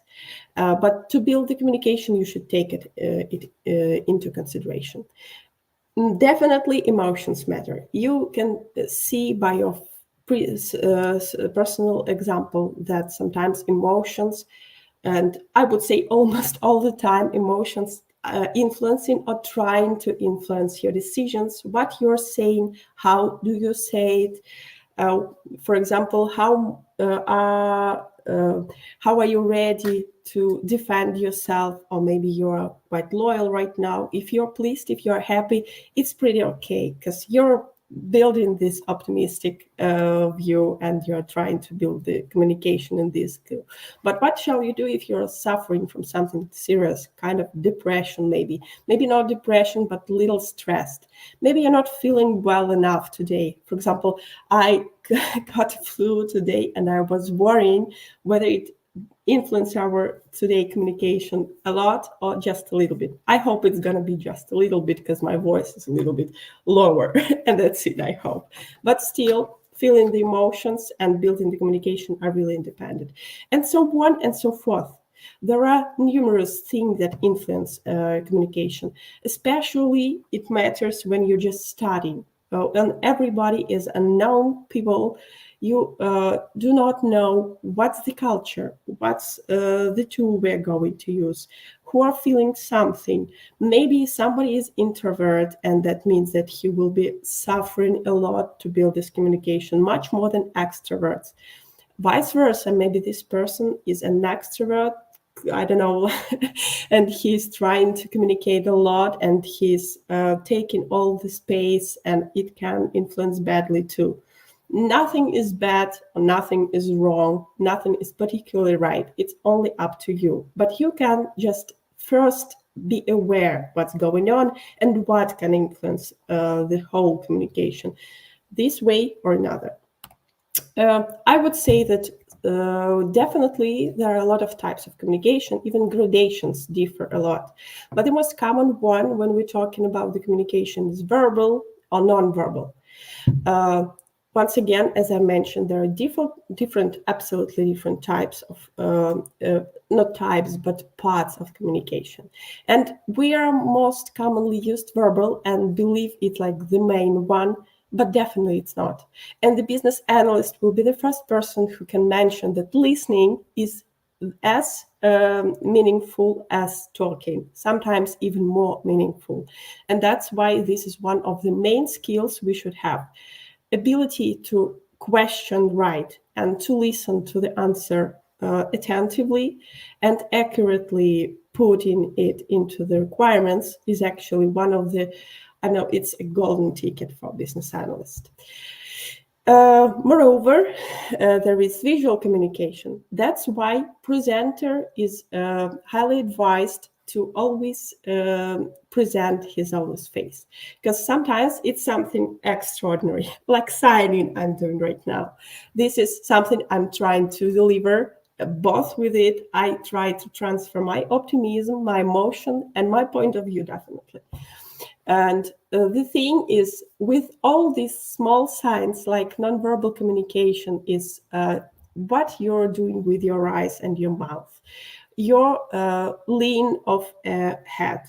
It can be doing something with arms, even squeezing it or something like that. It still matters something. For example, if you're delivering some information and you can see that the auditory has their eyes widely open and maybe even with a little bit of open mouth, it means that they're scared, not in a, I don't know, wild way, as if, I don't know, cheater is seeking for them, but definitely in a way that they're in something brand new and they're stressing right now because they are trying to hold all the information within them and they're worrying about it, not to miss anything. It can be whatever, but you can see on their face that they're like feeling something, and it will help you definitely. For example, maybe you're in a hurry. You need to slow down a little bit so that people could feel a little bit less stress, at least by trying to receive what you're talking about. From me personally, I totally recommend the episodes and the serial Lie to Me, because it helps a lot. It's particularly interesting and it's so well connected to the psychology, which is very helpful in our everyday activities again. Yep. And also a good fact I actually caught while researching that nonverbal cues and body language, as well as facial expressions and tone of voice account, it's almost 55% of all communication. Which in order means that what are you talking about right now? It matters, but how you talk and what do you have on your face also matters even more sometimes. Coming to actually the core of our speech today, why do devs need BAs in general? Definitely all of you, or at least most of you, have already the answer within your mind. But let me just quickly remind you, or maybe share a little bit new, because the main issue with the BAs is they are needed on the project so that to release time of development by minimizing interactions with stakeholders and product owners. It means that they will do it for you. Just imagine the situation 30 years ago when the software developers were there, but there was I would say business analyst was a rare bird there. But still, somebody had to do all these activities. They need to collect requirements so that just not to be in vain. They need to take care about backlog and due dates and stuff like that, as well as project managers do right now. That's why we are here to assist BAs mostly, not only BAs, devs, but not only devs, but also the whole team. We're here just to take their time and save it for them. Moreover, business analysts can be very useful, and I hope they are, because they allow any team member, especially developer, to quickly find out what exactly is going on, find out any information within the project, or at least to show the direction where they can find it. Sometimes business analysts tend to just say, okay, have you ever read the requirements? Sometimes the answer will be no, but you are still here to direct people and show them where they can find the info. When the business analyst is involved into the project deeply, he actually becomes kind of single source of truth. Yeah, definitely the product owner could be, but BAs are also product owners. Yeah, definitely requirements, specification, I don't know, Jira tasks, whatever, they also are source of truth. But the business analyst should be aware of what it was, what it should be, what is it now, how we can change it, why we couldn't change it the other way. So yeah, they are the single source of truth. And a lot of 100 of other things. Yeah, they care about change control together with managers. They, if they're really good and experienced enough, they will decompose the tasks in a smart way so that it will be easy to take and to have it done within the sprint or whatever. And also, they will help you to compile with business values because, well, they know why we're doing this project in general. Sometimes devs tend to forget about it. Yeah, they care about the task they're having right now. They care about the code, but sometimes they forget about the value. And the value is why we're all here. And that's why BA matters for devs, but in particular. And just a reason to smile, you can see about secretary here. Yeah, because in the beginning, when we're not that mature, we're not that experienced, we are kind of bad secretary. We're trying to log everything. We're trying to realize where everything is going on. We are not mature enough to say how it should be, maybe at the beginning, definitely. But I really wish you not to be bad secretary from the beginning to the end of your career, because, well, we're not only bad secretaries, we are much more. Now let me present a small categorization of BAs. It's definitely not scientific, absolutely. That's something that I brought from my experience, and I hope you maybe will take it and enjoy having it, and maybe you will categorize yourself too. And the first type I want to present is a fellow bro BA. And actually, I like this one. That's for you to decide whether it's fine or not. Do you want to be like this fellow bro? But definitely you can have something in your mind, and maybe something will trigger you and make you to improve your personal experience, attitude, and career. Yep, fellow bros, you can definitely give some details from your mind, from scratch. They are usually open to any initiative. They're easygoing. They're always back in the DevOps, and well, they're participating as a team members completely.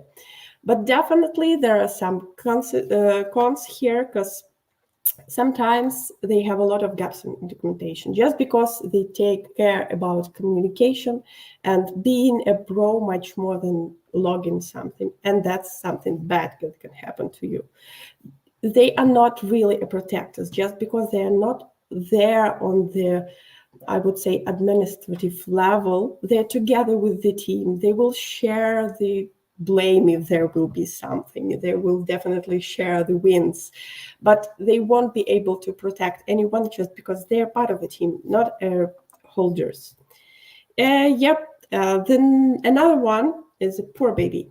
I believe that most of us start with this position. And that's absolutely fine, that at the beginning, we're really open to something new, we're learning, and maybe this poor baby type is not only about BAs, it's also about developers and other team members. In the beginning, you are ready to get something, you're a servant, you're assisting to anyone, and you can see, for example, that on this slide, both on the left, on pros list and cons list, there is one point about poor babies. They really believe that devs are God, and it can play a trick with you, but at the same time, it makes you believe you're really good, you're great as a developer. So keep it in mind. The next one type I want to mention is mother hen. Here I need to admit that I tend to be such kind of business analyst. I wouldn't say, once again, that's terrific. That's pretty fine. And sometimes it's even the best option you can take on yourself when going to the project. Mothers hen are overprotective sometimes, but still they're ready to lead, and they're definitely those who will protect the teams, the devs itself. They always on the team side. They will argue with project owners and stakeholders, I hope in a well-behaved manner, but they will struggle for you, and they will do everything on top of their abilities. They're well organized usually, and they assist you on every step. But sometimes, once again, it can play a trick, because you may be a little bit hostile to initiatives. Guys, maybe we shouldn't do this in a new way. We have the one which worked perfectly. We shouldn't risk like that. Or sometimes they're obsessed with control. If a pretty June developer comes to a project, they will literally hold him as an eagles or his mother hands over him and trying to explain him everything. And with this attitude, I would say the main mistake you can make is for example, to forget about requirements, not even forget yourself, but forget to let the developers forget that they exist, just because you will be there with answers always. You won't recommend them enough to go to the requirements and look themselves. So the whole solution built in your mind, and that's natural, you know, but you should also teach team developers and QAs and whoever to look into the requirements, because it's meaningful. What if a bus factor will come? What if a lot of things can happen? And that's why mother hen is not that good. It could, you can believe from the first glance. Another one, the worst one. For me personally, it's the worst, because building communication as a boss is building it as authorital. Sometimes it's needed. Obviously, there are situations when, for example, you have a team of Junes, you have very complicated, not even Junes, but somebody who is not aware of the domain or programming language or something like that. And then you need to be a boss. But I would say it would be awesome if you can switch it on and off whenever you need it. Because bosses are great leaders. They're really well organized. They make decisions quickly, which is meaningful when providing the service to our clients. And they're really good at delegating. And that's all is brilliant, unless there were all these cons, like they're always right. It's very hard to argue with them because they believe they're kind of gods. They can be hostile to initiatives. They can be obsessed with control, but whatever, actually. And the worst thing that can happen here, from my experience, and then you overtake all the wins of the team and behave as if you are the only one who actually the reason of your wins, which is wrong from the beginning. That's why I would advise you to relook at yourself if you're acting like this and trying to improve stuff, because whatever we provide it as a team. Secretary, once again, I would say it should be one of the multiple BAs roles. Sometimes it's overwhelming. because there are projects when you have to work a lot with, for example, on tech projects, when you work a lot with APIs, when you provide a lot of technical documentation specific, when you're a system analyst, it's definitely needed, because documentation is kind of, I don't know, it's like a deal with devil, because any letter matters, and that's why you're beginning to behave like that, as if it's it's our God, it's our trust, it's something we have to do all the time. At the same time, you shouldn't forget about initiative. You shouldn't forget that there should be other things, and you shouldn't forget you still need to maybe not always, but you need to be a leader. And you shouldn't be obsessed with documentation, especially if not that kind of project you are issuing right now. Yeah. And the last but not the least, this is the idol. This is the one BA. He's attentive and reachable. He's protective. He's open-minded, but he's still ready to delegate. He's ready to protect. He's highly organized. His documentation is brilliant. The only thing, guys, if even such a BA exists, I assume it breaks quickly. Yeah, because to be an idol, to be ideal in general is a bad idea. You need the balance, and that's why I wouldn't say it's highly recommended trying to be the one. So to finalize everything what I was talking about, I just suggest to realize once again, why do BAs need devs? Sometimes we have this feeling that, oh God, the developer is doing something too slowly. Oh God, he's not reading my requirements and stuff like that. But please keep in mind that we can plan whatever. Sometimes we can even program ourselves, but still, as long as we're participating in the project as a business analyst, we are those who just giving instructions and advices.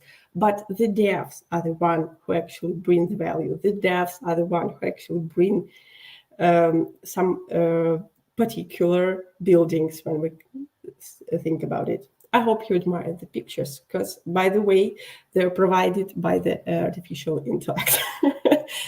Yeah, that's a quick tip, maybe not inside of our agenda, but I totally recommend we're going to present something. Use AI. It's helpful, and all rights are yours. Just a small thing I would like you to take into consideration and to think a little bit is, could you please remember how old are you when you find out who the devs are? From example, from my experience, I knew who the developer is and programmer is, starting from where I was actually learning how to communicate with a computer, which is my 10 years old, I would say, vice versa. And the second question here is when you learned who the BAs are. And the answer here, as I've mentioned already, when I go, personally from my experience, when I went to the BAs courses, and in the end of these courses, that was the ending question. So guys, who you are, who BAs are. And that was the moment I realized who they are actually, because I need to collect a lot of small things to realize what we're doing, what are the value. So I suggest, if you want to post in chat right now, what ages, first one, what age were you when you realized who the devs are? And the second number is when you learned who the BAs are actually. How old were you? Maybe our Alexandra will share some details if you will be able to add such information. But let me still continue. Yes, I will let you know when we get any answers. Yeah. Great. Yep. Thanks, Alexandra. The other part, it's like the continuation of what we're talking about, is what actually is going on in IT right now in different companies, and what's wrong with that, maybe what are the challenges we're issuing right now, and what is the common environment for BA and dev communication. I assume you're aware of all of these points, but communication barriers, the one that are challenging right now. First is a lack of in-person interaction between remote teams. I would say it has some negative because you're not having this non-verbal conversation we were talking about previously, but at the same time, we are much more freer, and definitely we're getting better in chatting, in conferencing, in calls and stuff like that. That's why you can just trigger the situation and turn it from the bottom to the top so that you can see the good things that it delivers. For example, I wouldn't say that it would be possible for me personally to communicate at the same day with Mexicans and Japanese, as well as people from Poland and UK at the same day. And this is the thing I'm experiencing right now. And that's fantastic, actually. I like meeting people, and that's why I appreciate it a lot. But still, it delivers some problems, and it can be resolved as problematic. There are team members working in different schedules, and that can be a problem too. For example, as I mentioned from my experience, I'm working with Japan and Mexico right now. So Japan is deeply sleeping, all of them, while Mexico is just starting to work. And it brings some difficulties. For example, we have to schedule meetings in the morning for us in Poland for the Japan, and in the evening for us in Poland for Mexico. And it absolutely a challenge. It have never ever happened for the last 5 months, so that they all collected together. And this gap can definitely bring some problems, but you are the one who can handle them, actually. Different team members relying on or preferring different platforms for communication. That's true, but I would say that's the least of our problems, because I've been working in bank, and we had 8 channels to communicate with them. And this amount actually brings a lot of problems, because somebody prefers to work with WhatsApp. Somebody is always achievable on Telegram. All should be achievable on email, but they won't, and stuff like that. So you should understand that this is a challenge we're issuing right now. Moreover, it can be a problem, but BAs are here to resolve this problem, that the documentation or the documented information is highly unachievable, or not all of people have access there, and you can be such a mediator between people and information. It can be good for us. I wouldn't say is brilliant for all of the rest. And differences in language or workspace jargon. Yep, that's not something new. That's something that exists. I believe will exist for longer. Because, I should say I like differences and appreciate having them with people. That maybe once again, it can be treated as something optimistic. So how we can handle with all these things? There are actually 4 main recommendations. That's not by me, but I totally understand, and I would sign in every word here. And these 4 things, how to handle all this problematic environment, is first, compelling direction. It means that everybody is aware why are we here, what actually we're trying to achieve and deliver, and everybody is aware what is our goal. When everybody has it in their mind, you really start communicating as a group of connected people. You are really building trust. Just take it from your personal experience and think it over. When you were in the university, you actually made greatest friend out of your teammates in university. When you were in school, it was your classmates.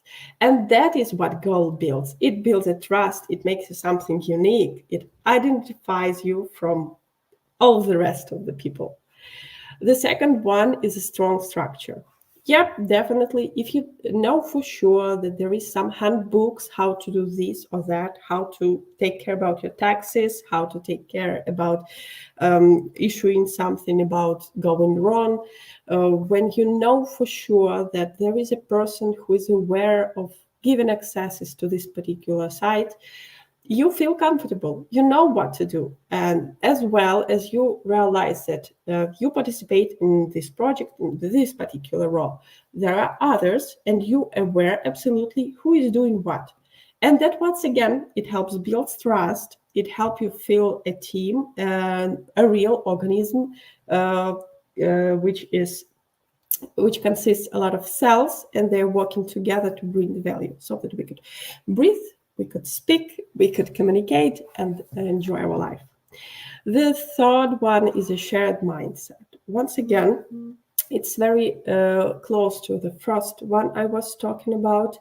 When you care and care a lot about the value that you're bringing as a team, as a project team, whatever it can be, you feel connected and you can overwhelm all these obstacles like culture breakage, age gaps, stuff like that.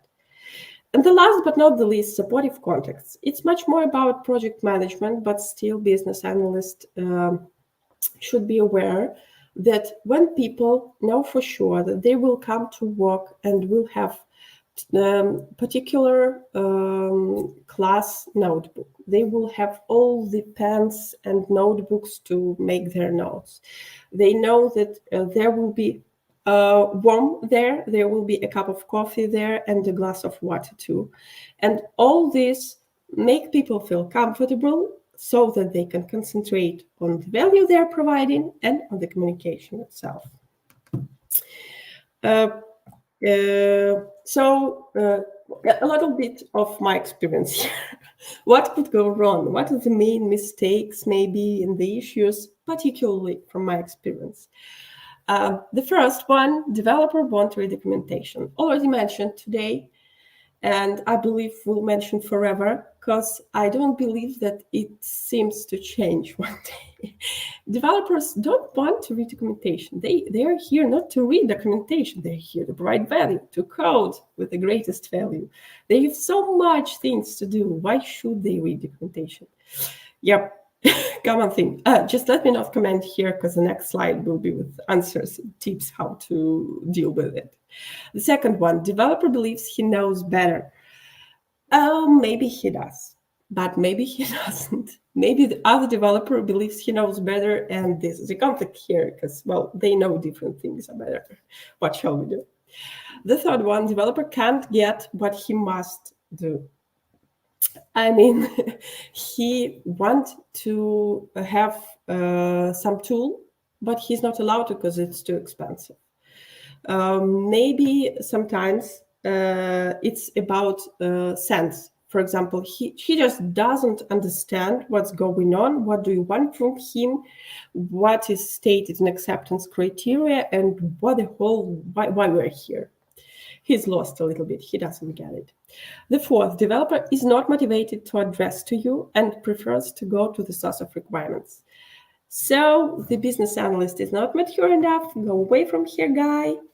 Mr. Boss, could you please answer me? What color should be this button? Yep, this particular story happened to me multiple times. By the way, I suggest you to just keep something, count how much points do you have, and you can answer in the chat whether you're going to have bingo with all of the 7 points. The fifth one, developer doesn't trust your decision. Yeah, it still can happen.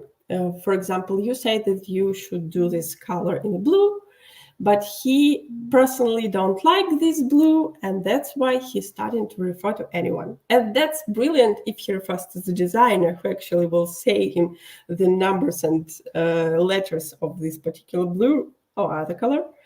But he can try to have conversation with other teammates and try to decide himself. So he doesn't trust you enough, so that take as granted what you're talking about. The sixth, developers teaches you how to do your job.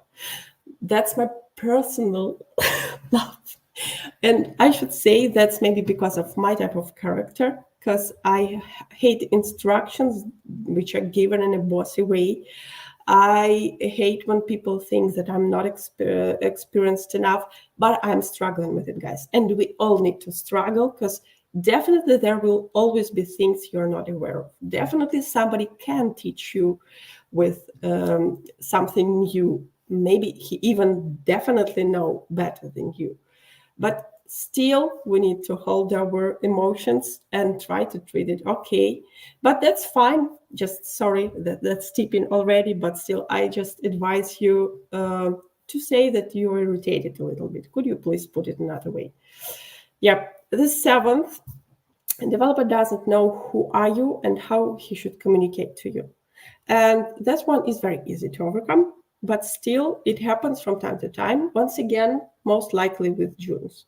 They are not aware of who they are and what they should be doing sometimes. That's why it's completely natural that they don't know who the BAs are, who the PMs are, and what is the difference between product owner and product manager. Just keep it as it is. So actually, that's the least how I suggest you to resolve this issue. So if you want to read the documentation, make it as structured and readable as possible. Make it full of pictures, schemes, algorithms, whatever, so that he wasn't forced to read numerous words and these huge articles, but he could see the idea from something very, very specific. This exercise actually helps a lot to understand yourself what's going on. Sometimes you use thousands of words to explain how the search should work, when you better just to create the algorithm or model. And when you see it in such a simple and easy way, you realize, whoa, that's so simple. How could I have it's so huge in words? The next one, when you have very maybe experienced or at least self-confident developer who believes he knows better, that's all right. Behave like I don't know, really confident and actually intelligent woman. Just, okay, if you know better, tell me how it should be. Ask their developers, what do you think and why do they believe that actually they know better? Maybe they are. If they aren't, you can argument, have some argument, you can bring some, I don't know, officials here. You definitely have all the tools. Just treat it easily. It's okay. It happens. Maybe he does. Doubt yourself, but not a lot, because still we're all people, and developers should also take into consideration that maybe, just maybe, you can be right too. The next one, there are some developers, as I've mentioned, who can find something, what they need. They're always asking, for example, we had this organizational structure model. Could you please remind me, where is it? In 2 weeks again, we have this organizational structure model. Could you please remind me? And maybe that's fine, especially when it's stuff like that. But in general, I would recommend to teach the team, to teach the developers to look into the requirements itself. Just show me how it's organized, how they can find something within them. Show them, maybe give them an article. Maybe they have something to share. Definitely they have. Usually somebody kind of team lead provides some documentation too, but let them touch it so that they were aware how it works and how they can get something from that. And what about not getting the task itself? Because you see this 2 minutes in this point. I would recommend, once again, pre-reviews, grooming sessions, so that everybody was aware what we're talking about. So that words was not an obstacle, but the help for them, just a reminder how it should work, actually, what we're asking for from them to deliver. When we're talking about motivation, to communicate with business analysts, I would totally recommend being constructive, conceptual, and transparent. Nothing magical here. And so on and so forth. For each and every situation, you have the solution. And the only thing I encourage you to think of and to always do is to be not afraid to ask for help, to be strong enough to continue, and always talk about it. Talk with developer, talk with product manager, with everybody. And we can see a funny picture here, the dog and the small girl. Because when building communication, you should just treat as if you are trying to explain somebody who is not mature enough. That's fine. That can be triggering, but still it helps. I would just skip it and give you one thing to think over. Put in chat, please, what tips you would give yourself on your first year when you was a newcomer, when you was this poor baby, so that you strongly believe could help you to build better relationship with developers. As of now, wherever you are, on which stamps you are, maybe you are still a June. That's fine. That's brilliant, actually. Welcome to our job. Still think what you have learned previously or lately that can help you with communication, something brand new. And once again, we will ask Alexandra to announce in the end of our talk what interesting we have there. I'm sorry, guys. I've taken too much of time to talk about communication. I'm not sure now. Should I go on with discrimination topic, or we should lay it off for another meeting? Alexandra. Yeah, it would be great to continue about the discrimination topic in short. And I would like to mention that we've got some replies for your first question regarding how old are you when you know who were the developers or business analysts. And I can see that the majority got to know about who were the developers when they were young, like from 8 years old to high school, but they only got to know who were the business analysts when they started at university, like the 3rd grade, maybe when they started the specialized course about this, and they know about the definitions of the business analyst and so on. So yeah. And we still have like 5 minutes, and it would be great to listen just in short about the discrimination and to get some tip and tricks from you. Yep, thanks, Alexandra. Yeah, I'll try to keep it as quick as possible, and sorry for that, guys. I'm talking okay. This actually topic is very serious. Maybe I shouldn't start it with smiling, but this is how I usually react to anything. I hope that every one of you is aware that discrimination is unjust or prejudicial treatment of different categories of people. And it still happens in our life, sadly, and we should always take it into consideration.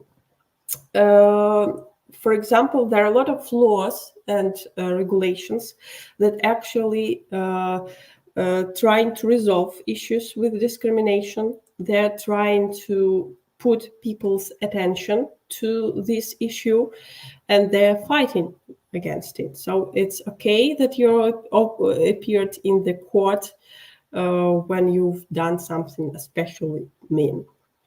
Let me just announce the big discriminations we already have, and I hope we're all aware of. It's age discrimination, disability discrimination, sexual orientation discrimination, status as parent discrimination, religious discrimination, national origin discrimination, pregnancy, sexual harassment, and gender discriminations. And I would be a happy person if I would say that I never faced and I never saw incidents with all of these big deals. But sadly, that's true.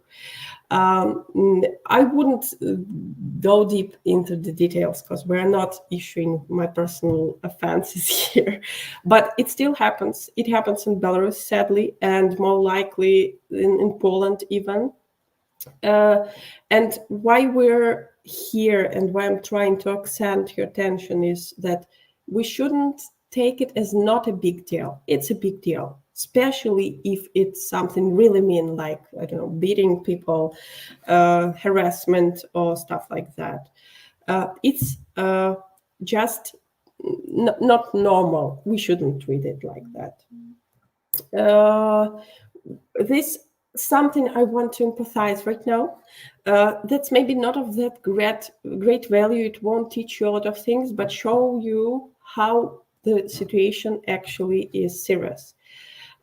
This statistics on the board is provided by NASDAQ, and it's pretty terrifying. 35% of those who participated in this statistics gathering have experienced discrimination at their current company. And they go on working and they still having it as fun. I just believe that people who provided these discrimination issues were fired or at least treated seriously. 80% experienced discrimination while working remotely. So you can see that it doesn't help that much. And people maybe pay less attention on what they're speaking and how they do say this. Personally, I but faced 2 issues of discriminations during last 2 months only. So I once again ask you and advise you highly to put attention on such things so that it was less and less, maybe completely disappear in some period of time. Only 54% people who had reported their matter fully resolved. It means that maybe they were ignored. Maybe nobody acted as personal. Maybe it was like official sorry. But it wasn't treated seriously. 32% didn't report because they weren't sure it was a big enough deal. And that's a problem I'm just reminding here. We shouldn't ignore it. We should report. We should talk it over. We should point it out. 85% of people believe that their company has proper measures in place to prevent discrimination. You see how much it differs with all the previous statistics above. 85% of people believe that it works, while 55 have experienced discrimination and 80 experienced while working remotely. So you can see that actually, if you believe that everything is okay, it was just an accident, sometimes it doesn't.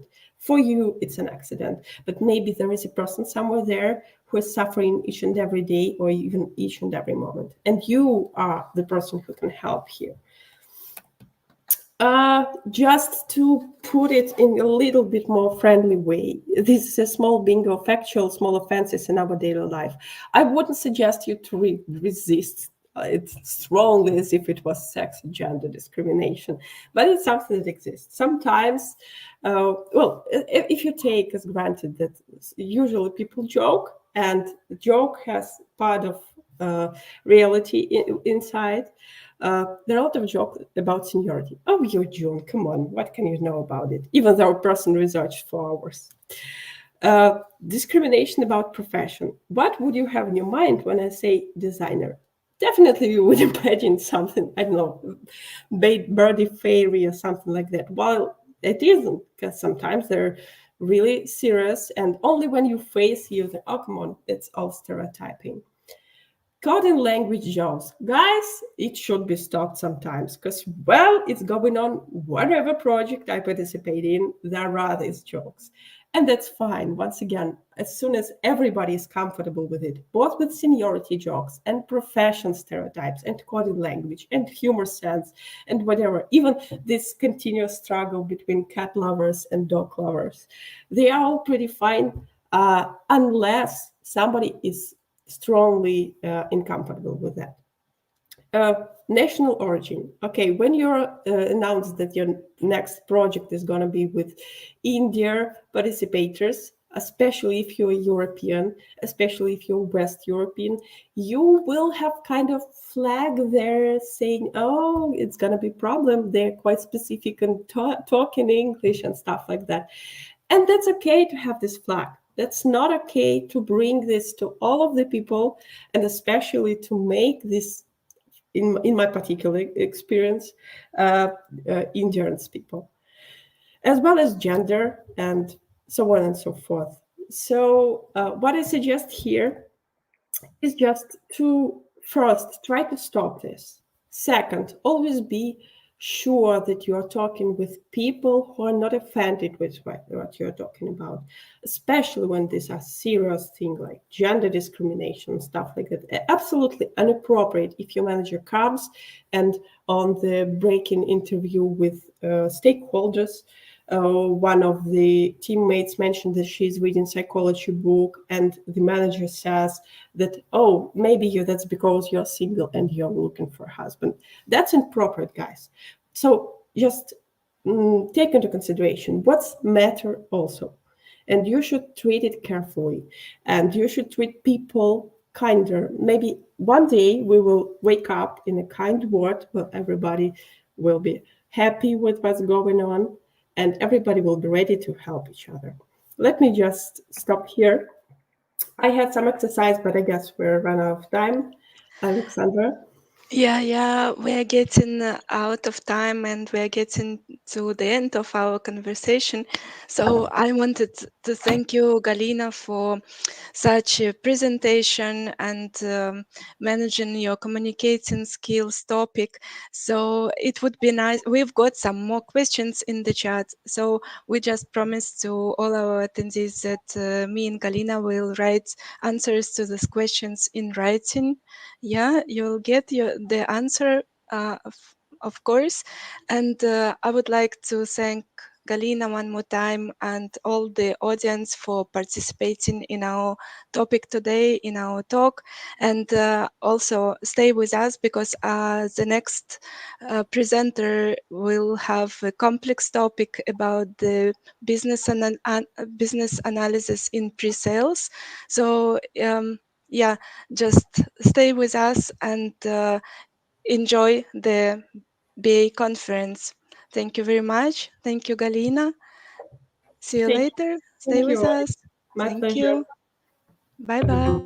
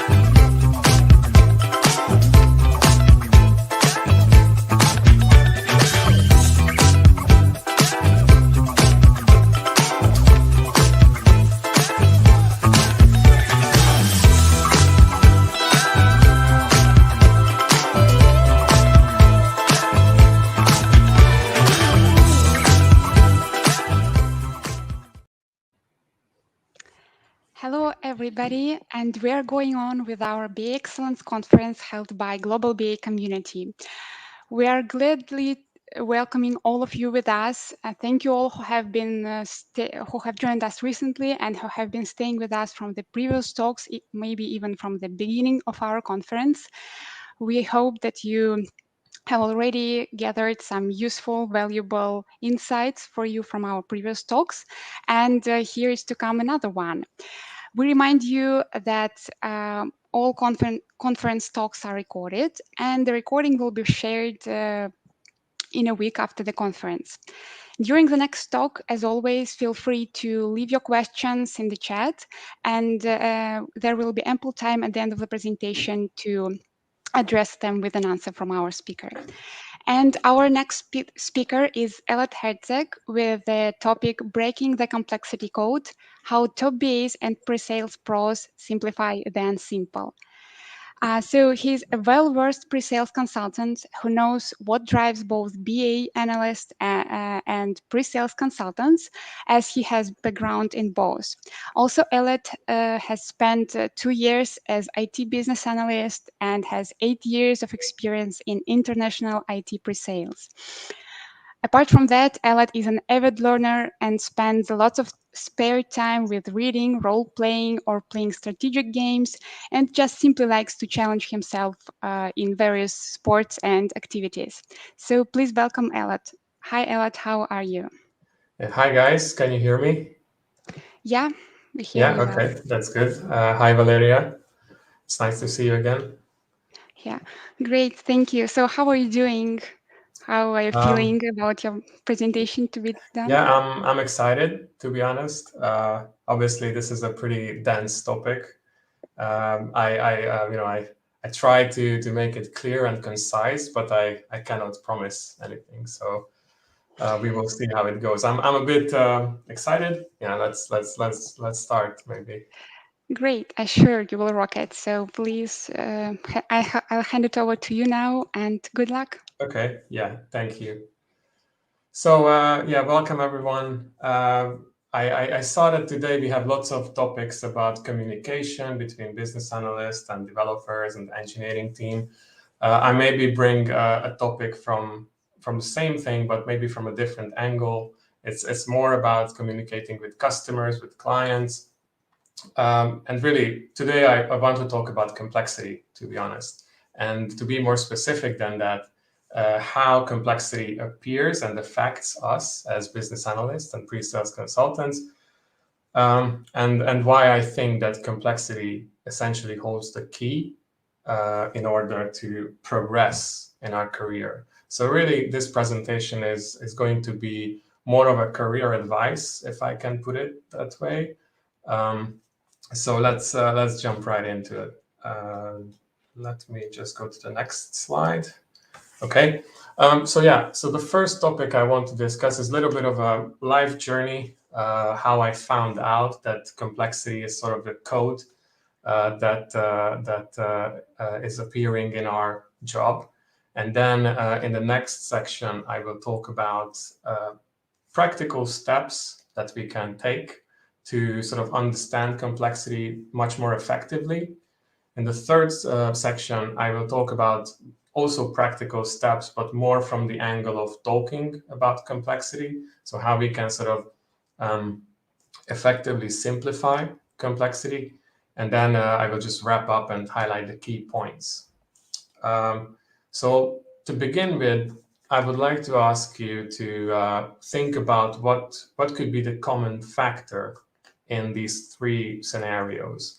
So I will read it out loud, all of them, and you will have some time to think about it. Just formulate the answer for yourself, and then I will answer it promptly. So the first one is helping an old lady over the phone configure her Wi-Fi router at 6:30 in the morning. The second one is showing a user how trade agreements work in Dynamics 365 and how to apply various types of discounts based on customers or products. And the third one is describing to a client CIO how a data platform solution would lead to better insights and ultimately an increase in the revenue. So there are two common factors in these, actually. And I will just spoil the first one. So that's the first thing is that I did this, all of these in my career. So the first one as a help desk agent back in the university as a part-time job. The second one as a business analyst or IT business analyst, roughly like 6 years ago. And the third one as a pre-sales analyst, roughly like 3 months ago. And so what really struck me recently is that I was thinking about, okay, how to move forward in my career, how to become more senior, what should be the next step. But what really struck me is that there is a common theme in my career, and that is about complexity. To be more specific, I recognize that essentially what I do is I explain complex topics to people in a very simple way in order to help them understand the topic. And so I think that was a really powerful discovery, because now I had this sort of like different perspective on my career, and then it became obvious how I should move forward. So I started to compare myself to my mentors, to my like bosses, to more senior people who I think work much more effectively and who I think are much more like much better professionals. And I also recognize that essentially they do the same thing, but much more effectively. So they understand complexity on the one hand, and also they help others understand complexity. So what do I mean by these? The first one is that they look all-knowing. And what I mean by this is that essentially when I approached senior business analysts, they immediately, so it didn't matter what type of problem I was approaching them with, but they immediately knew the answer. They knew what I need to do. They provided like pretty good feedback on that.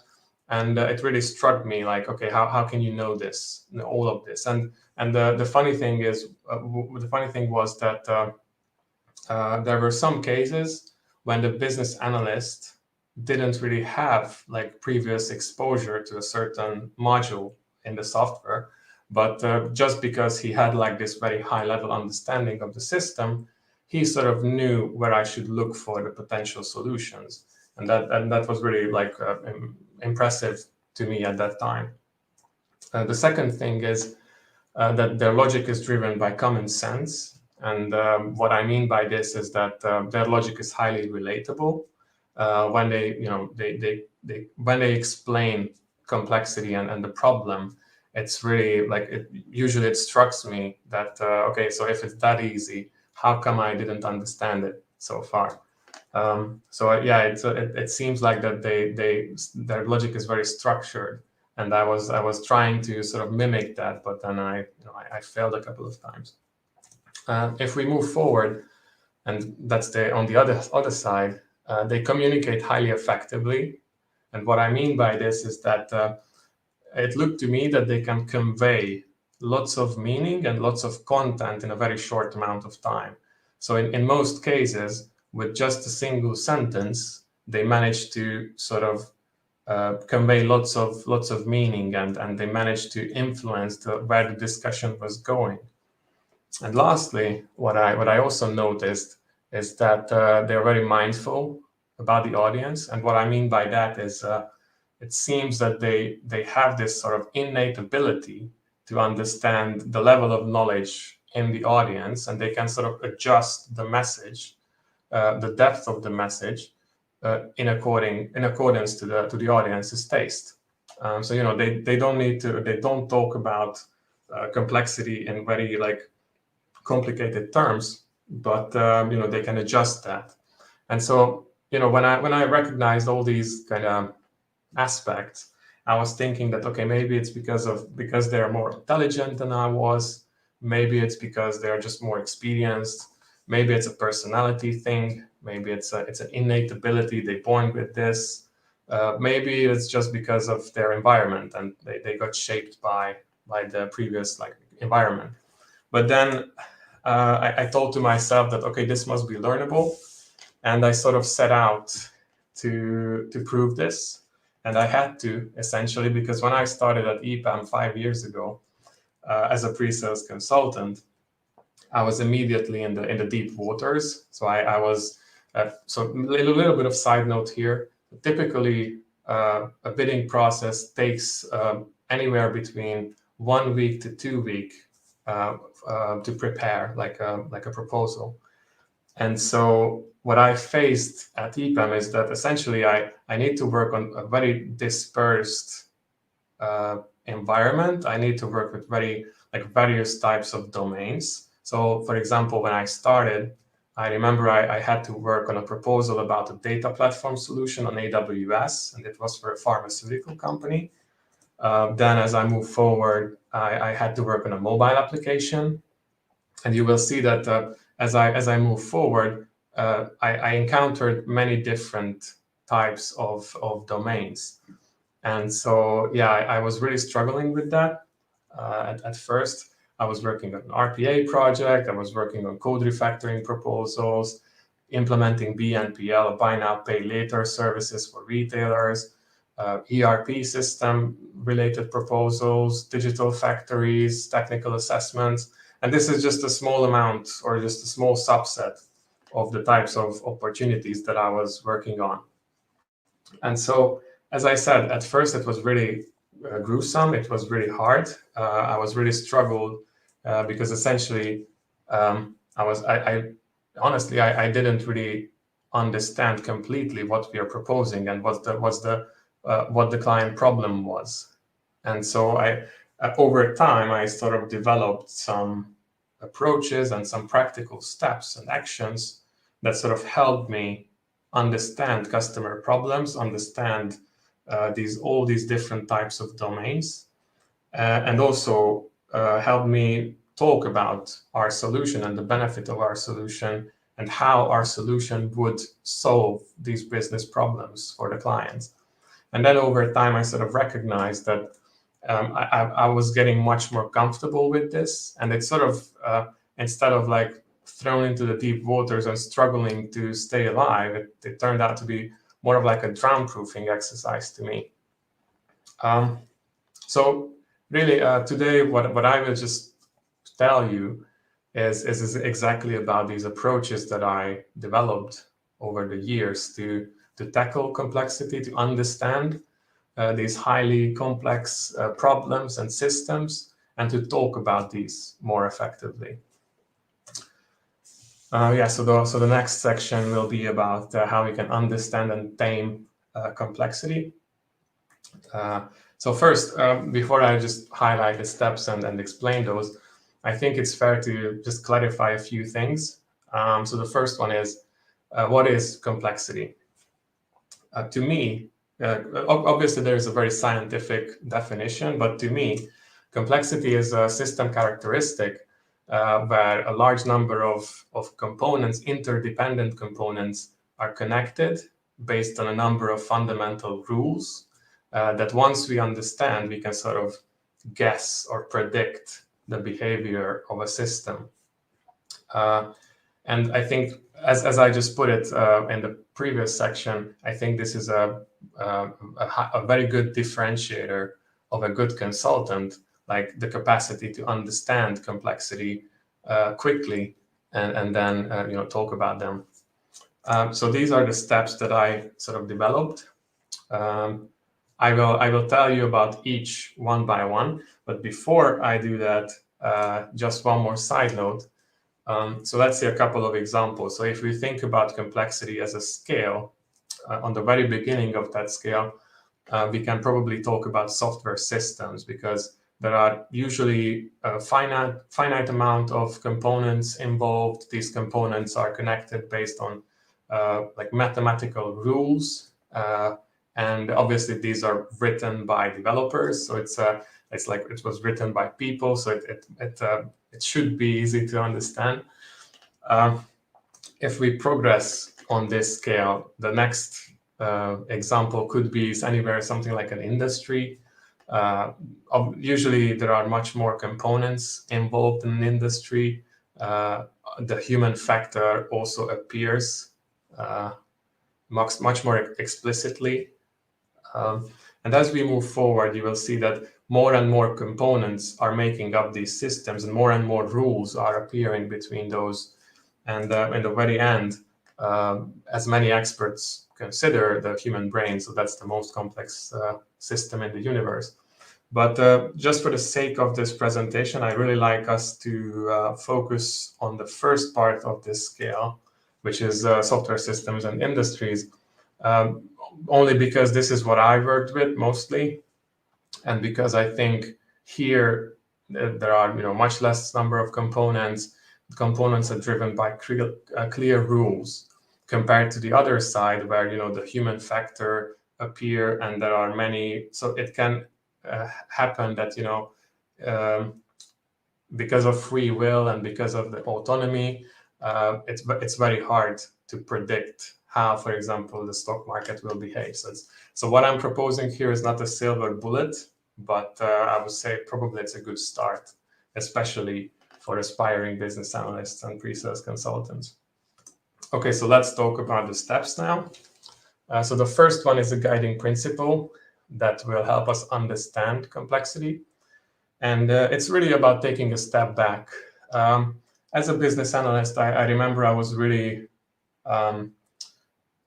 struggling at first, because when I was working with Dynamics 365, I was really trying to maximize certain areas inside of that system. So for example, creating sales orders, I wanted to learn everything about creating sales orders, every kind of unique case and exceptional case, and it just wasn't effective enough.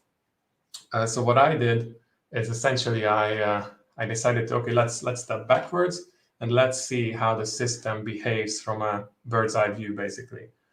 And that sort of enabled me to understand the higher purpose of this system, understand what sort of major components there are in the system, and it sort of gave me a much more holistic view on the features, and it helped me understand and just create sort of a mind map of the system. And then once I understood that, it was really helpful and impactful, and I sort of managed to predict what features can there be in the system. So I think this is a very crucial principle, and I think this is something that we should remind ourselves every time when we struggle to understand something. So the next step that I usually do is I always try to steepen the learning curve. If you apply the guiding principle, you take a step back, you see the system on a bird's eye view, and then it's sort of some patterns will appear inside the system, and you can use those patterns because then you can sort of deconstruct the system, and then you can sort of focus your attention on the areas where you're not that comfortable. So this is what I did, for example, with Dynamics 365. So once I had this holistic view, I managed to deconstruct that, and I gained a little bit of knowledge in every part of that, and that's sort of the sum of all of this knowledge added up to be much more than that. So this is what I think we should strive for. Also, online courses and trainings, so those can be also used to steepen the learning curve. I really like the books, for example, these 4 Dummies books or the 101 books, because essentially what they are doing is, they are providing this step back to you, and you can see the system as a whole. If it comes to industries, I like to use reference architectures, for example. I really like the way that reference architectures show me the crucial process categories and the crucial aspects of an industry. For example, when I worked with airlines, I remember keenly that I used the reference architecture every time, and it helped me understand what we are doing and why. And just maybe one more side note. So if you have access to experts, so if you work with senior developers or architects, use the power of feedback. So ask questions, ask them what's their recommendation to learn about the system. And if you have a certain knowledge, but then they come in and say something otherwise, then ask questions. Why you think that's the case, and then try to understand their perspective, because that can influence your learning curve as well. So the next thing, and this is very powerful, I think, it's about critical questions. So what I like about critical questions is the fact that what they do essentially is they force us to take a step back on whatever we do. So I remember when I was working on a diagram so it was a proposal, and I was really struggling with one slide. And then I approached my team lead and asked for some support from him. And he immediately jumped in and asked me these critical questions that I should have asked from myself. So for example, he asked me, why do you struggle with that? Explain why you struggle with that. Explain what you do, what you want to do with that. Why do you think that this will sort of answer what you want to do? So, these questions forced me to not focus on that one slide, but focus on the higher purpose. So focus on what my intention was with that slide. And it's a really powerful tool. So if we go down on this list, for example, if there is a client request and you don't understand that, you can simply just ask what's their higher purpose with that? How does it fit in their strategic agenda? Why do they want to do it like that? So these questions are not easy to answer, but lets you or puts you in the perspective where you need to be. One more side note here. So these questions can be also used as a sort of a presentation tool, I think.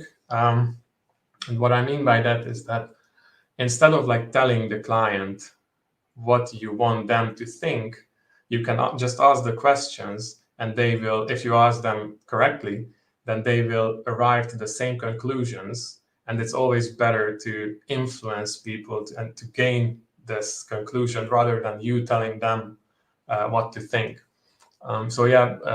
Focus on critical questions. These are very good tools.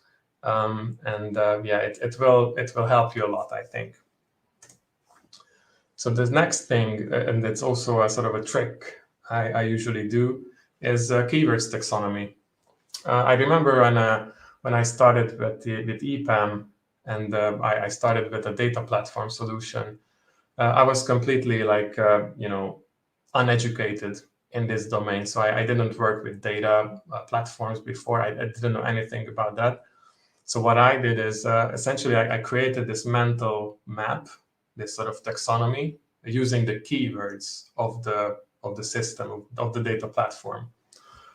And this sort of enabled me and forced me to sort of understand each keywords in depth. And then I created these sort of hierarchies. And as I created the hierarchies, it sort of helped me understand how the system as a whole behaves. And that's sort of the guiding principle, right? So take a step back and see how it behaves on a higher level. And just one tip, and this is I managed to forget about this, but I urge you to keep it in mind. So put extra focus on keywords that can be easily confused. For example, data cleansing with data transformation, data analytics with data analysis. Because if you don't have the correct definition and you mess up this sort of taxonomy, then later you will probably struggle when you need to add like an extra keyword or an extra topic there. So just focus on this and try to get your head clean and get the definitions right. And just one additional thing to this is that I usually in OneNote write a dictionary for each of these keywords, like a definition. And as I write them, I sort of immediately learn them as well. So that's also a good way. So I'm not just looking on Google, I also write them down for myself. And the last tip in this section is about note taking. So obviously it's a topic that everyone is doing. But I think we need to find a way that is effective. And I myself like to think that less is more. So I don't usually just write verbatim. I try to give it some structure. I try to give it some visual kind of pattern to my note. And I remember back in the university, when I had to prepare for my exams, what I did is that I borrowed 2 or 3 notes from my classmates, and I sort of used those to develop my own little notes.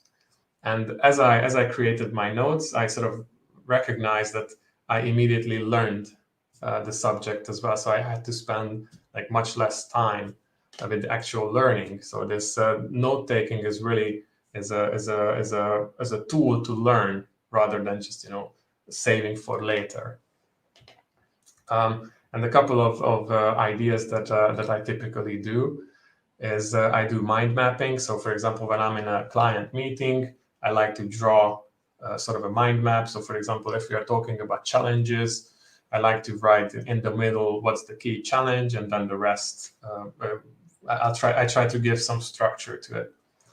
Also, process diagrams. So obviously, you're BAs. I don't think that I need to explain these. So these are also a powerful tool. It helps you with understand how a system would behave. It forces you to ask the right questions. And also, I would recommend you to develop an effective way to take notes. So this is what I do.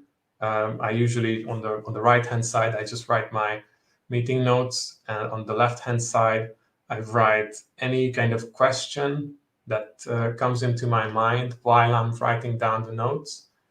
And on the very bottom, I usually just write a summary after the meeting, just to help my head understand what just happened. And typically, by the way, I use either OneNote, but if I have the chance, I use paper and pen.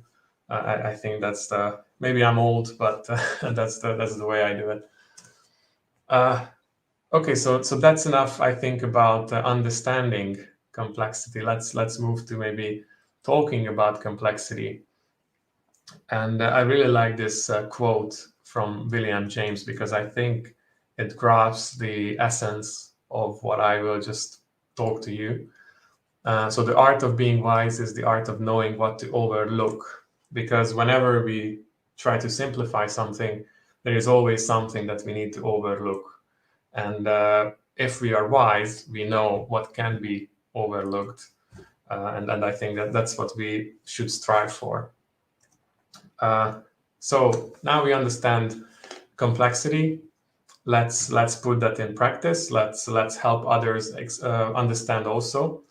And I think the second differentiator of a good consultant is exactly this: the capacity to help others understand and see patterns and concepts. And these are the steps that I usually do. So there is also a guiding principle here. That is something that I call layering. And there are some reasoning tricks, and then storytelling. So I will explain one by one.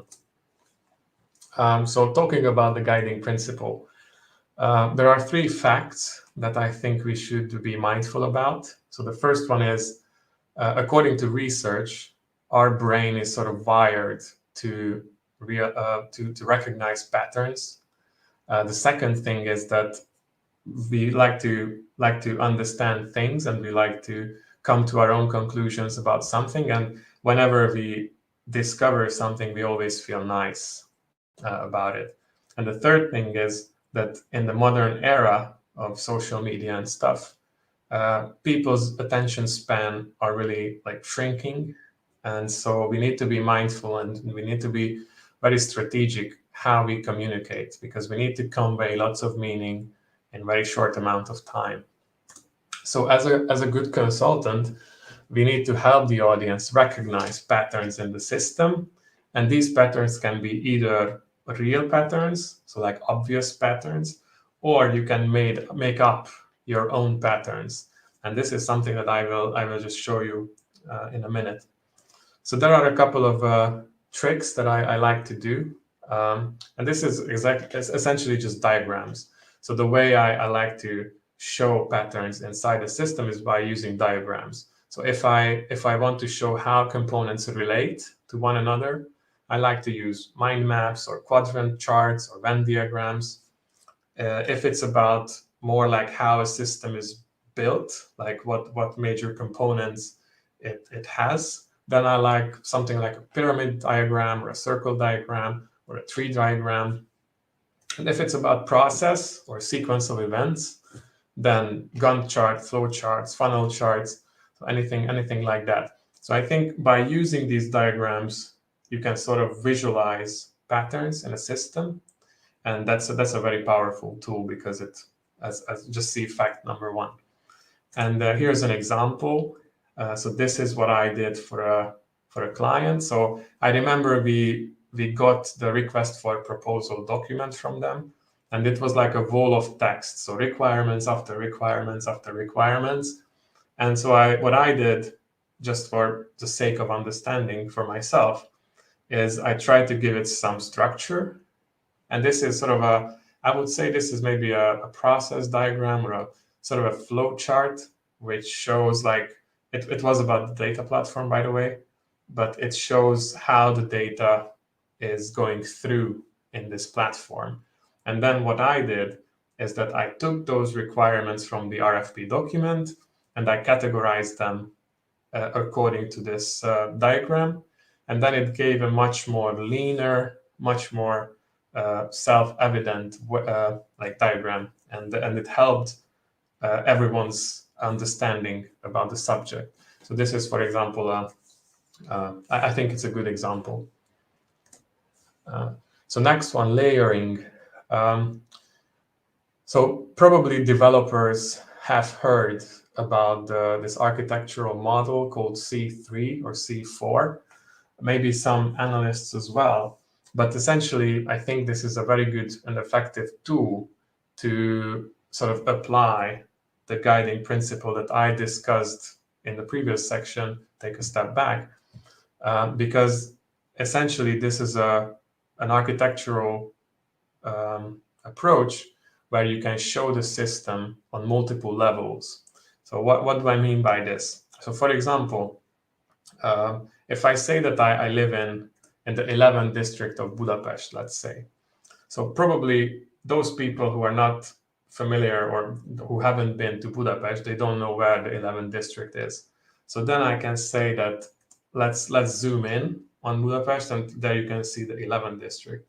And maybe there are some people who doesn't know where Budapest is on the map. So for them, we can zoom out from Budapest, and you can see it in where it fits in Europe. And this is sort of the essence of this model. And I will show you maybe a more technical example. So let's say that one of our clients wants to implement a data platform solution on AWS. So in that case, this sort of very high level view is called system context diagram. So this is how it would look like. So in the middle, you can see the customer data platform. Then we can sort of illustrate how this platform gets the data. So it pulls data from online sources, from corporate systems, from social media platforms. Obviously, there could be many other factors or aspects. And also it pushes data or exposes data to email systems, to API systems. Also, some of these might interact with users, and users might interact with the customer data platform. So this is really an illustration of where the data platform sits in the corporate sort of environment. And it sort of helps everyone have the same kind of understanding how this system will behave on a high level. So if we want to zoom in to level 2, then we sort of need to look at the customer data platform in more depth. And that could be like illustrated, for example, like this. And this is something that we call container diagram. So here we can sort of create these containers that tries to summarize the key sort of process or the key action that this data platform does. So it starts with some kind of an ingestion process, then there is storage, then there are some analytical like magic happening, and then data products will be used to expose the data. Obviously, we can add some sophistication to this. We can add like a self-service environment. We can add some management components to the data platform. And obviously, it's up to you how detailed you want this to be. So, for example, when I applied this, I remember I was writing like plain text what these containers are doing. You can also use diagrams. You can also use some maybe like break down this further a little bit with some like subcomponents or subcontainers. So it's really up to you. And that sort of helps so the audience understand what will happen inside of this system. And so if it's still not enough for you, you can always zoom in. So that's what we call component diagram. And in this case, let's use, for example, the ingestion and the storage as the example. So this is really a zoom in on these major containers. So how the ingestion process will look like. Obviously, we can say that there is stream ingestion, there is batch ingestion. These are the components that we want to use on AWS. Obviously, it's just illustration, so probably there are many more. But I guess you understand the logic behind this. For data storage, these are the components that we want to use. For management components, the same.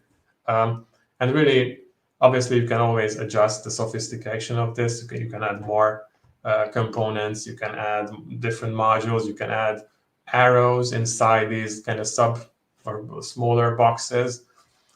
Usually, this is highly technical. So typically, you show this to maybe an architect or like a technical leader from the client side.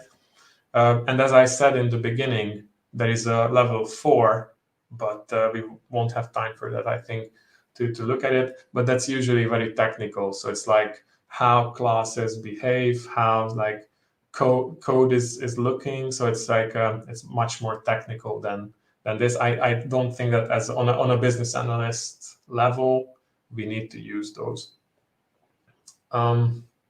Yeah, so let's move forward. So the next one is a very powerful tool to sort of create impactful arguments. And what I mean by this is that analogies can be used to convey lots of meaning and grasp the essence about the interrelatedness of the things. It can also give some additional context to a problem. So let me just show you a couple of examples that I encountered with, and I think these are very like also memorable, but also impactful. So for example, when we worked on a proposal for this client with code refactoring from assembly to C, so if you're familiar with assembly and C, you know that assembly is a very old language. So it comes from the 50s, I believe. And C is it was originally developed in the 70s. So, you know, someone in the bidding team sort of said that it's like moving to the 70s from the 50s. So the client intention was to modernize the software, but then, you know, as one of my colleagues put this in this way, it sort of immediately became obvious that this might not solve the underlying business goal. So they want to modernize, but they didn't want to modernize enough. And so, you know, this guy managed to convey lots of meaning and made everyone think about it just by one sentence. The next thing, when we wanted to implement this software asset management system, one of my colleagues said that, well, guys, it's not a secret sauce, but just tomato ketchup. So it sort of signed to us that, okay, we might not be as unique as we think we are. So probably we should go back to the planning board and just articulate it better. The next thing, and this is getting more complex a little bit. So we wanted to implement this buy now, pay later service for the retailer. And I remember saying this. So I said that, okay, guys, it sounds like we have wool, thread, a set of buttons, and a knitting needle. And we claim that we can make a suit out of this. And so what I mean by that was that, so we have the components. Maybe we know how to do this, but we haven't done this before. And we don't have like the tangible outcome ready. So probably our sort of end-to-end experience or claimed end-to-end experience might not be articulated enough.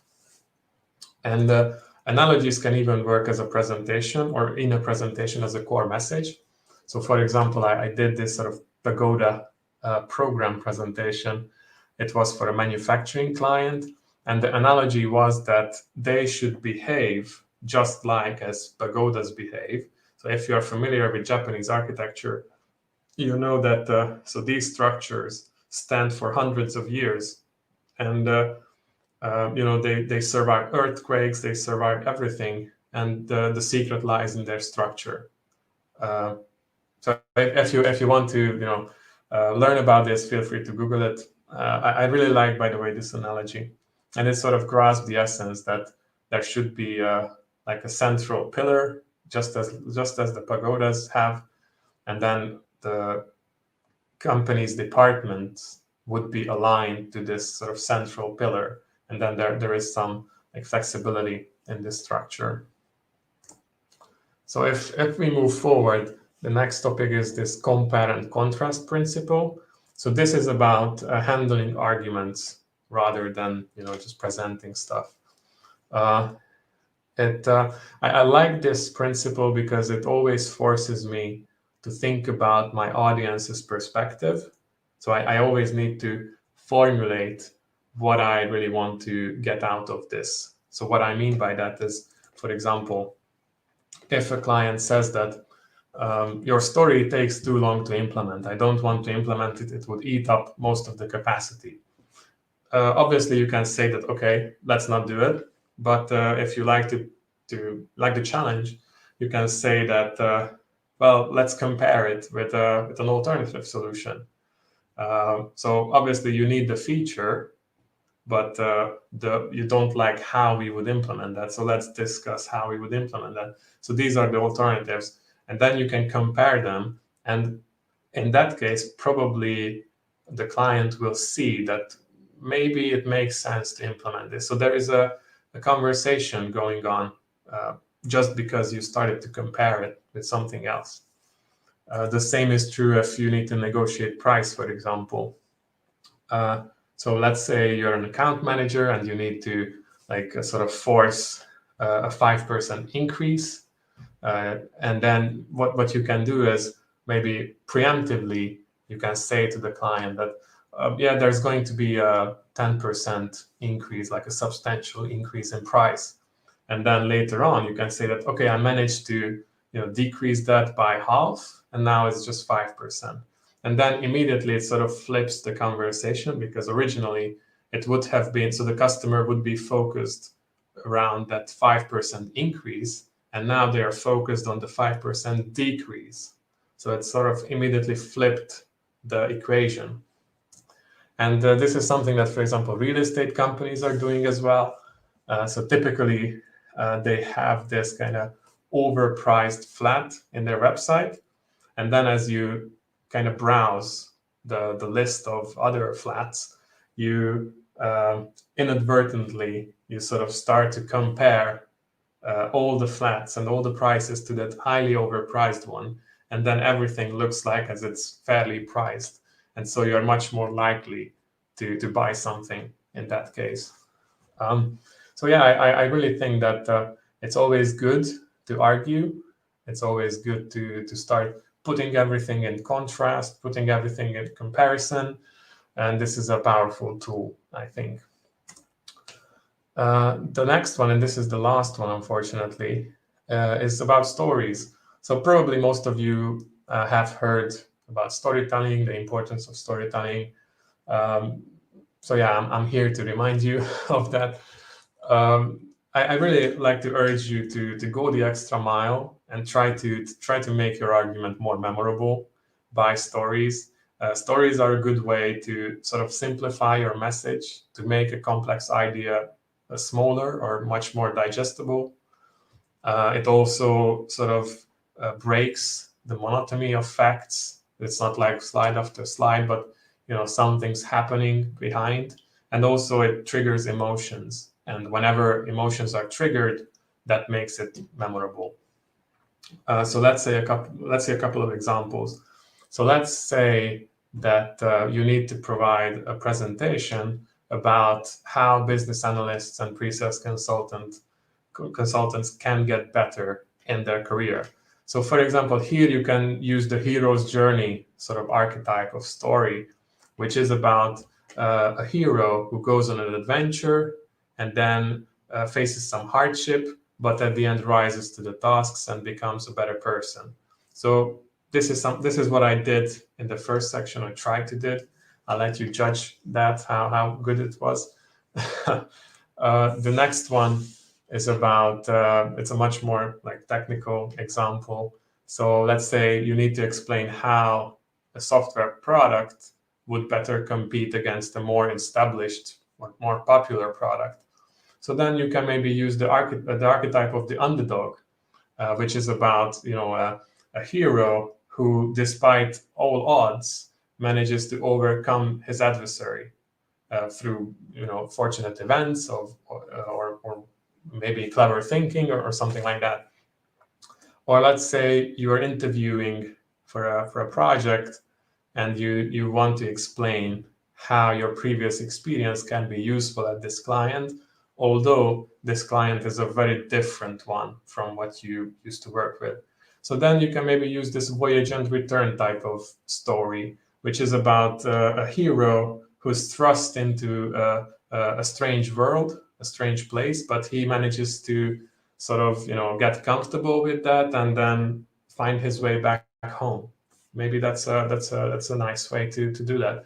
And there are many archetypes of stories, and if you like Kid's Tale, then you have some inspiration as well. So yeah, unfortunately we are at the end of the presentation.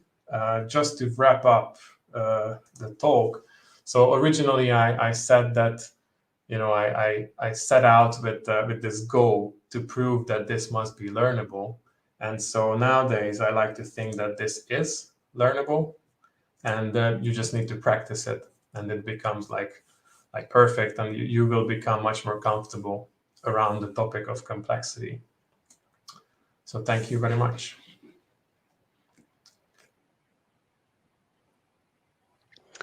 Thank you, Ella. Thank you very much for this thought-provoking and engrossing talk. It was really interesting to hear you. And actually, the first question, I would name it rhetorical question combined with a compliment, because one of our listeners says that, can we please make your talk mandatory training for everyone presenting complex information of any kind? It is brilliant. So. Okay, thanks for that. Yeah, that's your good to talk hear. is really encouraging others. That's great. And let's start from the first question we have, a true one for this time. So how would you distinguish BA from pre-sales consultants? So what's the main distinctions there? Mm-hmm. So yeah, obviously I put a parallel between BAs and pre-sales people in this presentation. And the simple reason is because I think both of them essentially do the same thing. So essentially they translate requirements from the client to either the development team or either to the bidding team. So that's one of the parallel between them. But also a little difference is that BAs tend to focus on maybe just one small subset of things. So maybe a feature or maybe there is a self-contained system, while as a pre-sales, you might encounter with much more strategic type of problems. And it's whenever this word comes in, like strategic, it always means that there is a big complexity there. So it's not self-evident how components are interacting there. I'm not sure I answered the question though, but later I will write my answer if that's okay. Yeah, sure. Please feel free to add additional information if you want to after the presentation. Let's move on. And the next thing here is not a question, actually, but rather maybe a statement that can provoke some discussion. And it will be great to hear your comments on this.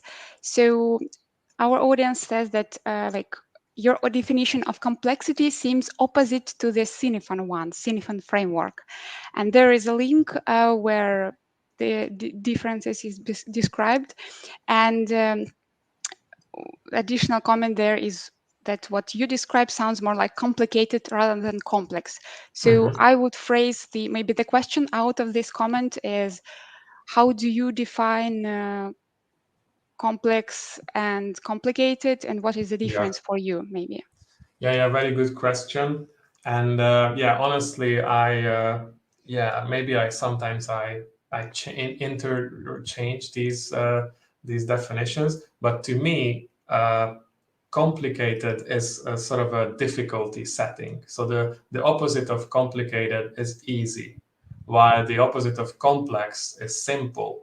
And things can be complicated. Okay, let me just think about it. It's a very good question. So complex things can be complicated, but also can be easy to sort of understand. I'm not sure if I explained that nicely, but yeah, overall, I think that the difference is that complicated is always a difficulty setting, like complexity is about how many components there are. So it's basically like how I'm looking for a synonym for complex. The structure itself is very dispersed, and it builds up from very different types of components. So it's not necessarily complicated. It's just there are many parts of this. I hope that helped you with the definition. Okay. Thank you for your comment. And actually, there is a link that our listener posted to read about a little bit about this framework. Maybe you can also comment it afterward. Yeah. So maybe my definition is not the standard one in the industry, but I think to me it worked. Okay, great, thank you. Yeah. And I think we'll close with the final question here. So, have you applied described approach to systems that are more complex than your focus area? Yeah. So something apart from software systems and industries. And I applied. For example, I tried to understand how stock market is working, and so the thing is that you can zoom out on the stock market, but at the edges of that you will see systems, and then you need to look at those as well. So it's like a very it's more complex than I was used to. I applied this type of framework, and I managed to learn about it, but it was a much slower process than compared to like a Dynamics 365 or an industry. So that you can use these, but don't expect that a couple of weeks you will learn this. Okay, so but anyway, it's like a baseline. Everyone can. I think so. Yes. The starting point. Yeah, that's great. Yeah, definitely. Okay, thank you very much, Alok, one more time. Very, again, insightful and interesting. And thank you, dear audience, for, again, posting your questions and being active and staying with us. I also encourage you to stay with us to the next talk. And our Colombian colleagues, Gian and Milton, will be presenting the topic leveraging unusual sessions for enhanced communication between devs and BA. So please stay with us, stay tuned, and have a nice rest of the day. Thank you, Elliot, and bye. Yeah, thank you. Bye.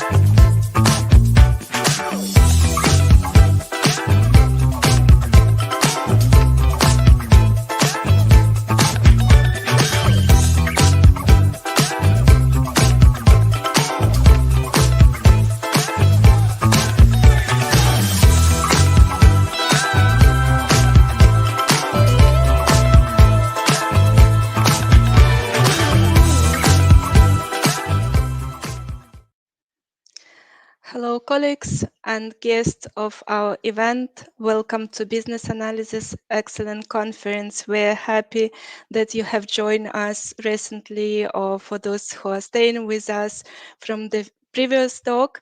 We are ready to announce our next presenters, our colleagues from Colombia. So good morning to you, Jean-Pierre and Milton. Hey, and good afternoon, good evening, depends to our guests and attendees, depending on your time of the day, because we're streaming all over the world today. So I would like to mention that this session is being recorded, and we'll provide with the recording within the week after the conference. And please feel free to post all your questions to our presenters in the chat. So later, Jean-Pierre and Milton will answer to all your questions. The topic is going to be discussed today, leveraging on usual sessions for enhanced communication between developers and business analysts. So it sounds juicy. Milton and Jean-Pierre, hello, how are you doing today? Hello, everyone. How are you? Hi, Alexandra. Hi, everyone. Hi. So nice to have you with us here. I would like to present both of you just so our auditory get to know you better. Milton is an IT engineer with more of 12 years experience, and Jean-Pierre is in IT sector for more than 4 years. So both of you guys are very experienced. Please share your knowledge with us. Okay. All right. Thanks, Alexandra. Thank you, Alexandra, for that personal introduction. Thank you all for joining this talk. So I guess after this nice introduction, we can get down to business. So as Alexandra mentioned, this speech is about how to take advantage about the different usual sessions that we have in Agile. When we say sessions, we are talking about the different artifacts like a sprint review, a sprint, the daily, the sprint retrospective, and so on. So we are going to talk how to take advantage about these different sessions to improve the communications between the business analysts and the developers. Most of these agile sessions were created with a face-to-face experience in mind. Even, for example, the daily was created for everyone to stand up during the session. But this has changed, especially after the COVID. You know, the virtual sessions now are more popular than before. And so most of these artifacts or type of meetings had to be adapted to the new reality, to the new virtual environment. So we are going to check how to take advantage of this session, because regardless of whether the meeting is in person or virtual, they are an opportunity to improve the communication. They are not a problem or an issue. They are an opportunity that we have to improve our communications. Next slide, please, Jean-Pierre. So this is our agenda. We have chosen 5 of the most typical sessions that we can find in Agile: refinements, one-to-one, uncertainty reduction, retrospective, and Three Amigos. So for every of these type of sessions, we are going to show you a brief description about the main features of every type of sessions. So after we are going to present the main challenges that we can find at communication level in every type of session, and finally we will give you some tips or some advices to take advantage of these sessions. So I leave you with Jean-Pierre, who is going to give you a deep dive into the three first type of sessions, and then I will go back to talk about the other two types. Okay, so go ahead, Jean-Pierre. Thank you. You are on mute, Jean-Pierre.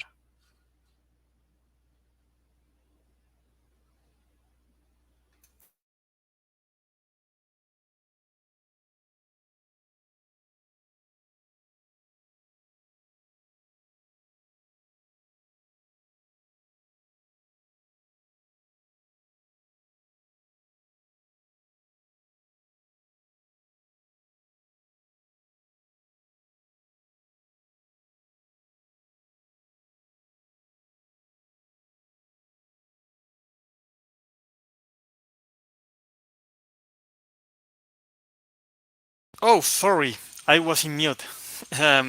So the refinement session is one of the most important and usual contact points between developers and business analysts, because we are preparing the different stories, we are getting them ready and ensuring that all the team is ready to undertake them on the next sprint. So since this is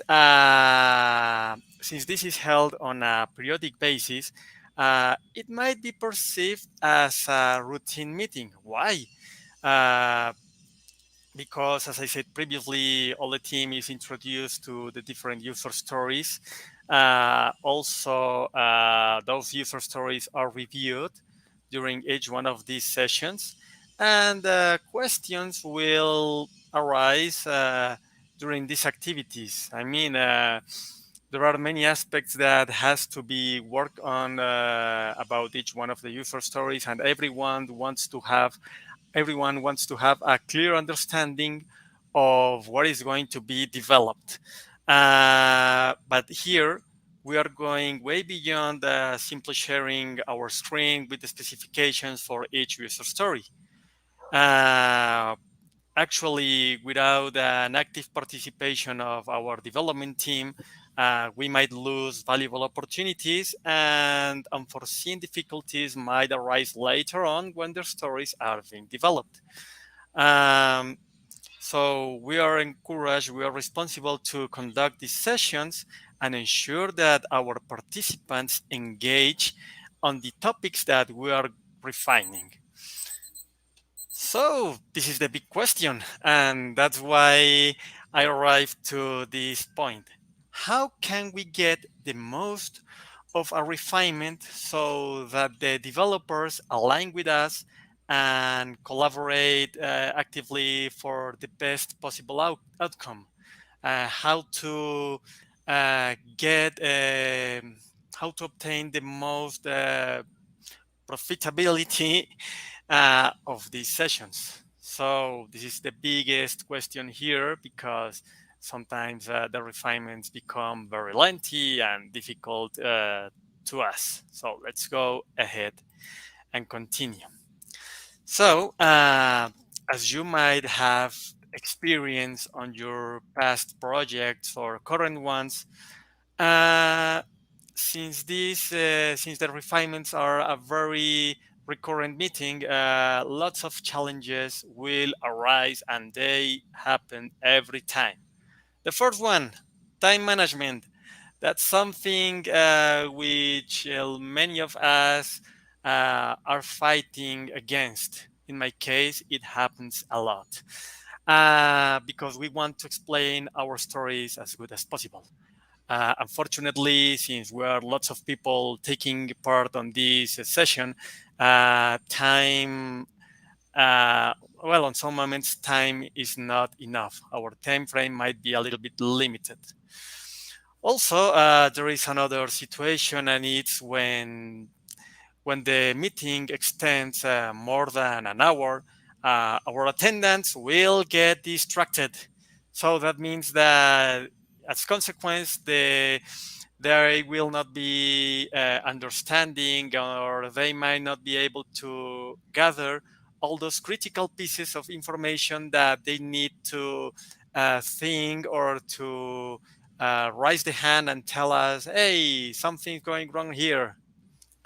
And we when as the session extends more than usual, we might lose our focus. We might end up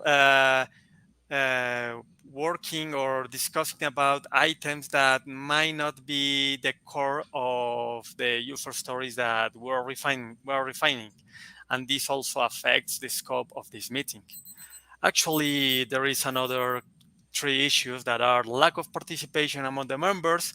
It's understandable that from time to time, some of our members are a little bit more shy than another, and we are losing the opportunity of learning what they are thinking. So lack of participation is critical for us, and it might affect our project later on, as well as constantly changing requirements. Haven't you been in a position where a new user story is required to be pushed on the next sprint, but for some reason it didn't have the right priority to be refined on time? This also might present us some challenge, as well as complex user stories. We try to put the most value on our user stories. However, they might become a little bit more complex than expected, and this also might prevent us from explaining them properly. So, to try to cope with this situation, we have to undertake a little bit some basic steps. The first one is to understand the different functionalities that we are developing so that we are able to convey those to our team, to convey the expected result to our team once each user story is completed. So we want to tell them, hey, after this story is completed, we should have this or that functionality implemented, or we should be completing all of these epic, and so on. We should be able to ensure that our user stories are specified early enough so that the team has time to familiarize with them before the refinement. So in this case, the more we specify them in advance, the better.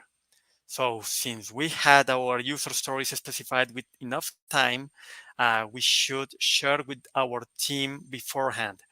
A good guide would be, okay, share user stories at least 2 or 3 days before the refinement, so the team has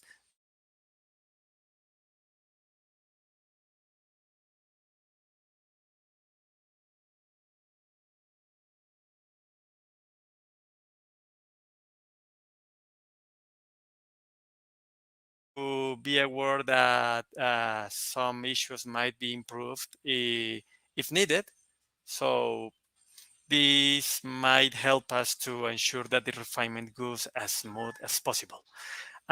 We have to be clear about one thing. There is not a magical recipe or trick suitable for all projects. So this is one way that we could do it, but we can also adapt our techniques or our procedures depending of our teams.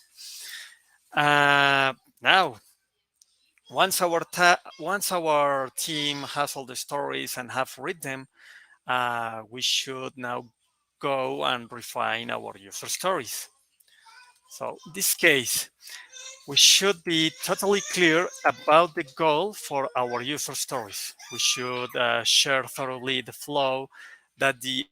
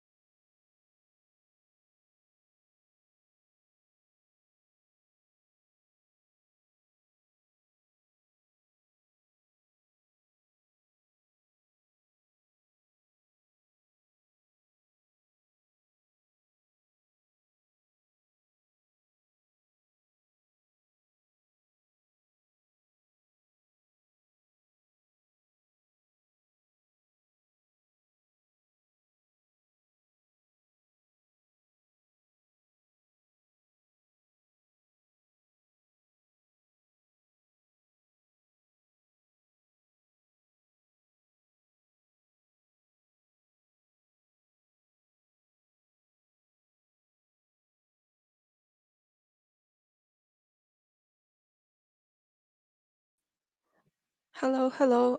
Sorry, we are having communication troubles. Jean-Pierre, we lost you. If Okay. you want, I can continue, Alexandra. Yes, hopefully Jean-Pierre will reconnect soon. Please, Milton, go ahead. Thank you so much. Sure.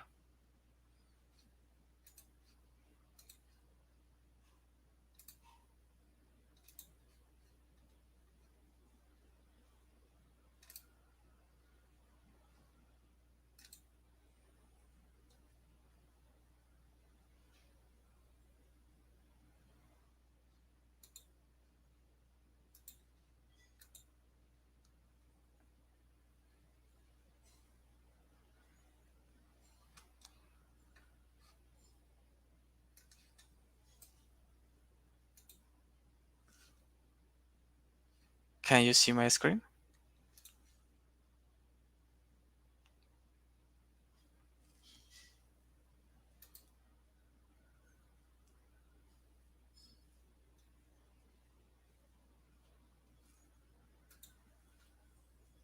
Okay. So while we wait for Jean-Pierre, I will continue with the other type of sessions that we can find in. Oh, Jean-Pierre is back.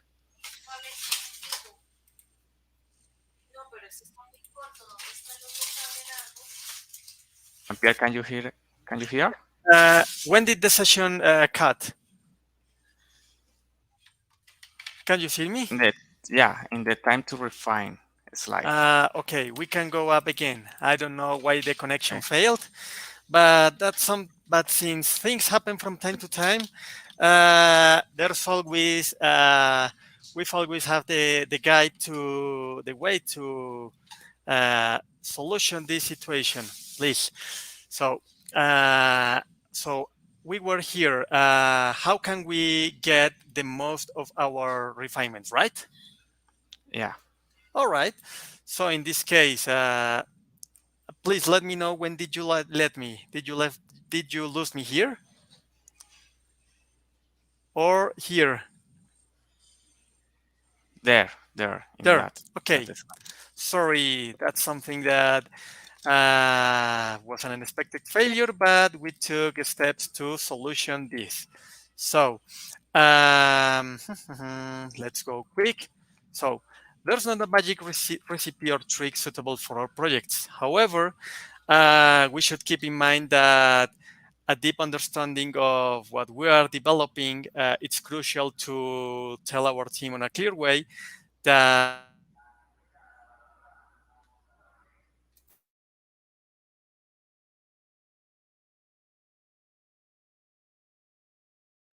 early enough, right? Stories were prepared with enough. We were prepared with enough time before the refinement date. We should share them with our team. So please share your user stories at least 2 or 3 days in advance and encourage your team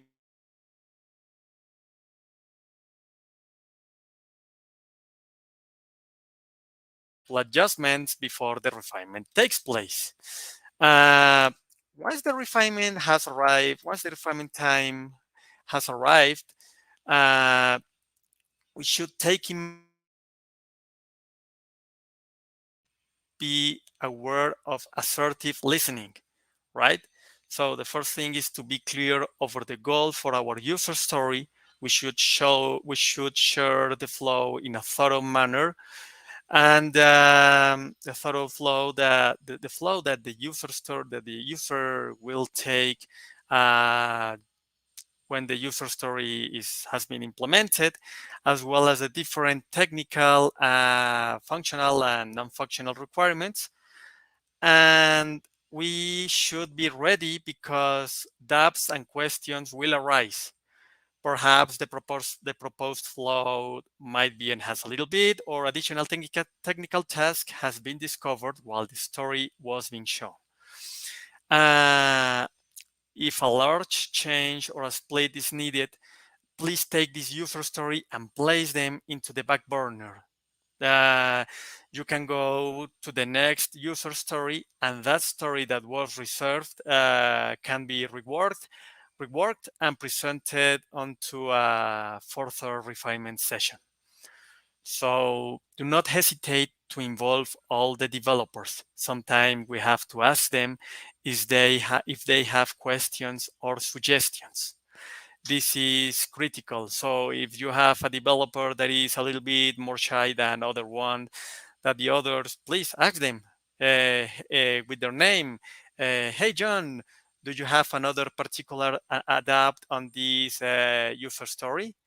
Perhaps if we do try to reach them and involve them, they might tell us, yes, I have adapt, or no, I don't have adapt, or even they might tell you, hey, please tell us again the flow. I didn't understand anything. But if we ask them and validate with the developers what is being refined, we should be able to improve our communication. So let's go here to the next one. So a critical task here is that a critical aspect here is that we have to prepare our stories with enough time. I've been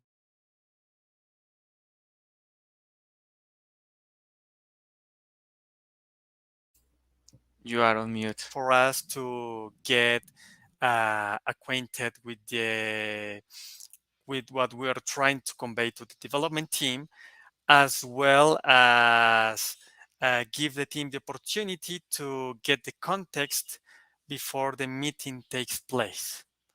We have to be precise when presenting each user story for our team. The more precise, the better. We should avoid wandering away from our topic. It's quite difficult, but we should be aware of it. And also, we should avoid at any cost including incomplete user stories. So please do not include incomplete user stories here, because that will introduce uncertainty into our sprint. That it's critical to assertively listen to our team remarks on the user stories. They are also doing their best to ensure that the development will proceed slowly, and their technical knowledge is really important for us. And also, as we're refining our user stories, we can do some small changes while we are sharing our Jira and sharing our user stories. Perhaps the developers got a catch like, hey, please, this field is not the correct one. Can we correct it to this value? Yes, we can do that in a quick way. So small changes might be incorporated in the run, as long as the development team agrees that that these changes will improve our user stories. So we can also improve this session by encouraging our team to put comments on each one of the different Jira issues that will be part of the refinement meeting, or we can use the Teams channels or the personal chats on our Teams application, so that this communication flow doesn't break. All right, let's go. So now we have the one-to-ones. One-to-one is a quite useful technique. We can use it to discuss important topics pertaining for a user story. Perhaps if a developer has adapt on a user story before the refinement takes place, he might look for us and, okay, let's do a quick call. So this also might happen once the sprint has begun. Perhaps the developer wants to clarify certain aspects of the user story, and that's totally okay. So in this case, we have to be really aware of the story that is being treated, and we should pay close attention to their needs, because this also it's useful for team building, and as a result of a successful one-to-one, we might have increased trust between us and our developers. We have some challenges here. The first thing is that this type of calls might be needed on short notice. So perhaps we are busy preparing user stories for our next sprint, and our developer tell us, "Hey, can I call you right now? I have an important job." So that's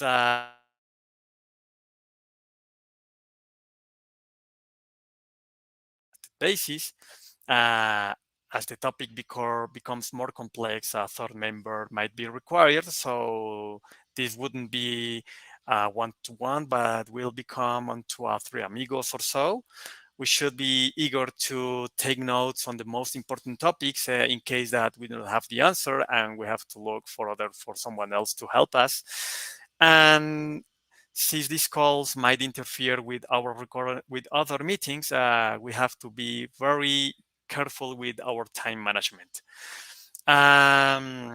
Also, if the time management aspect is not so critical, we might be also able to do some small talk just to know better who our developer is. And finally, this is not a standard practice, but when some projects become more complex than others, becomes really, really complex, it is not enough with having our user stories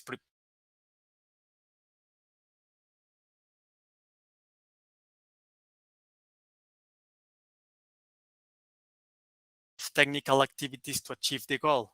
So additional efforts might be required and can be foreseen if we are working closely with our most senior developers. But which kind of additional efforts?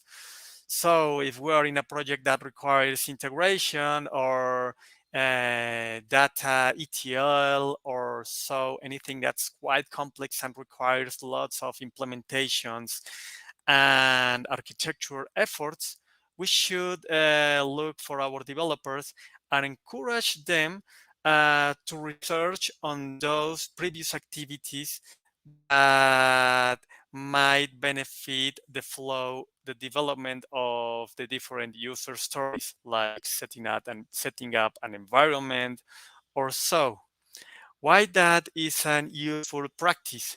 Because we will reduce the opportunity, we will reduce the chance that unexpected failures happens, and thus we will be able to be more accurate with the way the user stories are being developed. We will have more accurate estimations, and also this will be an excellent effort to the most senior.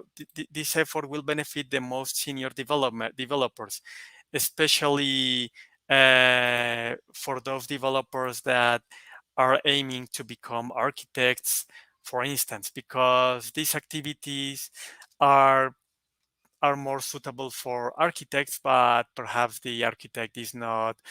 It's needing some help, and our team might provide valuable support to them. So this is the third meeting. This is not a common one, but it might arise, it might happen if the project is especially complex. So now let's go with Milton. Okay, thank you, Jean-Pierre, for your speech. So now I will take you through the last two types of sessions that we have selected, the Sprint Retrospective session and the Three Amigos. So let's start with the Sprint Retrospective session. This session is an opportunity for the Agile development team to reflect on past work, to identify different ways to improve the work team. So sometimes this session is seen as a lesson learned meeting where the entire team reflect together to see what went well and what could be improved. So this is basically what is a retrospective session. The most important is that we need to answer 3 questions. The first one is what went well. The second one is what could be improved. And the last one is the action points that we will plan to achieve these improvements. So now that we remember what is a retrospective session, let's see the different challenges that we can face at communication level. So the first one that we find is not all team members speak and participate in the meeting. It's common that some members don't have the chance or don't want to participate in the during the meeting. This happens for different reasons. It could be the personality. Some people is shyer than others. Others are more outgoing. Or also it could be how the team is handled the time frames. So sometimes some member wants to participate, but he doesn't have the chance to participate. So this is the first challenge that we face. First, I will mention all the challenges, and after I will recommend different tips to overcome these challenges. So the second one is repetitive meetings with the same findings. If a member attend a session and in every session people talk about the same topic every session, so this could cause that the members lose interest in the session, because it could mean that we are not making progress in every session if we talk every session about the same topic. So this is the second challenge. The next one is people avoid controversial but important topics. There are some uncomfortable topics to talk, especially those that are regarding to the behavior of some member towards the rest. So it's not comfortable to talk about how someone behaves. And the easiest way to avoid this discussion is just ignore. But this is not the best choice, because maybe if you ignore these complicated topics, you can avoid a discussion at the moment. But in the long term, it could affect the work of the team. Point out team members and blame them for mistakes. Due to the nature of the retrospective session, it's common to talk about mistakes. It's not bad to talk about mistakes, because if we want to improve something, we need to identify what is wrong. The problem is when we focus on people instead of the issues. So we are going to see how to overcome these issues when we focus on the problem and when we point someone of the team. And the last one is to get a consensus in the team. During the retrospective session, it's common to have all the members that were part of the iteration or the sprint. So the fact to have this amount of people could make complicated or difficult to have an agreement, to reach an agreement. So now let's see how to overcome these challenges. So the first thing is have a willingness to listen to others. Like Jean-Pierre mentioned before, the improvement in the communications start even before the meeting. So it's important the attitude, how we arrive to the meeting. So it's important to come to the meetings with an open listening attitude. So if we come to the listen thinking that we are right and that the other point of view are not valid, we are starting in a wrong way the session. So how we arrive to the session is very important. The attitude that we have. The second one is keep in mind the possibility of adapting things on the team after the session. This is closely related to the previous one. So it's also important to to arrive to the session with a open to change. So if we understand that there is the possibility to change something at the end of the session, it could make easier to reach an agreement among all the members of the team. The next one is have a moderator to coordinate who speaks. So this is important in order to have an organized session. So it's impossible that everybody talks at the same time. So it's important to have a moderator. If we strictly follow the Scrum recommendation, this moderator should be the Scrum Master. But this is something that has changed recently. And a good practice came up that is rotate the moderator. So I recommend that at the end of the session, of the retrospective session, select the moderator for the next session. So if, believe me, if some member feels that he could be the moderator for the next session, he will pay attention to all the details of the current session. So this is a good practice to involve all the team. And the next one is set timeframes to speak. As I mentioned, there are people who speaks a lot. Sorry, I guess that we lost the presentation, right? Can you hear me?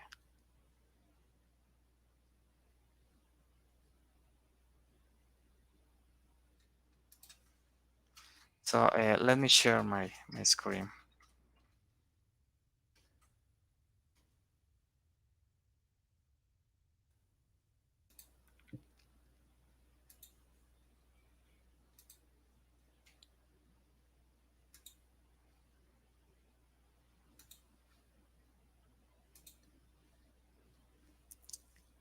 Can you see my screen? Okay, I think, okay, you can hear me. Okay, thank you. So let me put presentation mode.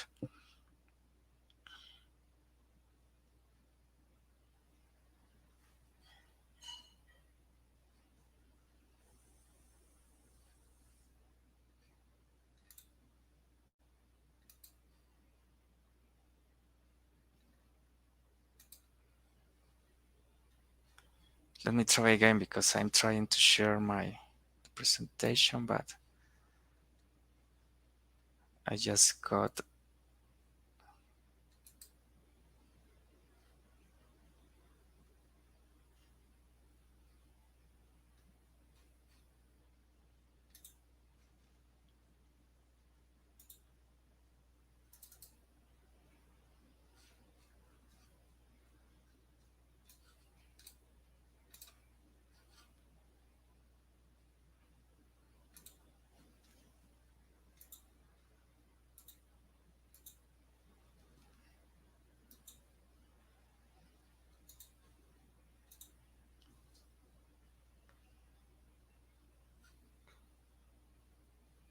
I'm trying to share again. Can you see my?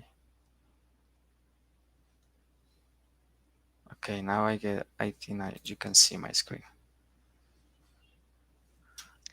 Say, let me go to the. Yeah, we can see your screen. Please share it in. Okay.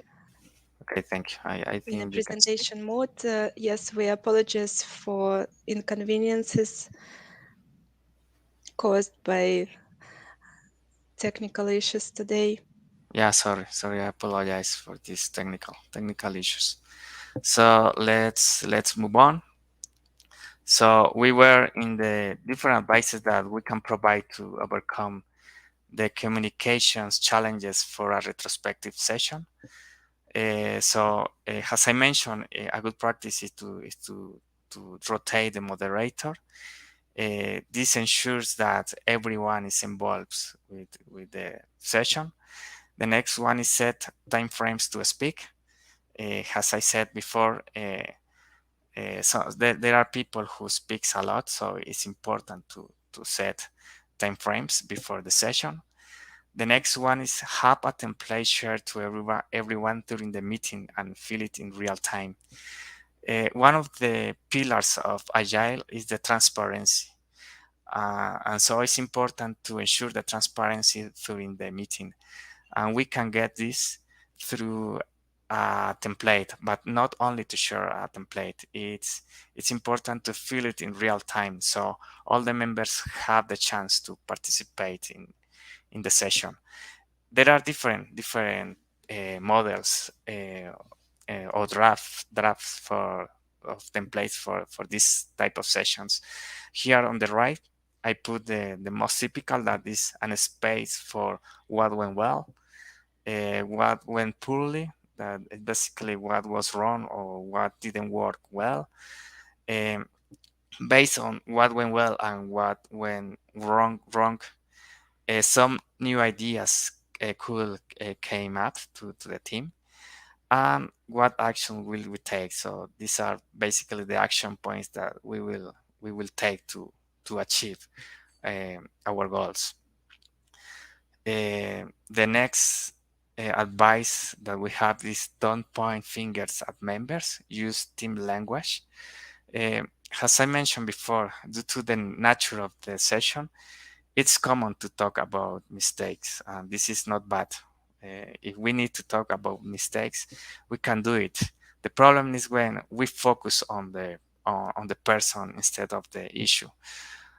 So it's important to use a team language. When I say team language, I mean, for example, don't say in this sprint we are fixing the mistake made by Milton, for example, or Milton, you ran into an issue. This language doesn't help to have a good communications. Instead of this, try to say we are facing several challenges in this sprint, but we are trying to overcome, or we run into an issue, but we are able to face this issue. So always talk as a team, and not only for the negative aspects, also for the positive aspects. For example, try to say, we achieved the goal of the sprint thanks to our work, or the customer recognize our work. So try to use team language. Try to speak as a team, not as an individual. All opinions are important regardless of role or seniority. It's important that all the members feel that their opinions are valuable for the work. So please don't try to classify the opinions according to the seniority. This is not good. So think like a team, and all opinions matter. So this is important. The next one is encourage the team to use respectful and polite language. And this is very important to talk about uncomfortable topics. As I mentioned before, the topics that are related to the behavior of people are complicated to talk. And sometimes some people try to ignore, but this is not good. Why it's important to talk straight about a complicated topic. Let's imagine that you have a developer in your team, and this developer always never deliver on time his task. And when you complain and when you ask him for an explanation, he didn't reply in a good way. So this is not good for the team, and this is not good for the project. But it could be that this developer is overloaded because he has been assigned to different projects, and his bad mood, it could be like a way to externalize his stress. So if you had ignored this issue, probably you wouldn't have known the root of the problem. So always try to talk about any topic, regardless if it's an uncomfortable topic, but always try to use a respectful and polite language. Some communications improve just by using a please or a cool or may I have or thank you. Just a thank you could help to improve a communication between two members. So try to use a respectful and polite language. And finally, the last advice that we have is send the minutes of meeting after the session. And it's not only important to send the minutes of meeting, it's important to get the habit to review, that everybody reviews the minutes. And this could help to have a guide for the next session, and it's like a benchmark for the next session. So these are the main advices that we have for the retrospective session. And now we move to the last type of session, Three Amigos. This is not a common session, but recently it's becoming very popular. For those who don't speak Spanish, the word amigos means friends. But if you look into the literature, you can realize that the word amigos remains in any language. I don't know the reason, to be honest. I was looking for, but I didn't find the accurate reason to maintain the word amigos. But I think it's because it's a nice word, and a word nice, easy to remember. For those who don't know what is Three Amigos is commonly known as a meeting between the business analyst, the developer, and the tester. But actually, it's a meeting between the three different perspectives. I mean, from the business part, it doesn't have to be the business analyst. It could be the product owner, for example. The most important thing to keep in mind is that every perspective has a purpose in the meeting. So the business the business analyst, or the person who represents the business side, is in charge of responding what problem we are trying to solve. And the developer is responsible for answering how we can build this solution. And the tester is like the feasibility element, because it's the person who is in charge to say what happens if we perform this solution how the developer suggests. If you see in all the other session, we always have the business and the business analyst and the developer. But now in this methodology, we have the tester. This is the third element. And at the beginning, the Three Amigos were used when at the beginning of a project. So just when we are defining the feasibility of the project, and when we are defining the user stories, when we are understanding what the customer wants. So the tester was very important, because sometimes the business part and the developer can create a solution that they believe that it will work, but in the final part of the iteration, when we are testing, we realize that maybe was not the best choice. So to include the tester from the beginning could help us to identify these type of issues. But as I said, at first, it was used at this methodology at the beginning of the project, or before the implementation of the design. But recently, it has been used during all the life cycle. So if you want to perform to hold these meetings during the all life cycle, it's okay to perform. There is not a format for the Three Amigos session.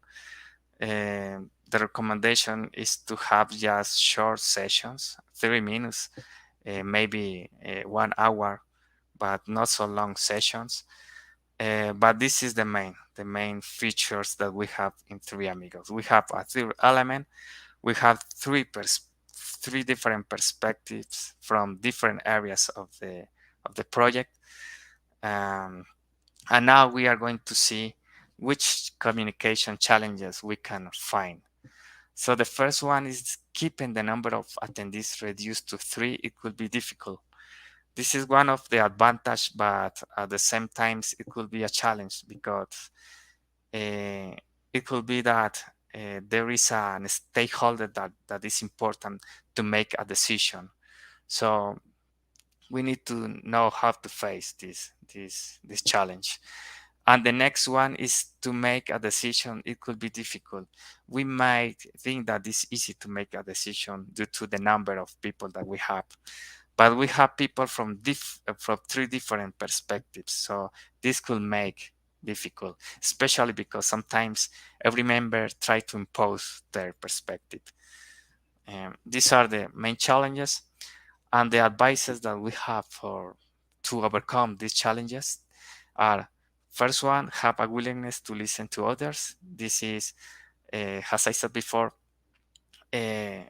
improvement in the communications during a session sometimes start before the session. So it's important to arrive with a good willingness to listen other points of view. Encourage the 3 members to recall on previous experiences. So we have different perspectives. So it's important to know how every member has faced similar projects, similar challenges. And a good practice is to switch the developers. Maybe you are wondering if it's okay to change all the 3 members. Actually, it's not good to change everyone because you could lose the progress that you have made in previous sessions. So, for example, and it's also important to keep the person from business, because it's the person who is in charge to ensure that everybody is aligned about what the customer wants. But if rotate the developer, it could be good because we could have different possibilities to build different solutions. So these are the main advice that we have for 3 amigos. Now, just to close the conclusions. So the first conclusion is listen to your team. As I mentioned, this is probably the starting point to achieve a good meeting. All the opinions are important, regardless the seniority and the role. All the opinions are important. Try to think like a team, not like a set of people, a group of people. Try to think like a block, like a team. Every question is valid, so please don't feel that someone is asking stupid questions. Not all opinions matter. We can see that there are some tips or some advices that apply for all the type of sessions. There are others that apply for a specific session due to the nature of every artifact. And finally, proper communication practices leads to successful meetings. So that's it that we have for today. I hope you have liked it and you have enjoyed. Please, if you have some questions, this is the moment to ask. Feel free to ask them. Yes, we are out of time and we have maybe 1 or 2 minutes more. And I would like to apologize for inconveniences caused by technical disruptions today. And thank you, Milton and Jean-Pierre, for your presentation. I would like to announce the next presentation. It will be Anastasia Gorbatenko and her topic, Best Practices, How to Conduct Discovery Phase for Machine Learning Project. Thank you so much for joining us today. Thank you, Milton. Thank you, Jean-Pierre, again. Have a nice rest of the day and enjoy the conference. Thank you so much for participating. Thank you. Thank you.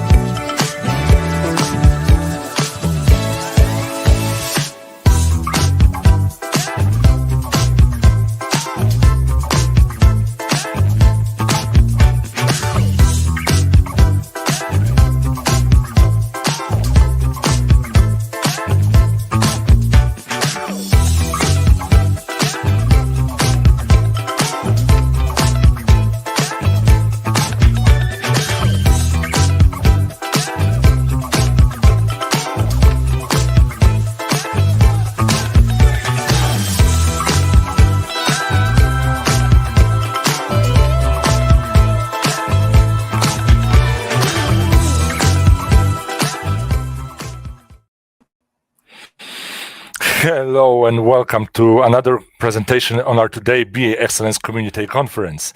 I hope you are enjoying the presentations that we have prepared for you so far, and I hope that you are waiting in the anticipation for the next topic and the next presenter. Regardless whether you are watching us in the morning, in the evening, in the afternoon, I hope you are having a great day. And I hope that the presentation is meeting your expectations. Our next presenter, who will have the opportunity to share the topic about best practices on how to conduct the discovery phase for machine learning project, is Anastasia.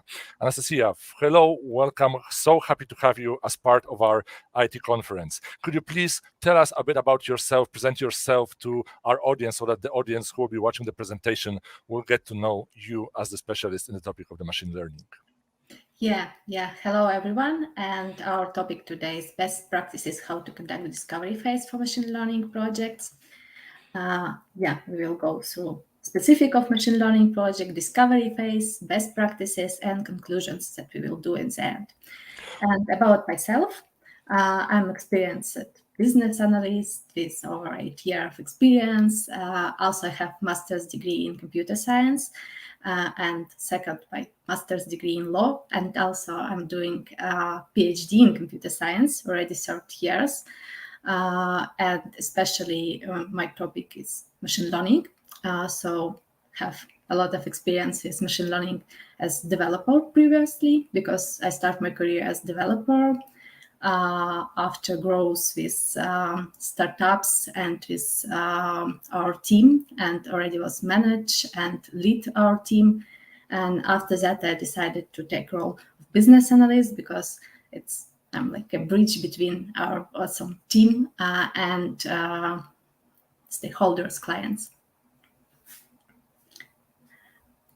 So probably we can go to the next slides.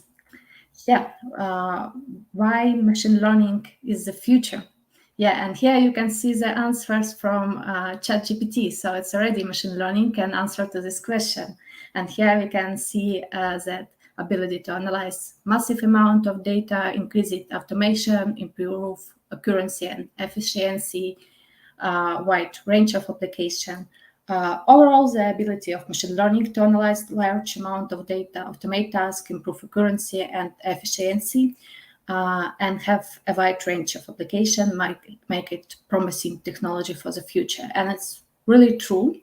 And we can see that, for example, such ChatGPT, it's natural language processing model that using for that usually. It can be different type of models and projects that you will see inside machine learning. And it's a good example why it's the future. And next slide, we are going to see the circle of machine learning project, how it's going, which stage we have, and how we will go deeper to each of this stage. First of all, it's defining the statement of problem, understanding business needs, and define the scope of minimum viable products. And here you should pay a lot of attention to the customers' needs and define which metrics will be mean for them successful. It's from business perspective, and as well from defining minimum viable product, we should pay attention to the technical part. And also already on the defining the problem statement and defining all business needs, you can think about which metrics will be successful, which accuracy should have our model, which KPI for them will be good one from the business perspective as well. And the next stage is prototype, when you're going to receive data and get data. After that, you're working to prepare such data and train model, evaluate model, and after we come back to the get data. Because usually our models should be iteratively learning. So we are receiving new data, so we can make new circle and relearn our model.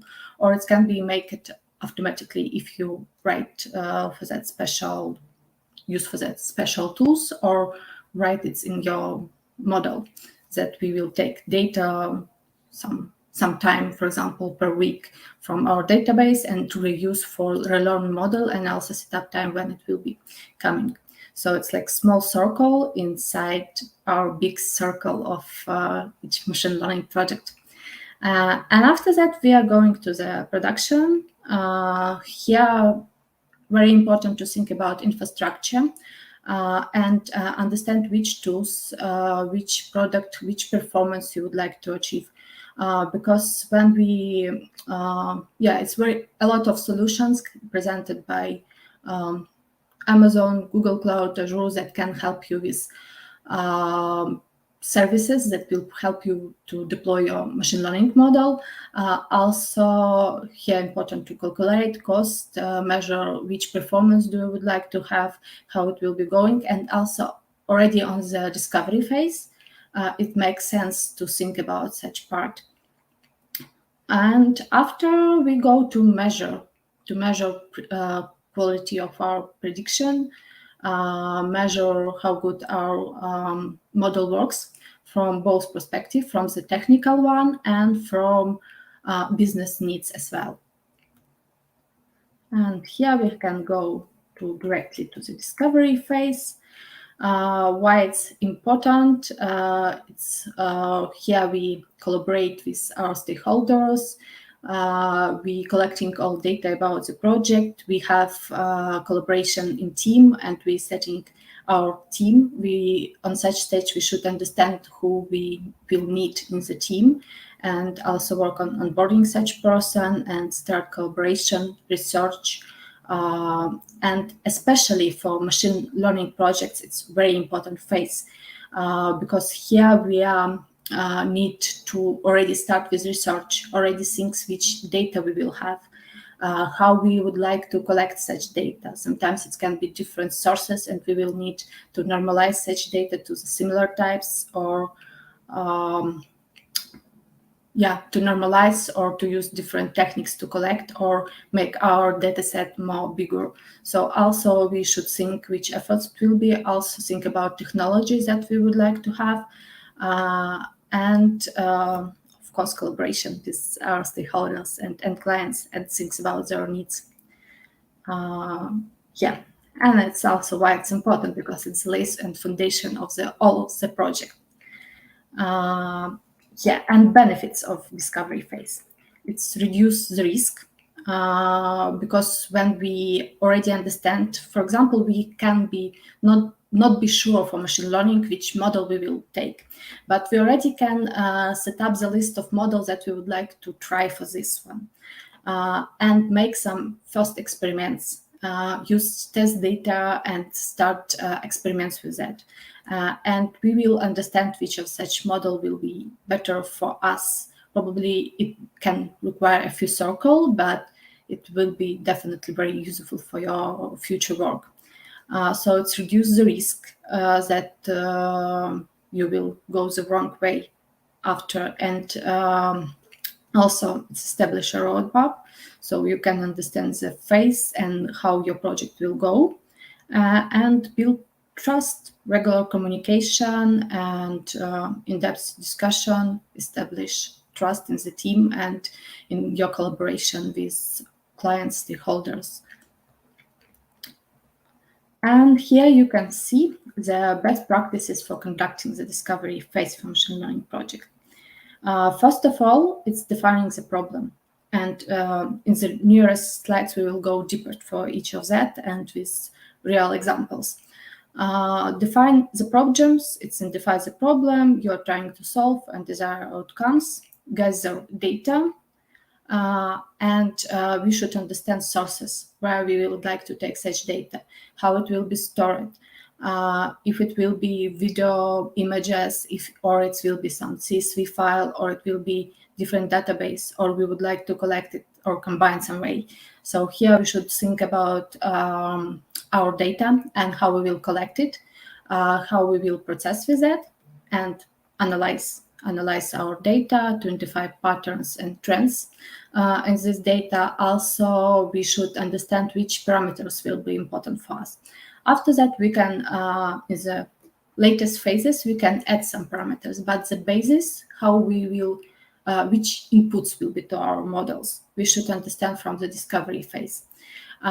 Yeah, and of course we should, when we go into the model, we should understand which type of the project it is, because it can be natural language processing, it can be recommendation system, it can be different types of the projects that all inside machine learning, and depends of it on each of such area. You can research and choose for you a few types of model and try to use different inputs, different amount of layers in your model, and already understand which of them you would like to use for research for the nearest phases. Yeah, and I hope they are following these best practices that I'm sharing with you and will continue to share in the nearest slide.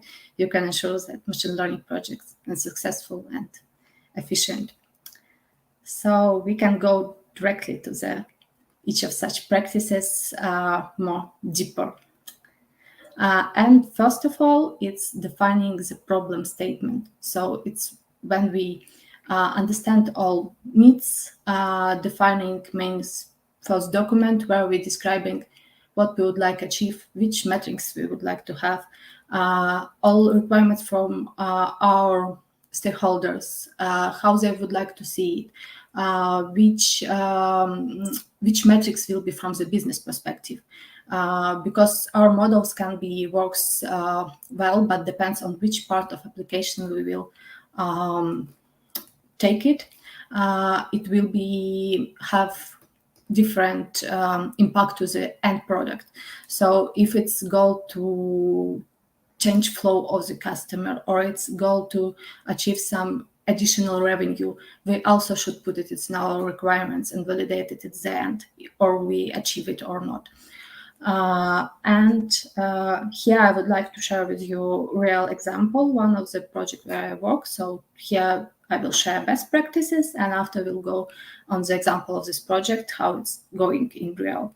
Yeah, and it's information support system for people with visual impairments based on millimeter radar, and with help of vision. It's like our problem statement. With the help of vision, a person received more than 80% of information about surrounding world. So it's very important. And here on the slide, you also can see the amount of people who have such problem, and it's a lot of. And using such radar, we can help them and also provide such information to them about obstacles that they can see on their road. And also such radar was very popular to automated cars, but it wasn't used never for people with visual impairments. And it's social, and also here a little bit different algorithms that we can, and neural models that we can use for that, because we can receive just data, and depending of it, and it's different obstacles that usually, for example, car taking and such and people takes on their road, and object. So it's process of recognizing object in system of detecting interference, and the method subject, the method of using such microwave radar in the interference detection system and obstacle detection system.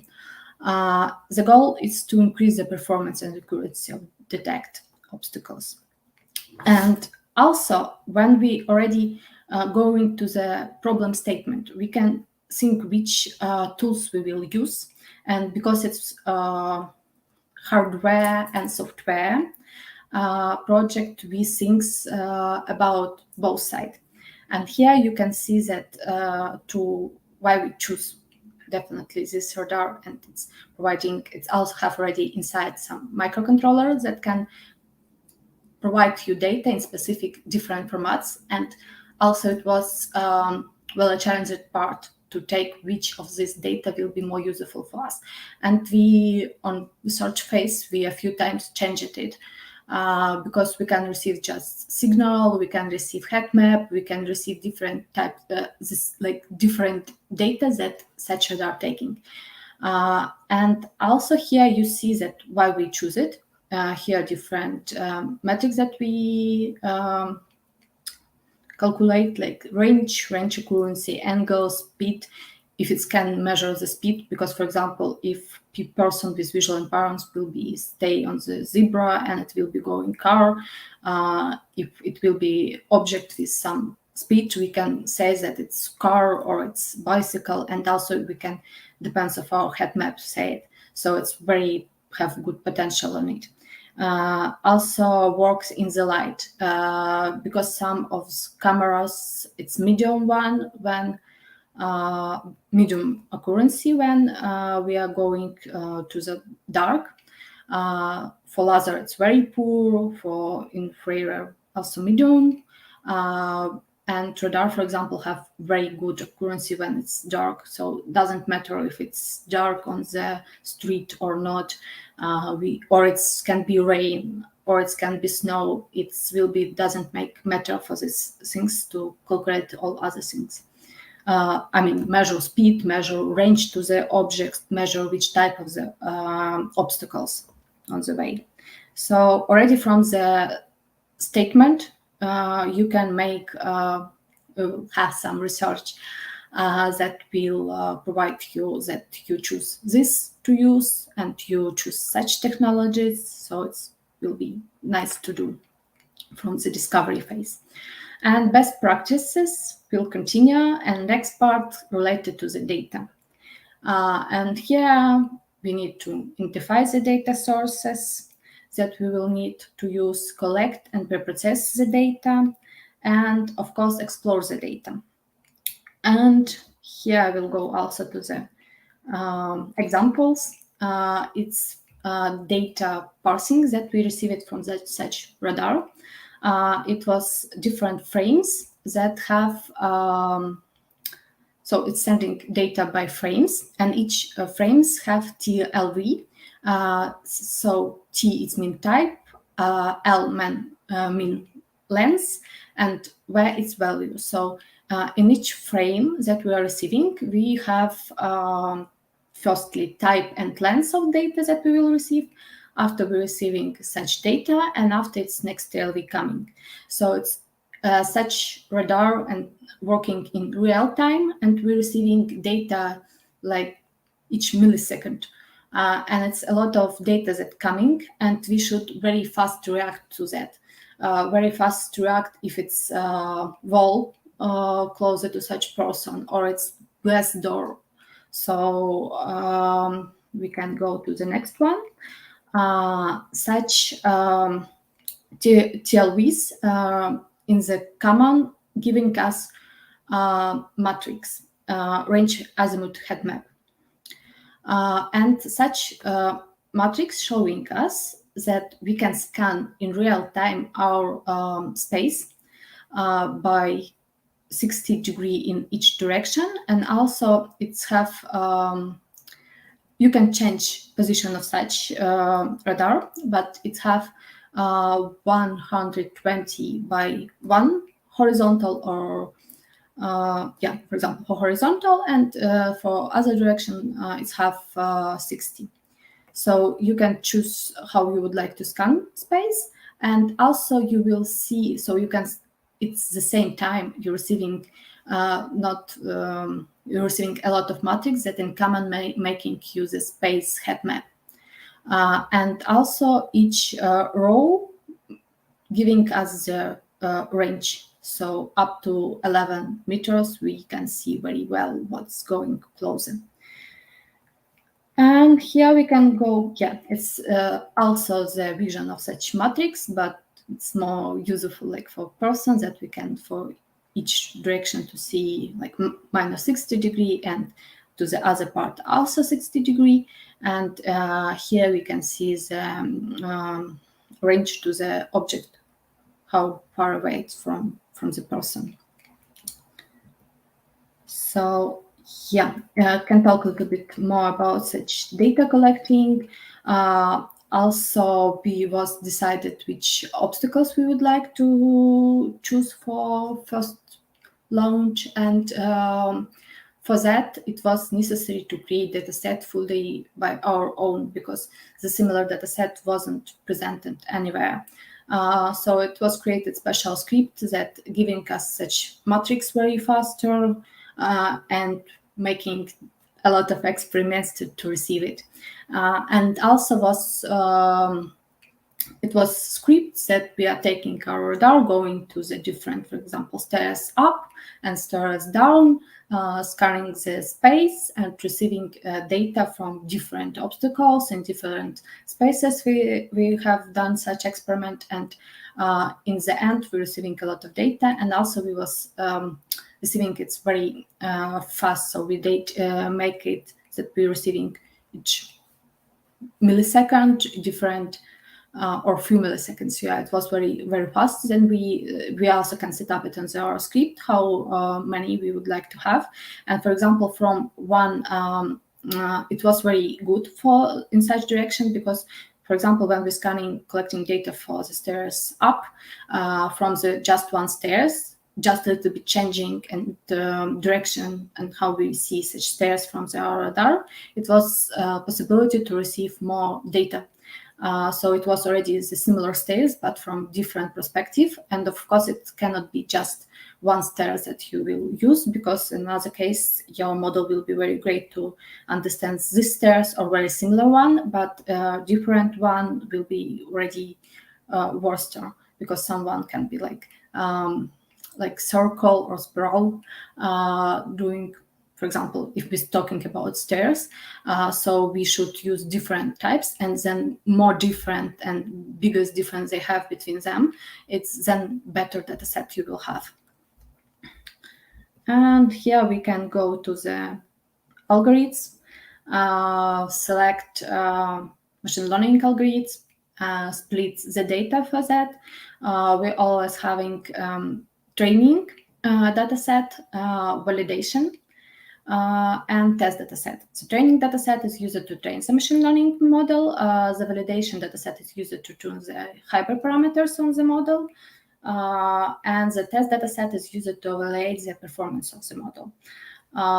So yeah, most part of the data going to the training data set, and the rest we are splitting between validation and test data set. And it's very important to think how you will split it, because for example, if you have different classes like stairs, wall, glass that you would like to detect, each of such classes should be presented on all data sets. And probably on training, it can be about 80% of data to train your model, and the rest you can split between validation and test data set. Yeah, and in the end, you can build a baseline model, or of course, from the start, you can have not all necessary data, or it can be in the progress with collecting, but will be awesome if you can set up collecting the data from the discovery phase, because when you will go to the already set up in model experiments, you will have all such data and you will be able to use it. You will be not need to wait to understand real quality of prediction for your model. So here we can go to the real example as well. So for our obstacles detections, we was use convolutional neural network. It's also very popular to use when some images you classifying. Why? Because why we use it for our case as well. We're receiving such head map, but we're receiving its different type data. We was need to normalize it, and after that we was have head map, and in such head map it's very in real similar to the image, but in binary type. Because here we can also scan space and we understand where some obstacles in our way. And also depends of, because such radar working that it's sending signal and receiving such signal back. So it depends of how big such signal. We can understand that it's, for example, glass door, but it's not a wall. So we can say that it's glass on your way. It's not like wall, or we can. And also, it's very important with glass because people who have some problem with vision, or sometimes just usual one when we go into some city mall and it's fully glass door closer to us, we don't see that it's some obstacles on our way. And such things always will tell you that it's on our way. And yeah, we also use such type of neural network because depends of yeah, we also try to use, as I mentioned, different types of data that we can receive from such radar. It was signals vision. It was by just not had maps fully, but some anomalies that we have, and we try to use different type. We have a lot of experiments with that. And in the end, we decided that such head maps will give us most information. Of course, it was need to normalize such data collected, but it was most useful, and we can scan space very well. So technology that was used, also, as I mentioned, we should think about it from the discovery phase, and for us it was Python, Raspberry Pi from its microcontroller that was additional microcontroller, because such radar have one already inside that can send you data, but for process it and have our script and use Python, it was very useful to have Raspberry from hardware side. And TensorFlow and Keras also was used. And next one, it's iterate.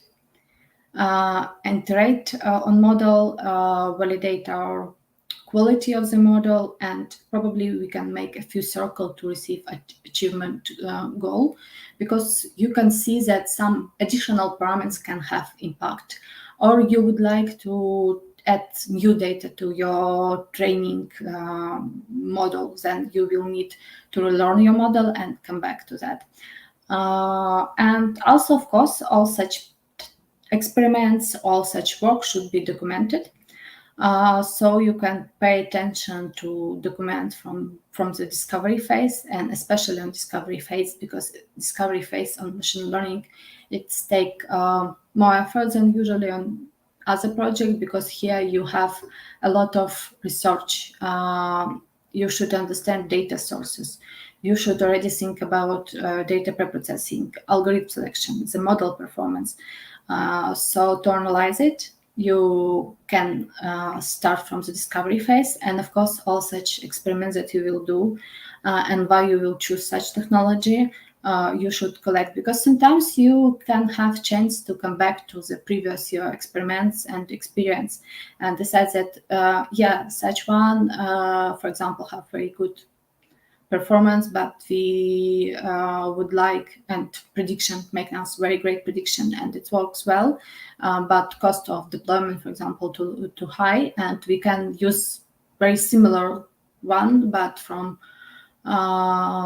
with a little bit less cost, and how we can control it, because for especially for enterprise projects, it's very important to understand from both perspectives, from the your end customer needs, from business needs, from clients' needs, and understand the metrics that you would like to achieve from the technical perspective.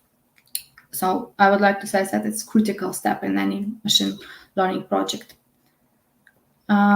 Yeah, and here I would like to give you example with metrics that we are using. So it's confusion matrix. You can use it to validate your currency and your result of prediction. Here you will see that it's showing you how good it's in prediction. So true positive, it's, for example, we will take some example with wall. If wall this recognition right, so it's true positive recognize right, then it's true positive. So it's wall, and we understand that it's a neural network also understands that it's wall, then it's true positive. When it's wall and it's decided somehow different, let's say not wall, then it's no, when it's wall, when it's false positive. So it's positive, false positive wall. So our neural network saying you that it's wall, but in real it's not. And the similar ones for negative. And when we going here, this example of real how we detect such different obstacles types. Here you can see like true value and neural network result. And you can see that walls that was by neural network recognized correct with more than 200, and some part of stairs, for example, was recognized like wall. So it's also, for example, yeah, you can take, for example, stairs up. For true value, it's stairs up, and for neural networks, more than 140. So here we can see the result. And also some stairs was recognized like wall, and also for stairs up, we can see that, yeah, some stairs up was recognized like wall. You can see that such classes can be closer, or depends of the how we have the vision of it. So depends of the data that was received in the such moment. So sometimes it can be say you that it's walls. And also stairs up, just few was desired like border. So here, yeah, and what, for example, with glass, it works very well. You can see that just one was for one glass, it was said that it's wall. All other was recognized correct. And also such matrix, it makes sense to make for both validation and test your data set. So of course we also do it for both. Here I just show you to present how it can be works and how to understand what's written on such matrix. And yeah, also depends of you can use it and generate it by TensorFlow. It's also I was use the Python, and it's automatically generated after each relearning. And we can set up such range where you can see depends of the color how good it works. Okay, and we can go to the next. And it's here you can see the model accuracy for both training and validation data set, and how our accuracy growing for each epoch that we have. Also, when we starting learning, we have amount of epoch, and after some value, it's usually not helping you so much. So to grow with our accuracy. So here you can see that for us, like 6 epoch, it was enough, and how growth depends of how many learning epoch we had, then our accuracy was grow. And loss, so it's amount of errors that we have, it also depends of epoch was going down. So you can use it to validate your model, and it will be show you well. Also, here I would like to tell a little bit about, yeah, so we can create firstly such matrix, and after using such true positive, and false negative, we can calculate our metrics. And one of the most popular, and that usually we are calculating, is precision, recall, and F1 usually score. Yeah, here you can see how such formulas for such metrics and how you can use it. And also here I add some example of dataset. It can show you why it's not enough for metrics. Just, for example, use that you decide correct to the common amount of the data in our data set, because we should pay attention as well to the if it's data balanced good. For example, if we have two classes that balance it quite well, it will be good data set and we will understand that it works well. If we will have, for example, from the start, or you will create not correct way your training validation data set, and your data will be unbalanced, then it can be issue. And for example, for example, you would like to understand if such user came to your site and it's bot or it's fraud, and you can know that 98, for example, %, it's not a fraud, and just 2 is fraud. And if your model will give always like 100% that it's not a fraud, in real it will be not good prediction, but it will have very good accuracy. So it's why we need to use more complicated metrics. First of all, things about balanced data from the start. The second one is use our metrics correct way. And here you can see the results for our type, our projects, and it was you can see different metrics give you a little bit different value. So one, it's mean like 100. So you can see that, for example, precision show you that stairs up 100% always goes well and recognize correct. But if you see also recall and F1 score, usually one score it's like most useful metrics, because if you come back here, you can see that it's contain already precision and recall. So you can, it's something on the middle you will receive, and it will use both. And here you can see that how it works. And we have very good prediction, so it more than 90%. So, and here you can see amount of examples that we was used for such train. It's not just for train, it's already that we had in validation or training data set.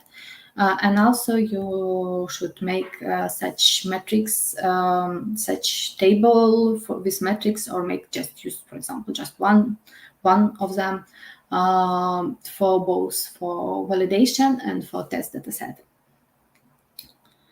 And here we can go to the conclusion that the machine learning system development cycle has the same stages as most other software, but however, our discovery phase takes definitely more efforts, because we need to research and prototype. We need to understand technology. We need to think about collecting data. And already from the start, we should understand some main things in infrastructure that we would like to have. Should we use cloud? Should we use some different way? Should we have some services inside? And of course, it will require some experiment from the start.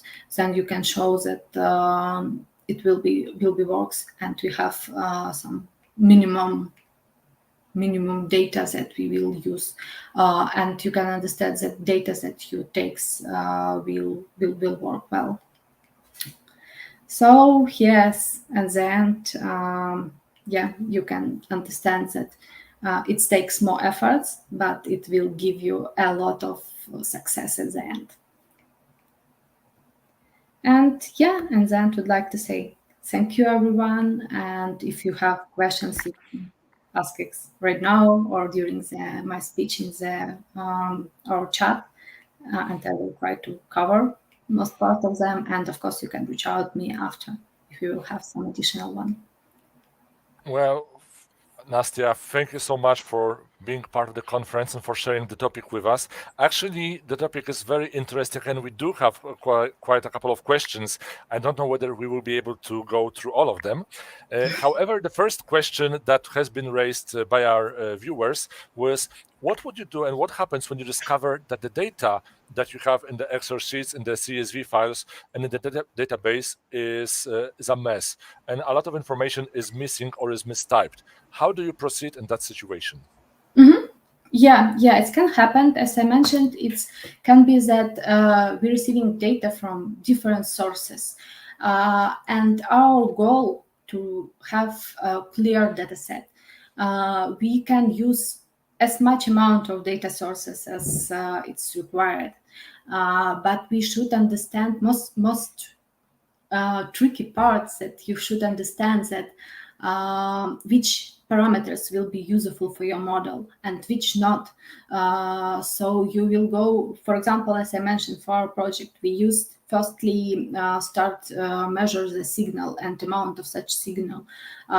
It was not enough for us to understand where it's in the space collected. So we also added head map, but also experiments that we done firstly with signal and how high such signal going. It also was useful because of it we was able to identify after if it's wall or it's glass, because for example it looks the same because it's some space behind of person, but some obstacles behind of person, but it have fully different high of such signal. So you can, of course, you should normalize it. So you can collect it. For example, you should choose how you will proceed with it. Probably it can be help you, depends on the data, of course.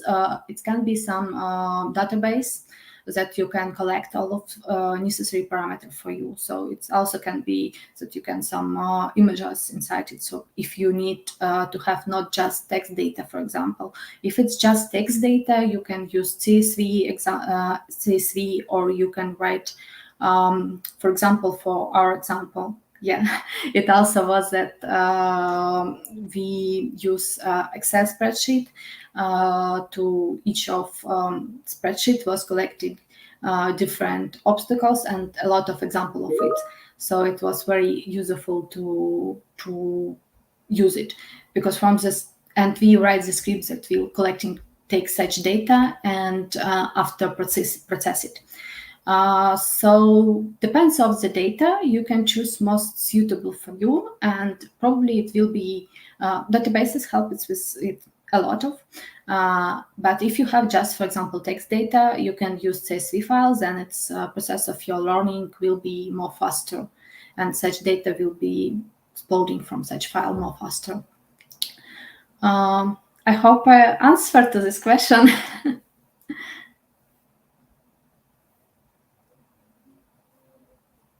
Can you hear me? I can hear. Sorry, I was muted. Yes, so thank you so much for answering this question. However, we have more questions to go through. And another question that was raised by our viewer is, from the BA and product owner point of view, what skills do you think are essentials for the machine learning projects? Mm-hmm. It's a good question, because I also have experience as product owner. From product owner perspective, of course, you should have vision. You should have understand business needs for machine learning model, and understand where it's suitable to use it. Because a lot of things that right now, for example, you use some algorithm, just write and this if else can be changed to the machine learning. And it will give you a lot of success in the end, because if you're on the product owner, role, you can understand full vision, and it will be very useful for the whole team if you will understand which business metrics we would like to measure in the end. So which business KPI we would like to achieve. For example, it should be some additional, for example, if it's recommendation system, and we will have propose additional products to the end customer. What would like we to achieve? If we would like to have a few, how many persons should use such recommendation? How many of them or they would like to take just one additional product that was recommended. For example, we recommend 5 and they takes 1, or you would like to sell them at least few, or it will require additional revenue. So maybe you should sell some more cheaper products, or you would like to sell end customer more expensive products. Or if it's also recommendation, you can take data from previous past of the user. It depends of his history, propose him or more expensive or more cheaper, and it will have impact to the end revenue of your product as well. So if you will have vision from the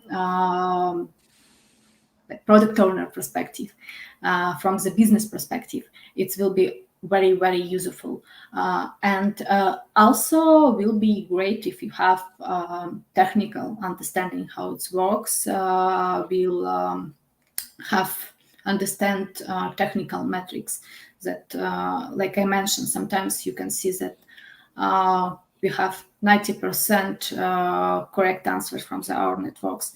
But in real, it's not. It can be just that most part of the request. So we have not balanced data, for example, for that from the start, or we had responses. We have not balanced data, or we use not right metrics. So if you understand from technical side this, you will be understand if it works well or not, and how we can improve it. And make next circle, for example, of development and improve it very easy. Okay, thank you so much. And cautious of the time, we just have time for one last question. Some of our customers, they might be switching to Agile because Agile is a fancy word and everyone is Agile. Some of the customers want to use Jira because everyone is using Jira. Some of the customers might want to move to machine learning because everyone wants to use machine learning. How to tell the customer whether they are prepared, or especially if they are not prepared to use machine learning, how to push back on the customer? Mm-hmm. Yeah, it's a good question. In real, machine learning can be used for a lot of tasks. And here you can, of course, understand and measure what in real they want, which type of such machine learning, and if they really need it. You can calculate which. It's also very useful for discovery phase, because you on such stage you collaborate with client a lot, and you can understand their needs. Probably, it can be cases and they need some easy automation instead of it, or maybe they really need to use machine learning, and it will be achieve their goals. So here, best way is go to their client and speak with them fully trustfully, and measure what they would like to achieve, why they would like to have it, which goals from business perspective they would like to achieve, which profit it will give them. And at the end, you will, I'm sure that you will receive great feedback, and you can, following the statement of such their pain, you will propose them very best way working solution. It can be, it can be machine learning or not, and depends of, I'm sure if you will cover their pain and what they feeling and how to decide such problem, you will be very successful. Once again, thank you so much for providing a great answer to the question. And thank you once again for being part of our today's conference. For everyone who is watching us online or watching this recording at the later time, be also sure to check other presentations and other topics that we had in the BA Excellence Day. And Nastya, thank you once again so much for being part of this event, for finding the time to make this presentation, for sharing the knowledge and experience with us. It is greatly appreciated, and it has been a great pleasure to be the moderator of your session today. Thank you a lot.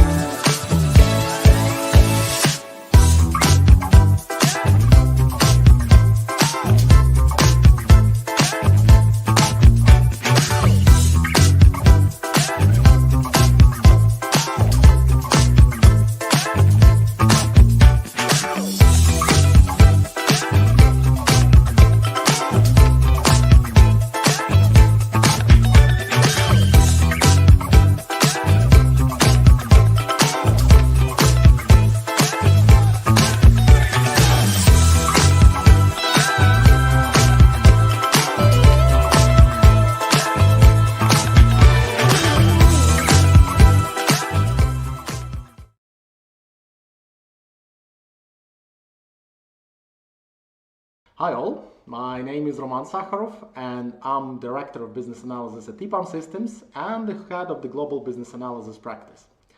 So today I'm delighted to speak to you about the results of the Global Business Analysis community and our plans for 2023.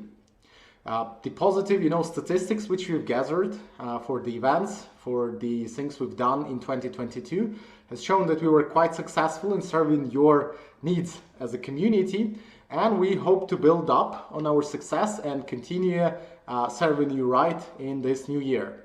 And of course, for that, we have organized several important initiatives, or I would like to say even like directions, working groups, which will help us to become an even better community, even better as business analysts in 2023. So the first thing I would like to say is we have initiated the Domain Development Initiative, and it is actually a working group of industry professionals in specific industries that gather together and they actually work on understanding the key trends in their industries, the key value that we can bring to our clients in these industries. They create collateral materials, they help our business to understand how we can serve better in these industries to our clients. And of course, communicate as a community, share best experience in these areas. And of course, we do really need, contributors or people who are experienced in the industry, in the specific industry, to build up on that expertise. The second part is, of course, we are continuing to organize our community-wide meetups across EPAM, across all countries, externally as well. And, these meetups were an excellent chance for all of us to share the knowledge, to collaborate, to find new great contacts who can help you, with your challenges as well as mentors. So we're planning to continue that, and you'll be seeing some interesting conferences, again, community-wide meetups and town halls as well as a part of our community work. And the third is, as already mentioned, we as business analysts, we as Global Business Analysis community, it is very important for us to have the connection to business, to help our business, to help our account managers, delivery managers, sales managers to serve our clients better. So we also need to establish this link in collaborating with them to understand what do they really need from the business analysis community and business analysis practice, and to serve that properly, again, to get the best results. So, and the fourth part is we are continuing to work deeply with our business, as already mentioned, and we are creating some materials which are required for that, like case studies, research, like strategies in terms of the development of particular areas, showcases, and again, this will help to bring some valuable insights to our stakeholders, as already mentioned, and to our clients as well. So in conclusion, the future of business analysis community looks very bright. Again, thanks to you, thanks to all the contributors, thanks to all the community members we are having there. And together we can leverage, our knowledge, our expertise, and move further into our progress. So thank you for taking this time to listen to our plans. We hope that you also get inspired by that, and you will also join one of our important initiatives or create your own. And of course, we'll hope to meet on our next events. And of course, we've prepared some interesting links for you where you can actually join and you can use for understanding better what's inside. So looking forward meeting you and seeing on board with us soon.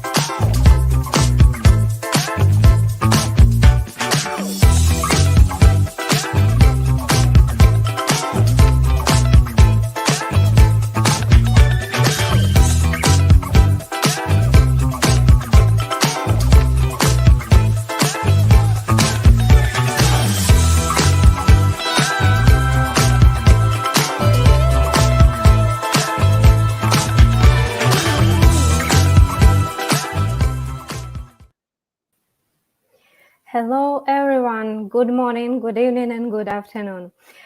Thank you, everyone who stays with us for the whole conference for this 9 hours, and thank you, everyone who joined us for this meeting, for this speech.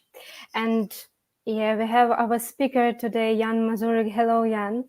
I know that. Hello, welcome. Yeah, I know that you will have a speech about a discovery phase on an ongoing project, but before it, I just want to ask you, how did you become BA? What leads you to business analysis? Because I see you in a lot of different conferences and a lot of different speeches that you are very active in this field. What got you in business analysis? Well, to be quite honest, this was all by almost an accident, just because I was studying at university technical physics, and technical physics and business analysis not necessarily goes hand in hand, right? And on the third year at university, we had a subject where we needed to find an external customer, and for the external customer, create an IT project. And my colleagues didn't want to be responsible for the communication or writing the documentation, so they decided to delegate that task and that activity to me. And as I was not a very good programmer, and I have nothing but respect for the developers, but I couldn't do it personally, I thought that actually this is like a life throwing me a lifeline, just to show me additional advantages or opportunities in the IT career path, not necessarily aligned with the development.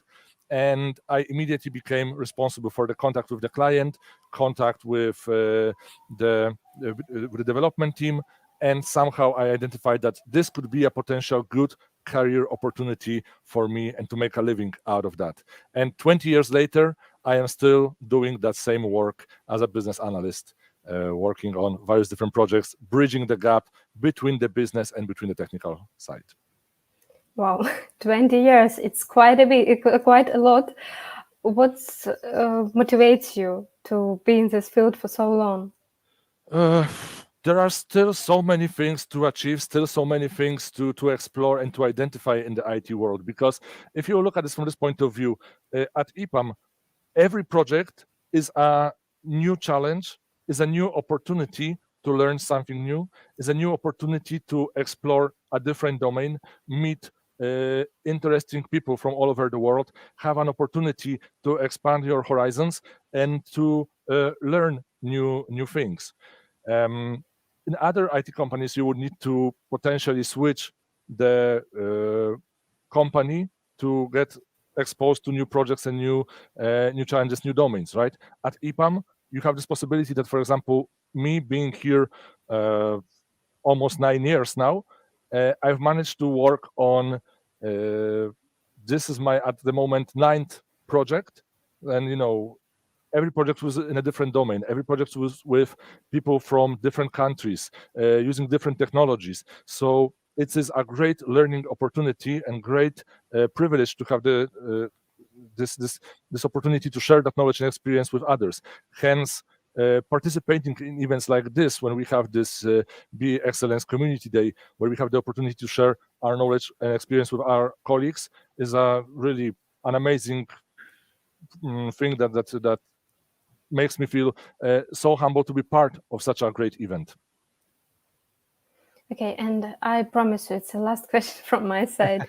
What gets you to this conference, to our BA Excellence Conference? So I think when I joined EPAM back in 2014, one of the first presentations which I saw, it contained a statement saying like, our people are our number one asset, and what is beneficial for our employees is beneficial for our company. And those two sentences from that presentation are stuck in my head ever since. And I'm sincerely believe that if we have this opportunity to share the knowledge, share the experience with our other colleagues, then potentially they will benefit from that, and they will have this opportunity to also improve their skills and be better in their day-to-day work. So after 20 years of learning by myself, it's also finally about time to give something back to the community and to be a contributor, helping other colleagues to grow. Thank you. Thank you, Jan, for your thoughts. And also, I wish you luck in your presentation. I'm going off, Please, the mic is yours. Thank you so much. So, hello everyone, and welcome to this conference. Good morning, good afternoon, good evening, depending on which time zone you are in, or maybe if you are watching this online at the later time, then also potentially this might be a different time of the day for you. Today, I would like to bring you closer to the topic of discovery phase on an ongoing project, and you might actually think, how is how this can be possible that if we are going through the various phases of the project, if we would look at the classical cascade waterfall model, and we are, for example, in the development, shouldn't there be phases appearing one after another? You might think like, this guy is crazy. Like, say what? Why does he want to introduce discovery phase on a project that already is ongoing? And the thing is that there are things that you will learn according to Scrum Guide, according to Babok, that are purely theoretical. Life in itself not always is aligned with the theory. One of our professors in Poland used to say that practice is when everything is working, but we have no idea why. Theory is when we know everything, but nothing is working. In IT projects, we should be combining theory with practice, but not in a way that nothing is working and we don't know why, but quite the opposite. We know everything and everything is working. That's why I understand that according to the theory, you might think that phases go one after another. However, this presentation that I will share with you today is based purely on my experience and purely on experience that I've had on various different projects that caused us to get through various different phases all the way back to the discovery. Because I will explain throughout this presentation what could be those trigger points that will get you back to the previous phases. Once again, just to introduce myself, for those of you who don't know me, my name is Jan Mazurek, and I'm a business analyst working in EPAM since 2014. And like I've mentioned, in over 20 years of almost 20 years of IT career, I had multiple situations that actually caused us that from the development phase to move back to the drawing table and actually replan, reanalyze what we are actually delivering. I will share with you today those information, how we can actually deal with that. What are the trigger points that will get us to this situation that we might actually consider going back to the drawing table? What solutions were applied by the development team and by the projects that we were participating in at that time? But I would also like to introduce a bit of outside of the box thinking slightly, that the discovery phase itself is not only aligned with the project phase, and that there is also a human factor of the discovery phase, and I would like to cover that in my presentation as well. So without further ado, let us get right into it and let us start talking about the triggers that can actually get us to the discovery phase on a project that is already ongoing. Because once again, looking at this classical waterfall model, right, we see that the phases are going one after the other. So we go through this discovery phase, then we create the design, we sign off the design with the customer, then we give this sign off designs to the development team, and then development team begins the testing, right? So how, what could be the trigger point to get back to the discovery phase? Now, if let's take as an example building a house. If you are building the house for yourself, and then before you move in, you actually go and you inspect whether the house was built in the correct way, and suddenly across the living room there is a big crack in the wall, you will not move into that house, right? You will, during the testing phase, you would say to the builders that actually this needs to be fixed. And now you could argue with me that development and testing go hand in hand, and we actually don't go into the next phase, into the deployment, until all of the issues, all of the found bugs are actually fixed. And I agree with you that can be the case. However, you know that there are sometimes situations in which the developer and the tester would argue whether something is a bug or is a feature. And if that's the case, then whom they will reach out to? Well, they reach out to the business analyst to provide the guidance on what should be the proper triaging of the bug. Now, the business analyst will look for the solution in the design. And if the design does not contain the answer, because not knowing our QAs, there can be very creative people and they can come up with the corner case while testing. That was not necessarily part of the initial design. Then we have to actually go back all the way to the customer, and we once again need to discuss with the customer this particular corner case. So what I'm trying to say is that there might be trigger points on each of this phase of the project that actually could trigger us to go back all the way to the previous phase of the project. And today in the presentation, I will be covering those trigger points to explain exactly what could those be. When it comes to the agile type of projects, you might again argue with me and provide arguments that in agile it is easier to accept any kind of a change, and any fluctuation of the scope can be acceptable, especially when we would have the time and material contract. And potentially that could be the case. However, even in the time and material contract, time is also an important factor. In fixed price, often people with whom I talk, they tell that any change to the fixed price, any variation to the scope needs to be rejected or needs to be highlighted to the customer, that if we will accept any change to the scope of the project, then the customer will not receive the low priority items in the backlog, because we have a fixed time, fixed budget, fixed scope for the project. But in time and material contract, time is also a factor. And if the time for the project will run out, again, the low priority items will not be delivered. That's why, regardless whether we are dealing with the waterfall or agile project, still any change that can affect the scope of the project, any situations by which we would need to get back to the drawing table, might require rethinking, reanalyzing the delivery dates, the delivered solution, and can affect really the overall perception of the project itself.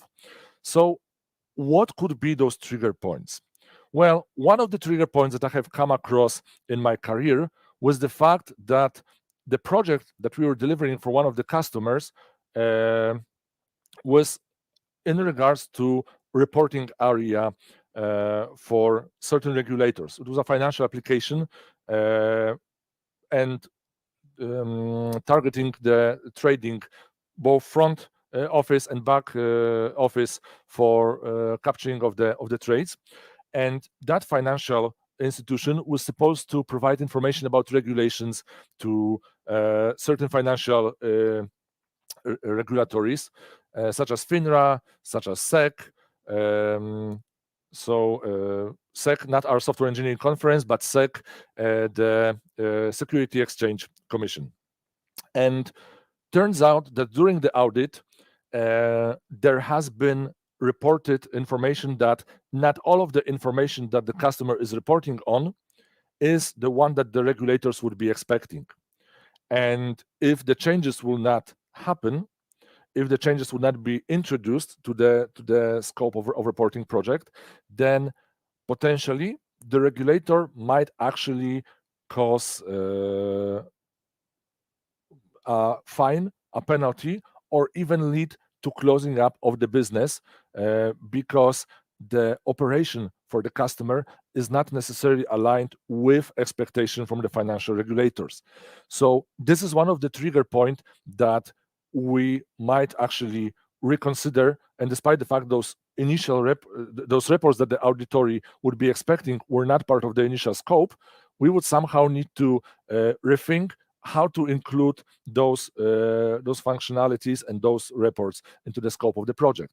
Therefore, we would need to, despite the fact of already developing the solution, we might need to, in this particular case, go all the way back to the discovery and to see how we can incorporate the feedback from the auditors into the project. And later on, in the second part of my presentation, I'll be sharing with you the solutions that we applied for various of those situations. However, first, I would like to go through other trigger points that actually also happened on the projects on which I was working. Because the other situation that we had on already ongoing projects was introduction of various different policies and procedures. In the latest years, we faced multiple regulations appearing that affected our project. GDPR, the Global Data Protection Regulation, was one of them. And I'm sure some of you were working on the projects that were affected by the GDPR policies. For example, MiFID II was also a regulation that was introduced. MiFID II was, again, another financial regulation that was targeting reporting for the derivative type of financial instrument. For those of you who don't know what a derivative type of financial instrument is, it is the financial instrument that derives its value from the other underlying asset. So, for example, we might have a bond OTC. OTC stands for over the counter. Bond OTC option, financial instrument. So the underlying asset for this financial instrument is bond. However, the value of the bond OTC, it is already derived from the bond, and that's already a derivative type of financial instrument. Same thing when we have, for example, the FX swap, so forex exchange swap, or interest rate swap, also known as IRS. MiFID II was targeted to bring better visibility and bigger visibility and reporting capabilities for those financial institutions to see actually what financial instruments are being traded and how those trades are being reported. Because it has been identified that the over-the-counter market for the derivative type of instruments was way bigger and less transparent to the regulators than the exchange market on which also other financial instruments were being traded. And then once again, you need to get back to the drawing table to see how this new regulation affects your project, how it affects the timeline for your project, and how this can actually be taken into consideration when considering further releases and further development of the project on which you are already working. Last situation that I would like to bring here from the past was not aligned with audits, not aligned with regulations, but aligned with the limitation of the technology that we did not anticipate when we started the project. And already halfway through the development, we identified a very small issue when it comes to thinking about the functionality itself that would have a significant impact on the overall project. When defining the result list in the table, we wanted to have the customer wanted to have the capabilities of selecting the period of date ranges so that, for example, we would be able to search results for the dates between the 28th of February and between 14th of March. Turns out that the architecture and the solution that we applied in that particular project was not handling the inequality filtering very well. You could have the possibility to display the results for the date greater than 28th of February, or for the results not greater than 14th of March. But you could not have two inequality filters at the same time. And such a small feature and such a limitation that we had on our project actually caused us to reconsider, and actually we were even thinking to throw away the entire project altogether, just because the expectation from the customer and the functionality that the customer was expecting could not be met with the technology that we have applied on that project. All of this sounds very scary. However, have no fear. We've managed to actually overcome those challenges by applying various different solutions. And I would like to share with you those solutions right now. Regardless of what is the type of the project on which you are working, and whether it's a waterfall, whether it's an agile project. You usually, for the project, it's useful to have some kind of a roadmap to know when certain epics will be delivered, right? But when a change like that happens, either by a new regulation being introduced, or either by the result from the audit appearing, or whether by identifying some certain limitation that potentially might require introduction of several spikes, proof of concepts, identifying the alternative ways to solve the problem, then that initial roadmap that you had in plan already is not necessarily the one that would the customer would be happy with, right? And is also already no longer valid for your project. So you need to actually get back to the drawing board. Now, potentially, there might be situations in which you actually could expand the team that is working on the project. And despite the fact of having this bigger scope and identified new features, then the development team potentially could be working with the full speed with the enhanced scope. However, not always adding additional people will give you that benefit. If the project is short term, and one of the projects on which I was working when we faced that situation was a fixed price agile project with only 4 months of the time frame to deliver the project. In that particular case, adding additional people could result with decreased velocity despite the fact of increased capacity, because the most senior people working on that particular project would be involved in onboarding less experienced colleagues who are joining the project to get them up to speed with the processes, domains, tools, technologies. And if the project is a long-term one, adding additional people might have a benefit. However, on a short-term project, not necessarily. That's why it is important to consider whether expanding the team is really the solution to go, especially since not every customer would be willing to put additional money for adding additional people to the project. When you have this triangle of the project management, where you have on one peak the scope, on the other peak you have the resources, on the third peak you have the time, right? You cannot affect one of the peaks without affecting the remaining two if you want to maintain the good quality for the project. So that's why not always that is the possible solution. What we did on one of the projects is actually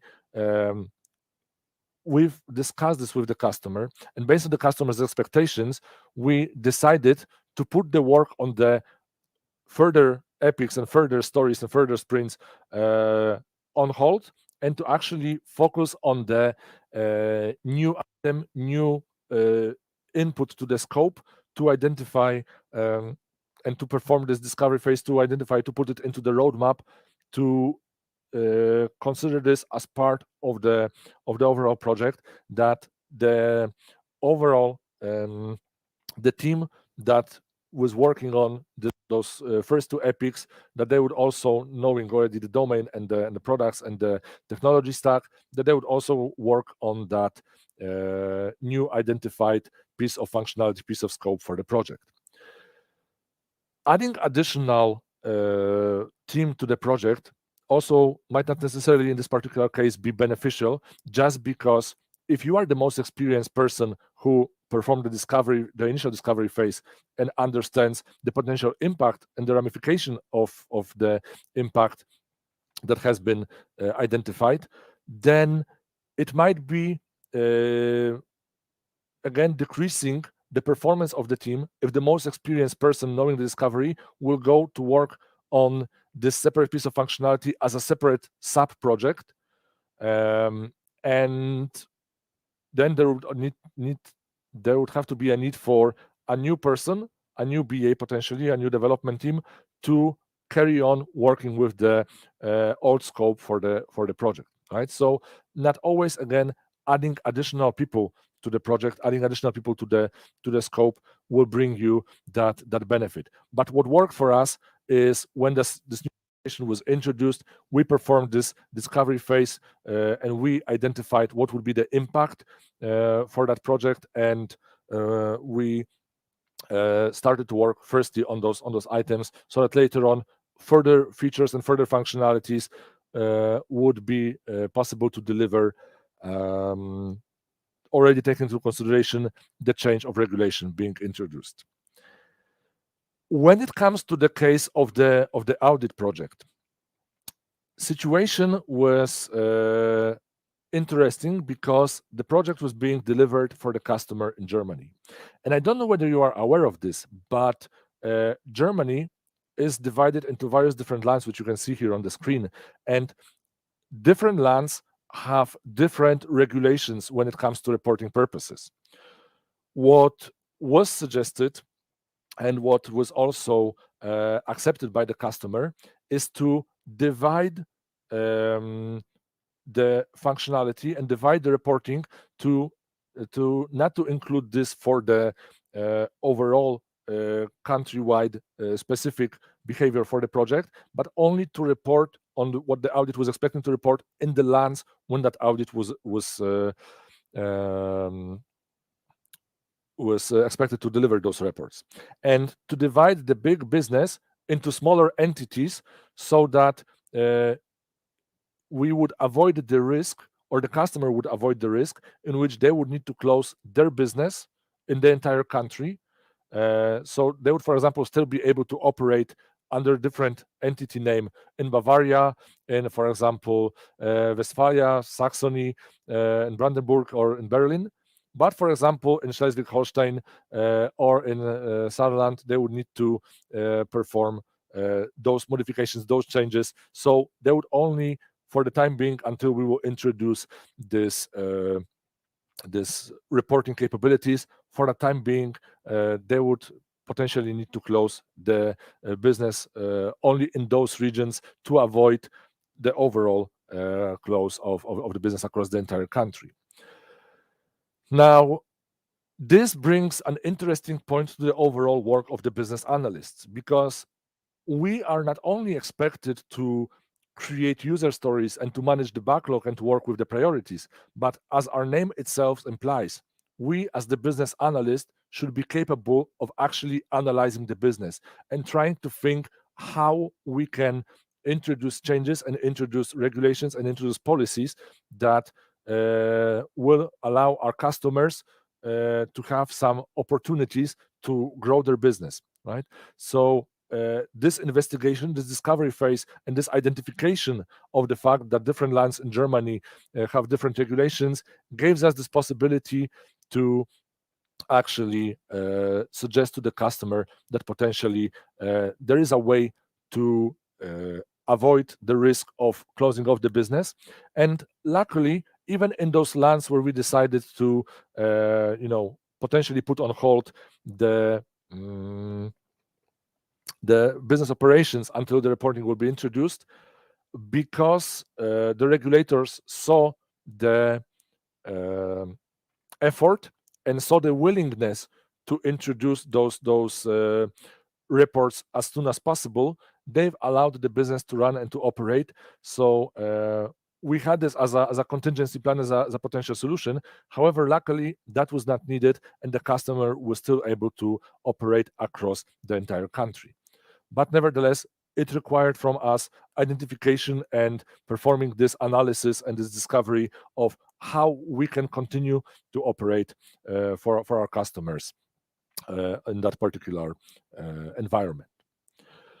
When it comes to that project with this technical difficulty about the architecture and about this date range, it took a lot of convincing and it took a lot of negotiations with the customer, but actually we've played it around and we've introduced to the customer that displaying a date range for such a long period of time, 1 month, 2 months, even a whole year, might result in decreased performance because of obtaining a lot of results. So using the performance argument, we suggested to the customer that actually we could avoid having such a long period of date range, and to actually limit this date range to have only 1 week at a time. So, for example, if we could select the 28th of February as the first day of the search, then 6th of March would be the end date that the system would allow. And we solved this in a slightly different way, because we basically displayed the list of results from the database for each of the dates separately. So we created an aggregation of the results in our summary table just by using the ins capabilities. So instead of doing the inequality filtering with the date from 28th of February till 6th of March, we did the query for searching 28th of February, then aggregate the results for 1st of March, 2nd of March, 3rd, 4th, 5th, 6th, join the table with the results, and then display this as the result list, as the aggregated result. And we were actually quite lucky that the customer has accepted that solution and accepted the argument about the performance. Had the customer not accept that, we really might need to either throw away the entire project and start from scratch, or we would seriously be delayed with the project delivery, just or maybe even scrap the entire project altogether. Regardless what is the trigger point, and regardless what is the solution that you are applying to your project, one thing that's very important is, as a business analyst, it is very important to perform the gap analysis, to actually identify that even if we are already on an ongoing project and we've already identified a certain scope for that project, we need to go through the identification of where we are at the moment and where we want to be once these gaps have been identified and analyzed. And those gaps will actually and those steps that will help us to get from the current state to the desired state will actually create a desirable action plan to know what to deliver and how to deliver that for the customer. Having this gap analysis would also help us, or actually even let me rephrase that. We cannot build the gap analysis and we cannot fully identify the scope of what we need to do if we will also not perform the impact analysis. So any of those regulations, any of the results of the audit, or those technical difficulties that we can come across on the project, they all will actually result with the fact that there might be an impact to the scope. And we need to identify what the impact is, how long will it take based on the rough level ROM estimations. And it will help us also to negotiate and discuss with the customer how to update and how to adapt the timelines that we have on the project. So as a business analyst, we definitely need to take into consideration the gap analysis for the project on which we are working, but also we need to take into consideration the impact that change is introducing. And once we have those things identified, and once we perform the discovery and we know how this will affect the scope for our project, we know how this will affect the timelines for the project, then we also will be expected to actually update once again the customer journeys that if for example, they will be modified, there will be change for the project, and how the customer will go through the end-to-end process inside their application, that also would need to be updated. So the changes that we identify on an ongoing project, and it is true that the later we will identify the change, the more impact it potentially can have. Because it will have the impact on the scope, it will have the impact on the timeline, but it will also have the impact on the artifacts that we as the business analyst are producing on the project. That's why once we complete that discovery, we then need to update the journeys throughout the application on how the customer will be doing their end-to-end flow throughout the application, If we, for example, having the user journey, will create the story map for the project, then the story map would also have to be updated and readjusted to introduce new priority items, shuffle around the cards, shuffle around the priorities inside the backlog, adapt and modify the roadmap, and adapt the timelines for the project. Having all of that, there will be nothing more for us to do but to actually introduce that change and to bring the innovation, bring the modified scope, and continue to work on the development under the new functionalities and the new features that the customer would be expecting. And in the end, we still need to measure we are on the right track towards achieving the success with the project, with the change scope, because we might have some initial KPIs at the beginning of the project. And today, Dima in the conference did a very good presentation. I very much encourage you to watch that, the presentation about the KPIs for the business analysts. But this caveat aside, we need to make sure that we are monitoring and that we are measuring the success and that we have this KPIs updated so that everyone on the project, all of the stakeholders are aware that we might be going towards a slightly different goal, and we would measure the success in a slightly different way. Those were the solutions that we applied, and those were the impact on the business analysis work that we had on the project. However, like I've mentioned at the very beginning, I would like to say that the discovery phase is not only part of of the project phase as such, because let's imagine a situation. You are working on a project for 2 years, 3 years, you are performing extremely well. You are basically walking the line with the closed eyes, and you are not afraid that you will fall down, because you already know the domain, you know the stakeholders, you know the processes, you know the customer's expectations. You've built your reputation on this project, and actually on this project you appear like a superhero. You appear like a IPAMan, appearing to save the day and to help and to rescue the project, right? And then the thing is that the project comes to an end, and the feeling of being a superhero fades away, and it is actually being replaced with the imposter syndrome, because suddenly you are put on a brand new project where you don't know anyone, you don't know the domain, you don't know the tools. You would like to perform equally good since day one as you did on the last day of your old project. But you find it difficult, as there is always a learning curve for each of the project. And it is challenging and difficult to be performing very well since the day one. And the thing is, we might be experiencing growing stress. We might be overburdened by the challenges and by the tasks that we have at hand, because if we remember how well we were performing just a moment ago, we might be expecting the same from ourselves.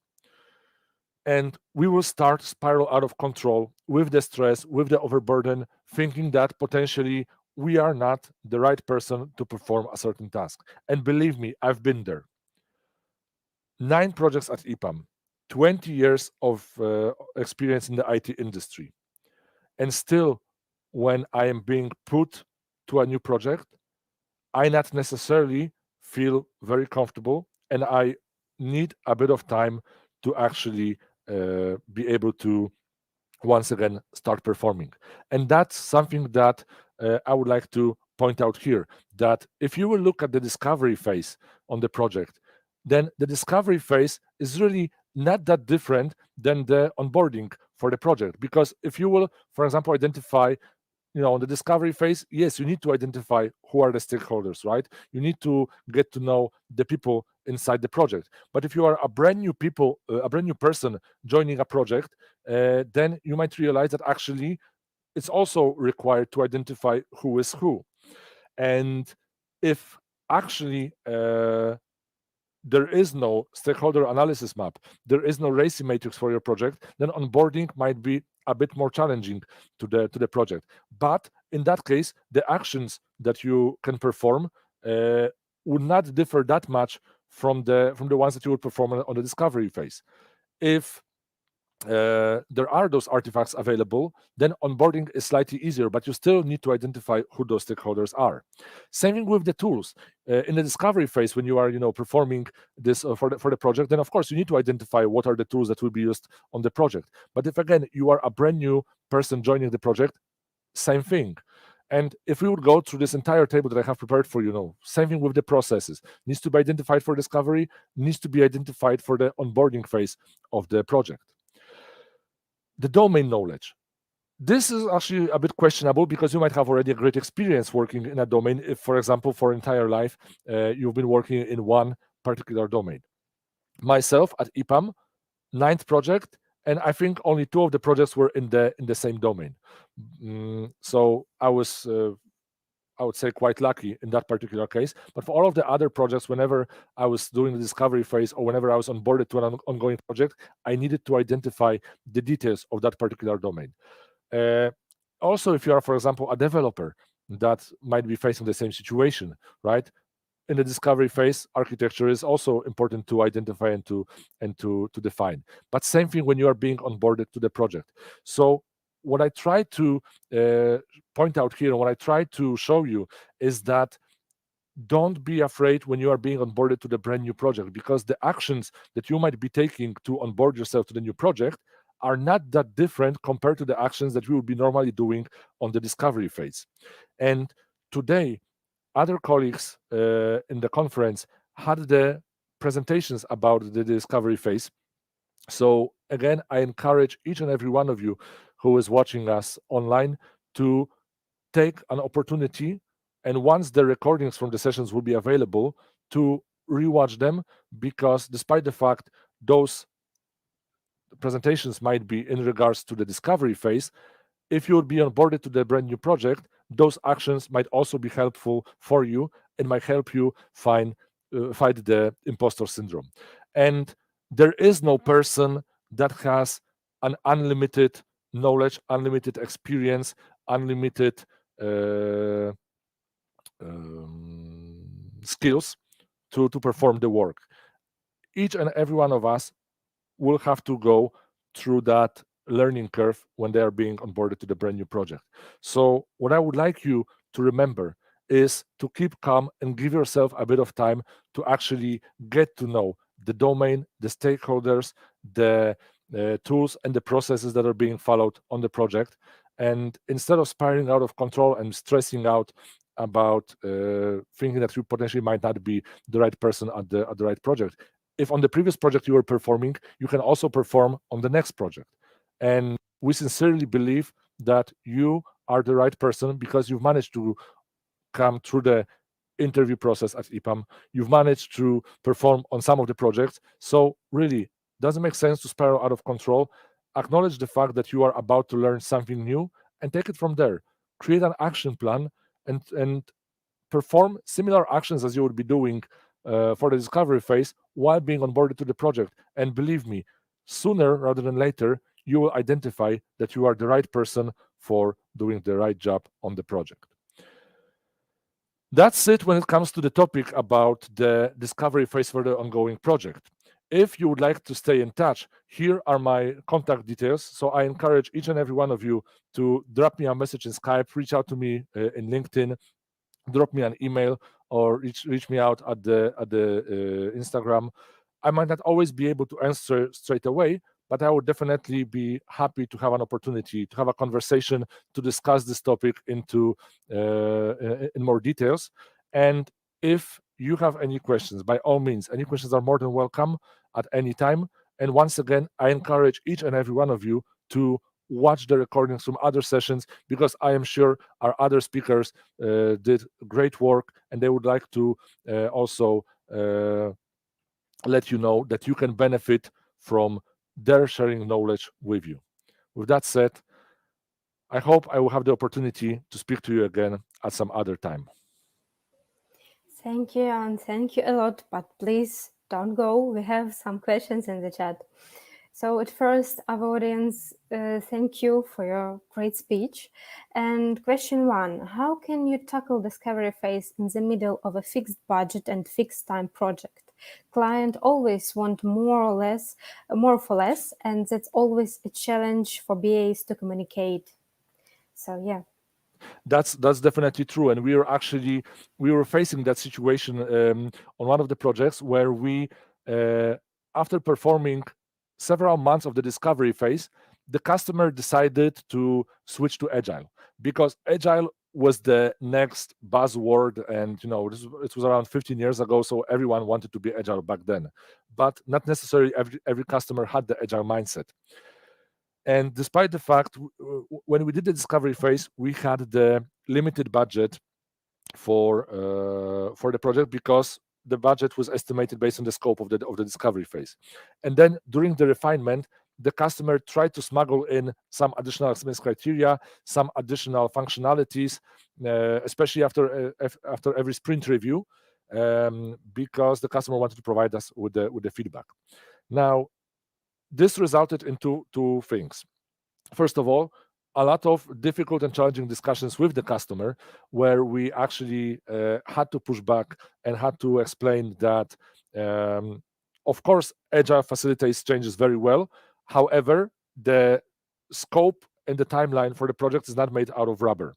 And if the customer would like to introduce a certain change, then we are more than happy to facilitate that change.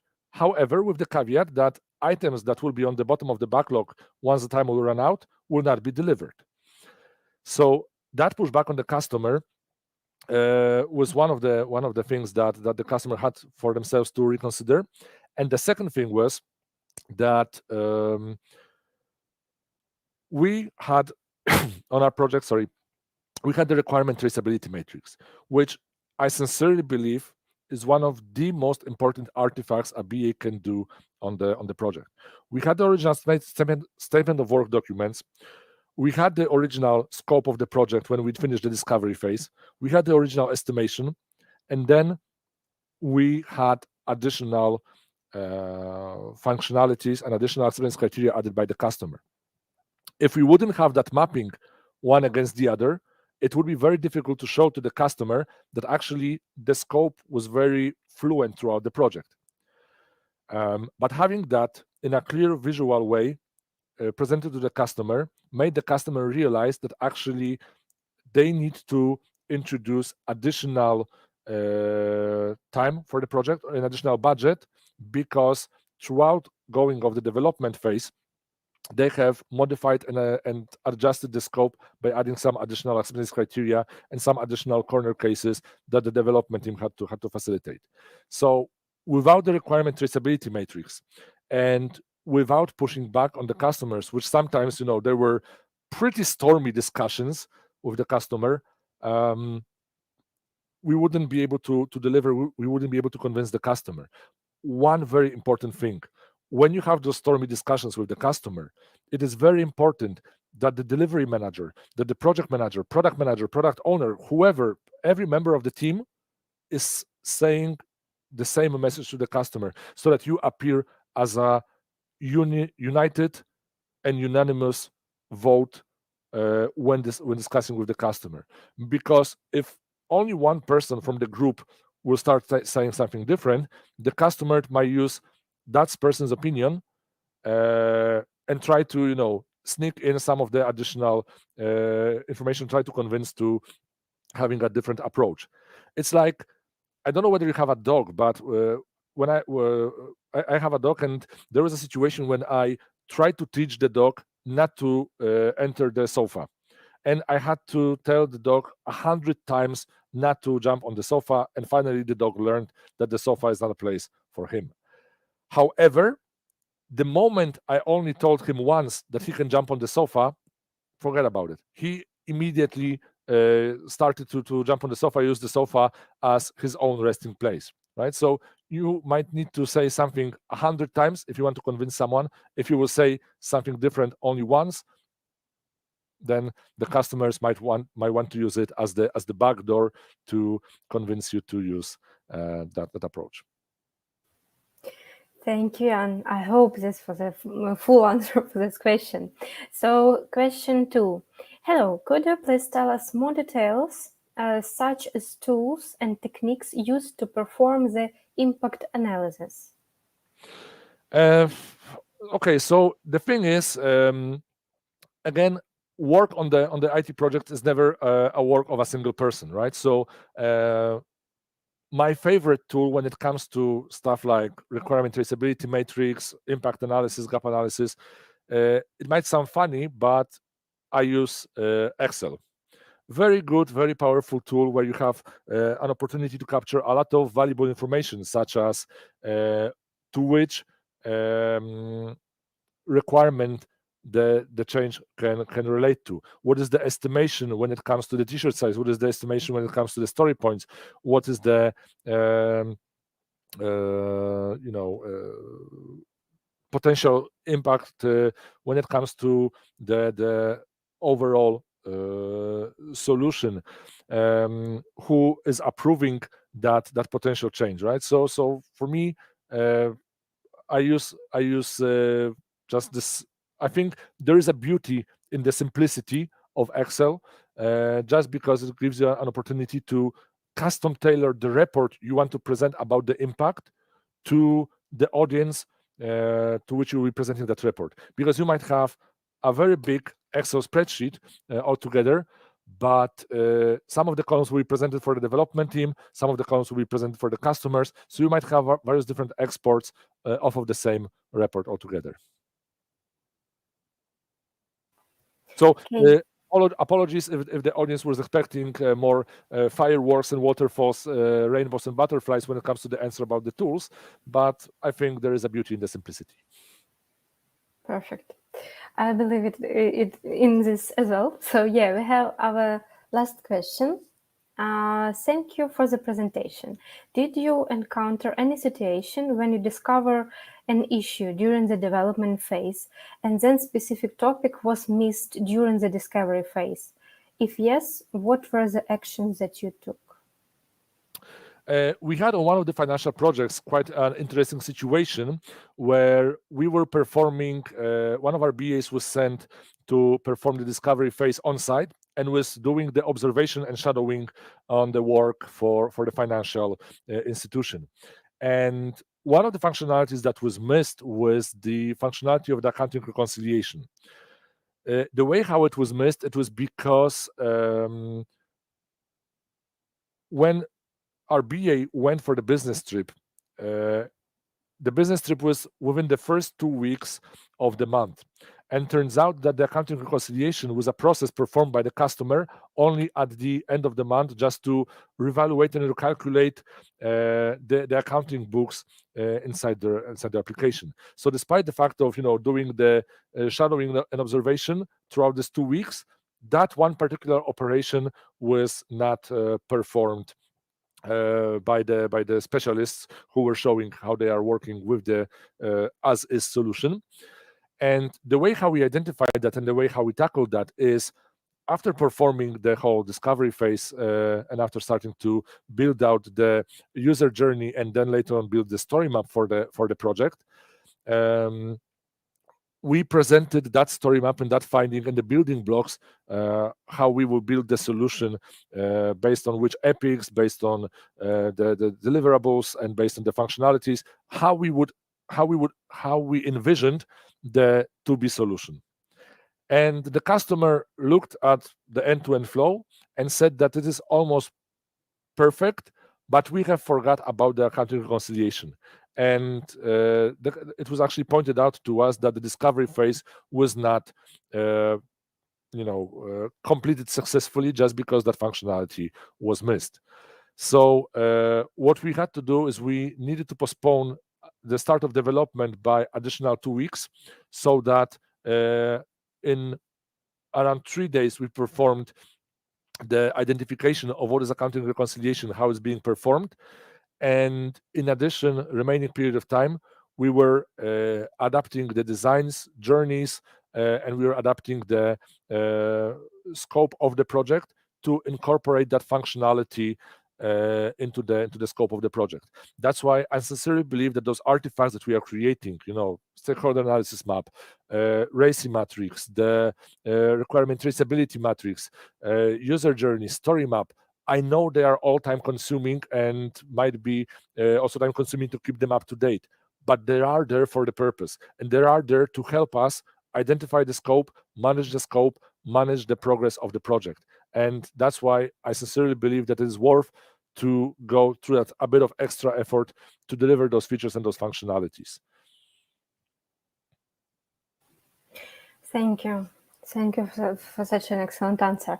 And Jan, we have one bonus question.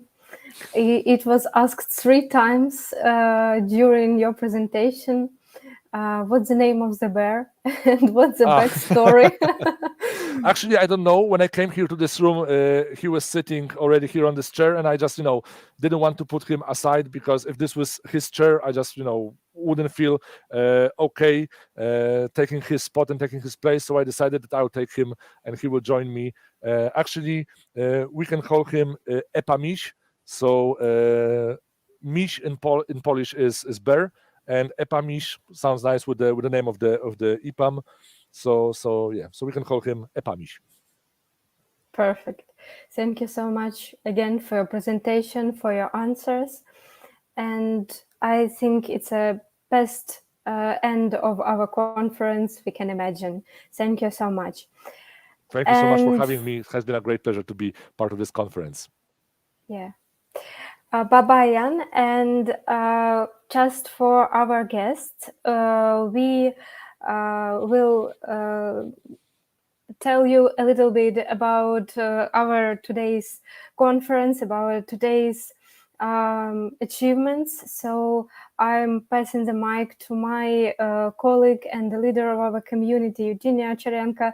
So Eugenia, please show us what do we have about our conference today. You're on mute.